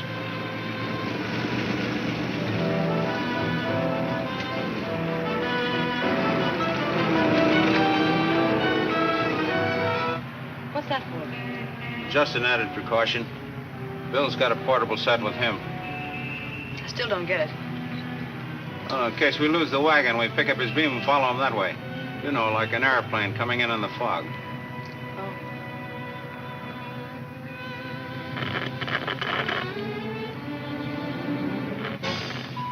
There it is.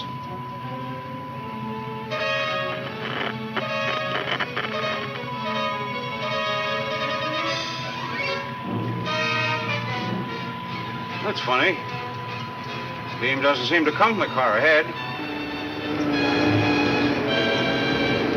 Coming from back here and over to one side.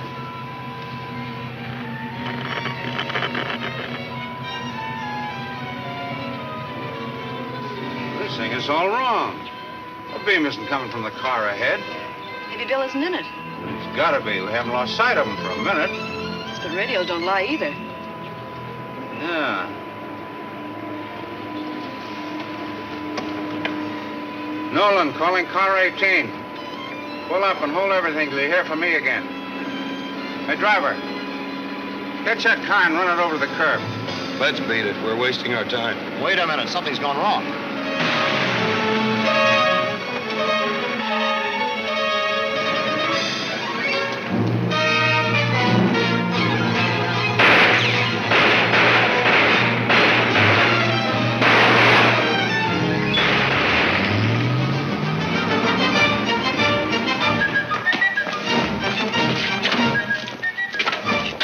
They switched wagons on us somehow. Bill's in the other one.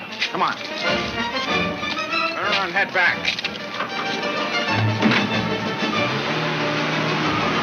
Nolan, calling car 18. Something's gone haywire. Double back.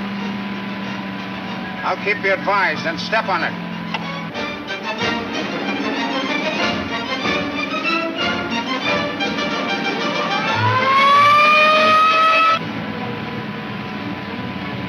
Driver, turn north the next corner.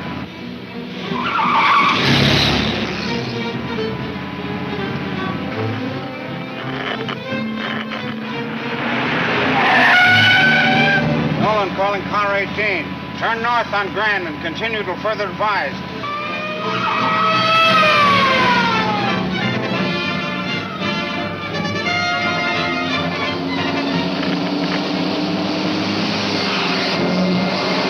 You're being followed.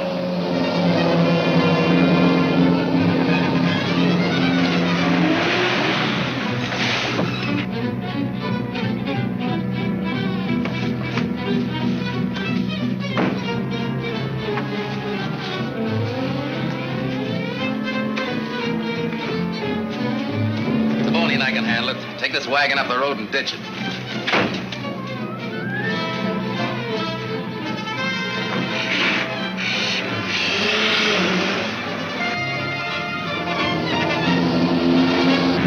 Calling car 18. Stay on Grand. We're on the beam again.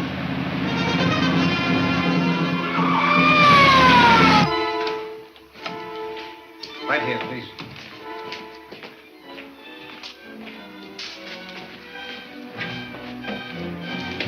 The electrodes, Mr. Holliday.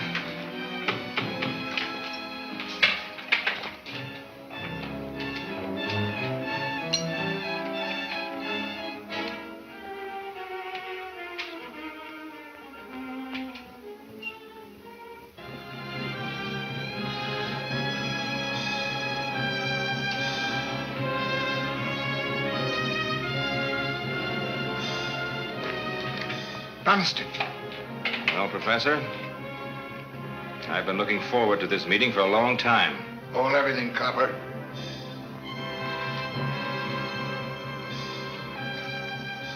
Your coming here enables me to do something I've been wanting to do for a long time, Mr. Bannister.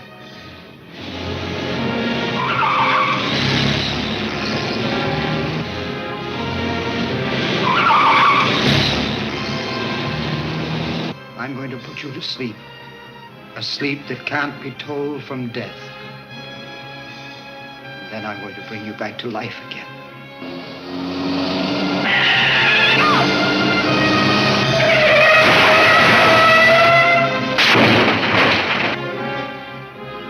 Come on, Copper, lie down. You asked for it.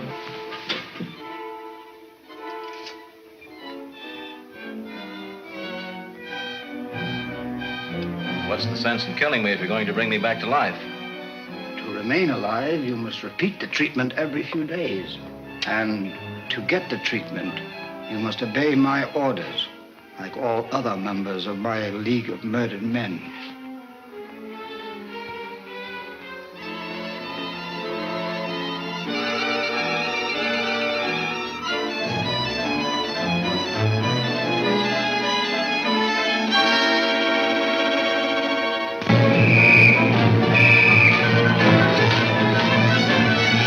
See Law and Order, 13th and final chapter of Gangbusters at this theater next week.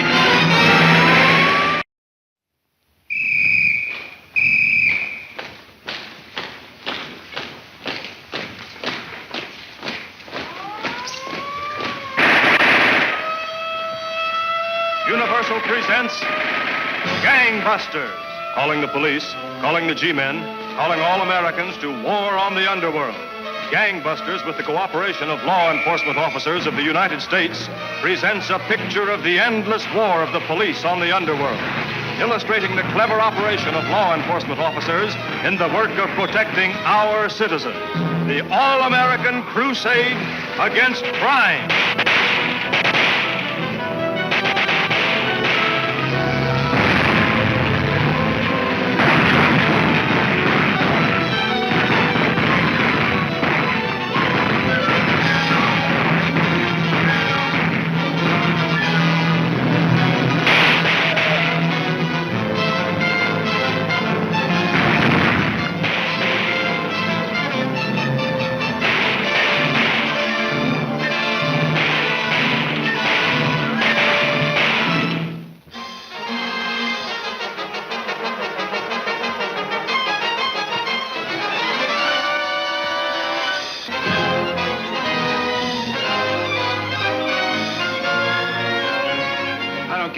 Haskins hasn't committed suicide. Of course not. But we want Professor Mortis to think he has.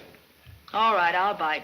Why do you want Professor Mortis to think Haskins committed suicide? He'll go after the body so we can bring it back to life, and I'll be the body.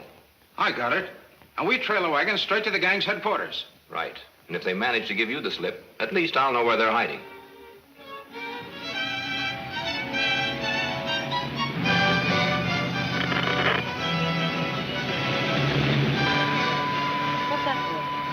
Just an added precaution. Bill's got a portable set with him. I still don't get it. Oh, in case we lose the wagon, we pick up his beam and follow him that way.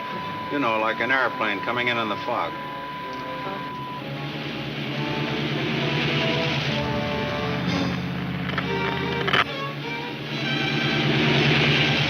Step on it. You're being followed.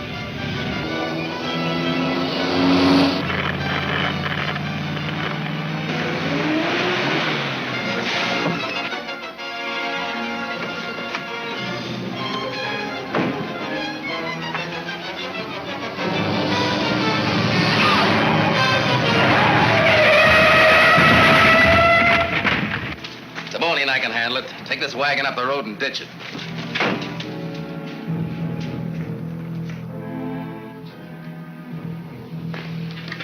Bannister. Well, Professor, I've been looking forward to this meeting for a long time. Hold everything, copper.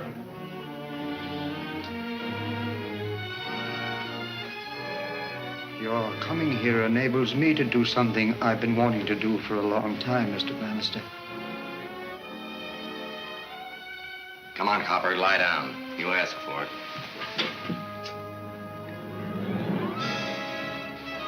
What's the sense in killing me if you're going to bring me back to life? To remain alive, you must repeat the treatment every few days. And to get the treatment, you must obey my orders.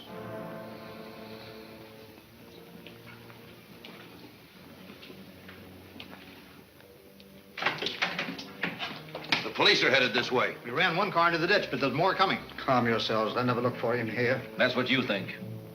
Oh, I see. Let him up. Professor.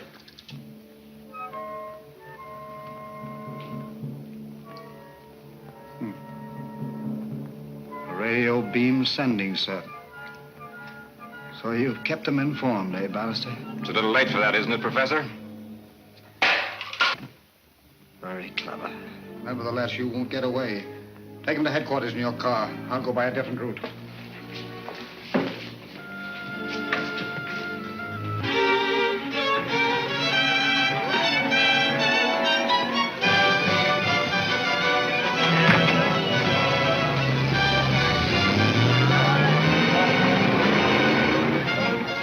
Nolan, calling car 18. Nolan, calling car 18. The jolt we got put this radio out of commission. Look, Tim, the car we were chasing. Driver, turn around, follow that car.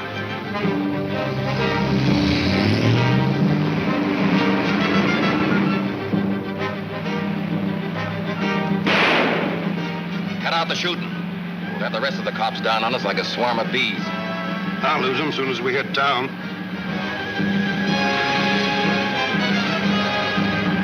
You'll have to do better than this or we won't lose them. Shut up.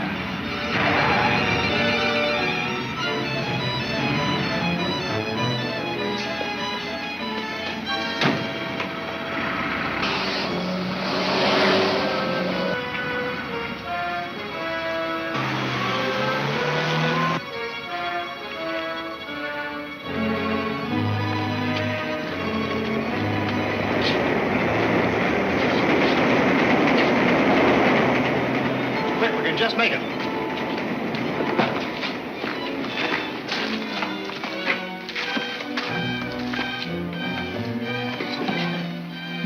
Come on, Copper, get down there quick.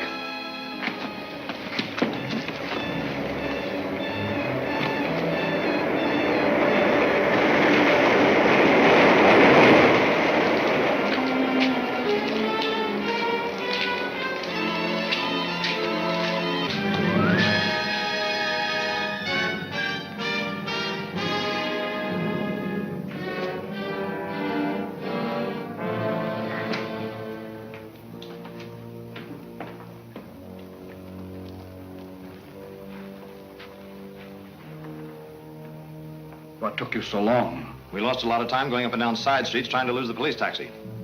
Where are Halliger and Bernard? Shaking off the cops. Good. If you'll prepare yourself, I think we can proceed with our operation without interruption. Better take your coat off. I don't suppose I have much choice. If you're determined to use me as a guinea pig. This is not an experiment. First, I shall suspend all appearance of life in you. Then, for reasons I have already explained, I shall bring you back to a life you may not find too satisfactory.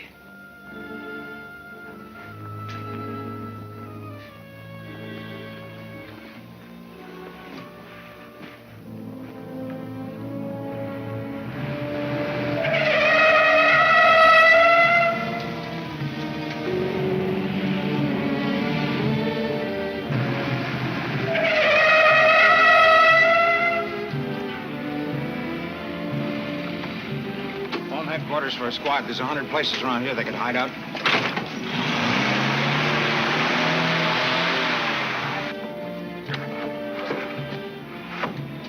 Looking for someone, Copper? Come on, get in there. You too, sister.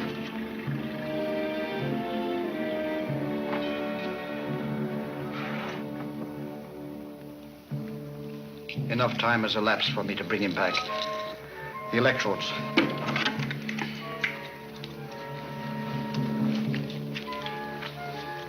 Pull motor, please.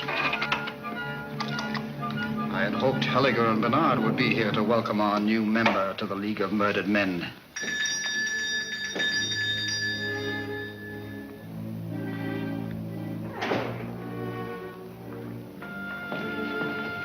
A little surprise for you, Doc. Not altogether a pleasant one. Is he dead? Not without hope of recovery. You shall see. Pull motor, please.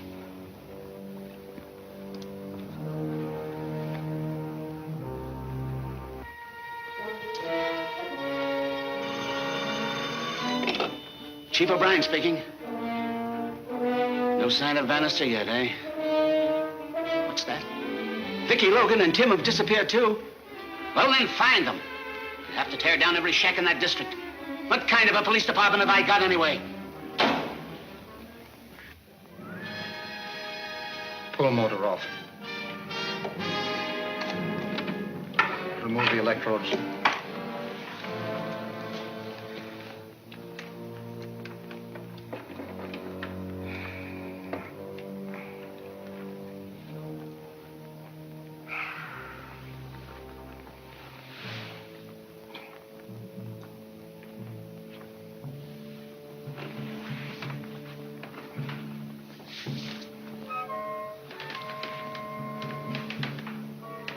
You see, it was not merely an experiment.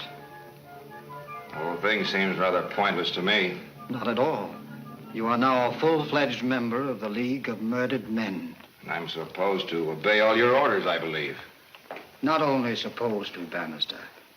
You have to. You've got a lot to learn about people, Professor. Perhaps. When you rested up a bit, we have 2 more candidates for admittance to the League.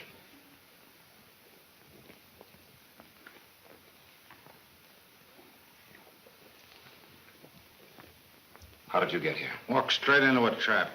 And now that they know about this, of course, they must join the League. You don't mean that. Why not? I don't mind dying and coming back to life if that's all there is to it. That's not quite all there is to it.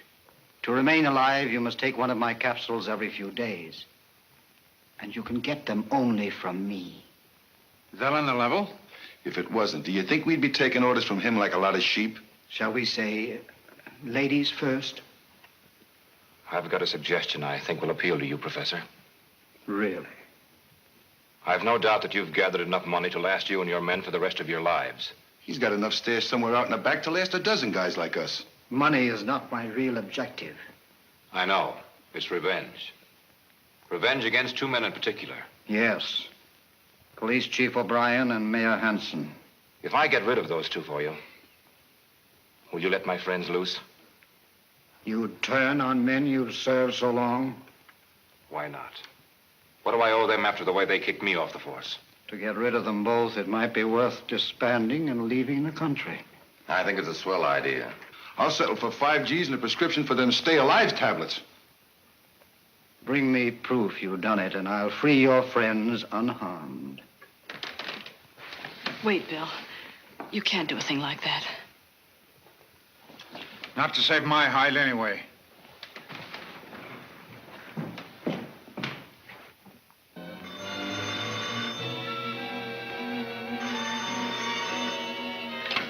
Police lab, Randall speaking. Have you analyzed that formula of Mortis? If a fellow took it and was brought back to life, would he have to keep on taking an antidote to stay alive? You pretty sure of that? I see. Thanks.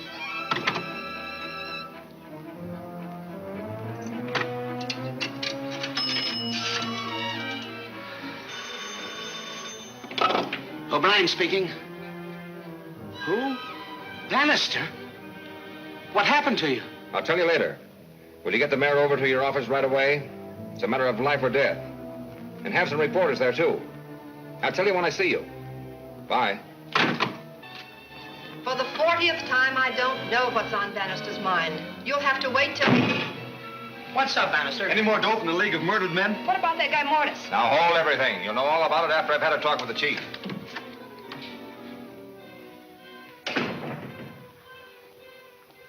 What's this all about? Where are Tim and Vicky? Forget about them. I just came from Professor Morty's hideout. Good. I'll send a couple of squads there. Where is it? I can't tell you. He just forced me to join his League of Murdered Men. What does that mean? Every member has to obey his orders. There's no escaping. Nonsense. Get to the point. The point is, he sent me here to kill you two. Oh, that's ridiculous. Yes, isn't it? Get back. You'll find out what they want you to know when they want you to know it. I don't like this sort of fooling, Bannister. Neither do I. Put that gun away. I'm sorry, but there's no other way out.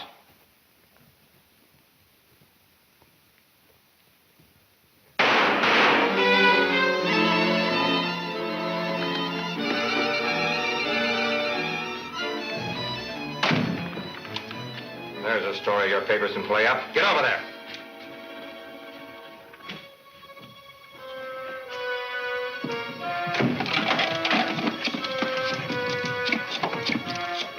Yes?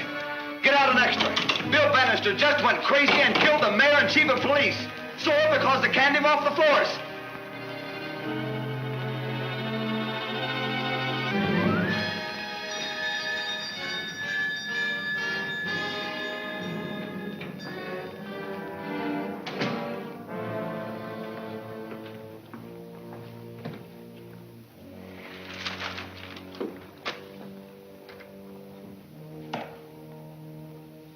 Bannister kills mayor and chief of police. Disgruntled detective lieutenant avenges discharge from post. You can't give out false news like that to papers. It's a misdemeanor. I didn't give out any such story. Did you? Not a word. Reporters are always jumping at conclusions. Maybe we ought to demand a retraction. Well, don't worry. You'll get it. And just wait till you see it. Whatever you do, don't correct that story for a couple of hours. Why not? It'll probably mean the lives of 3 people if you do. Vicky Logan, Bannister, and Tim Nolan. Looks like he did what he said he was going to do, doesn't it? Yes, but I've changed my mind about breaking up the league. You don't have to. Hold it where you are, all of you. Very foolish, Bannister. You don't dare shoot me. Why not? Have you forgotten about those capsules? No. Our chemist analyzed your formula and found out you lied about them. What do you mean? She just told you needed them so you'd be afraid to run out on him, and you believed it. Take it easy, Taboni. You're all under arrest. Line up, facing the wall.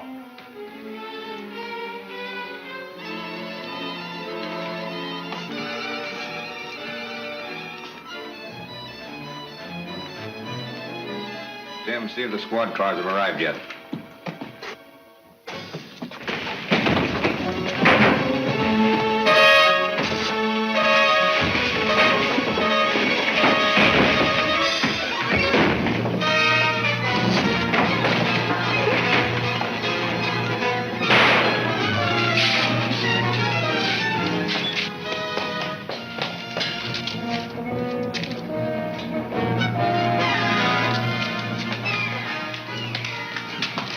Thank you, Mr. DeBoni, for locking that door. Oh, that's all right. See, I'll carry the money for you, Professor. Oh, thank you, Mr. DeBoni.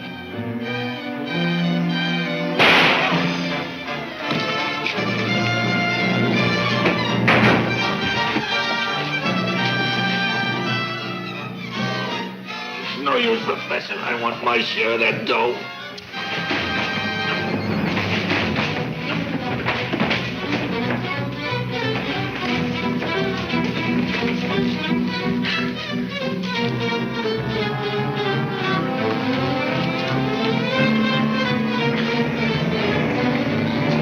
Let me down, you fool! Let me down! Let me down, I say!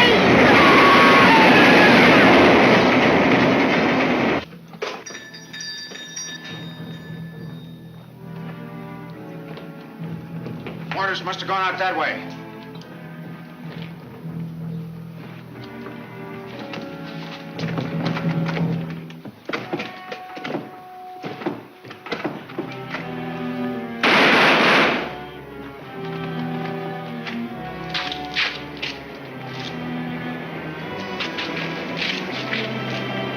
League of Murdered Men is finished, Vicky. There's no one left to bring him back this time.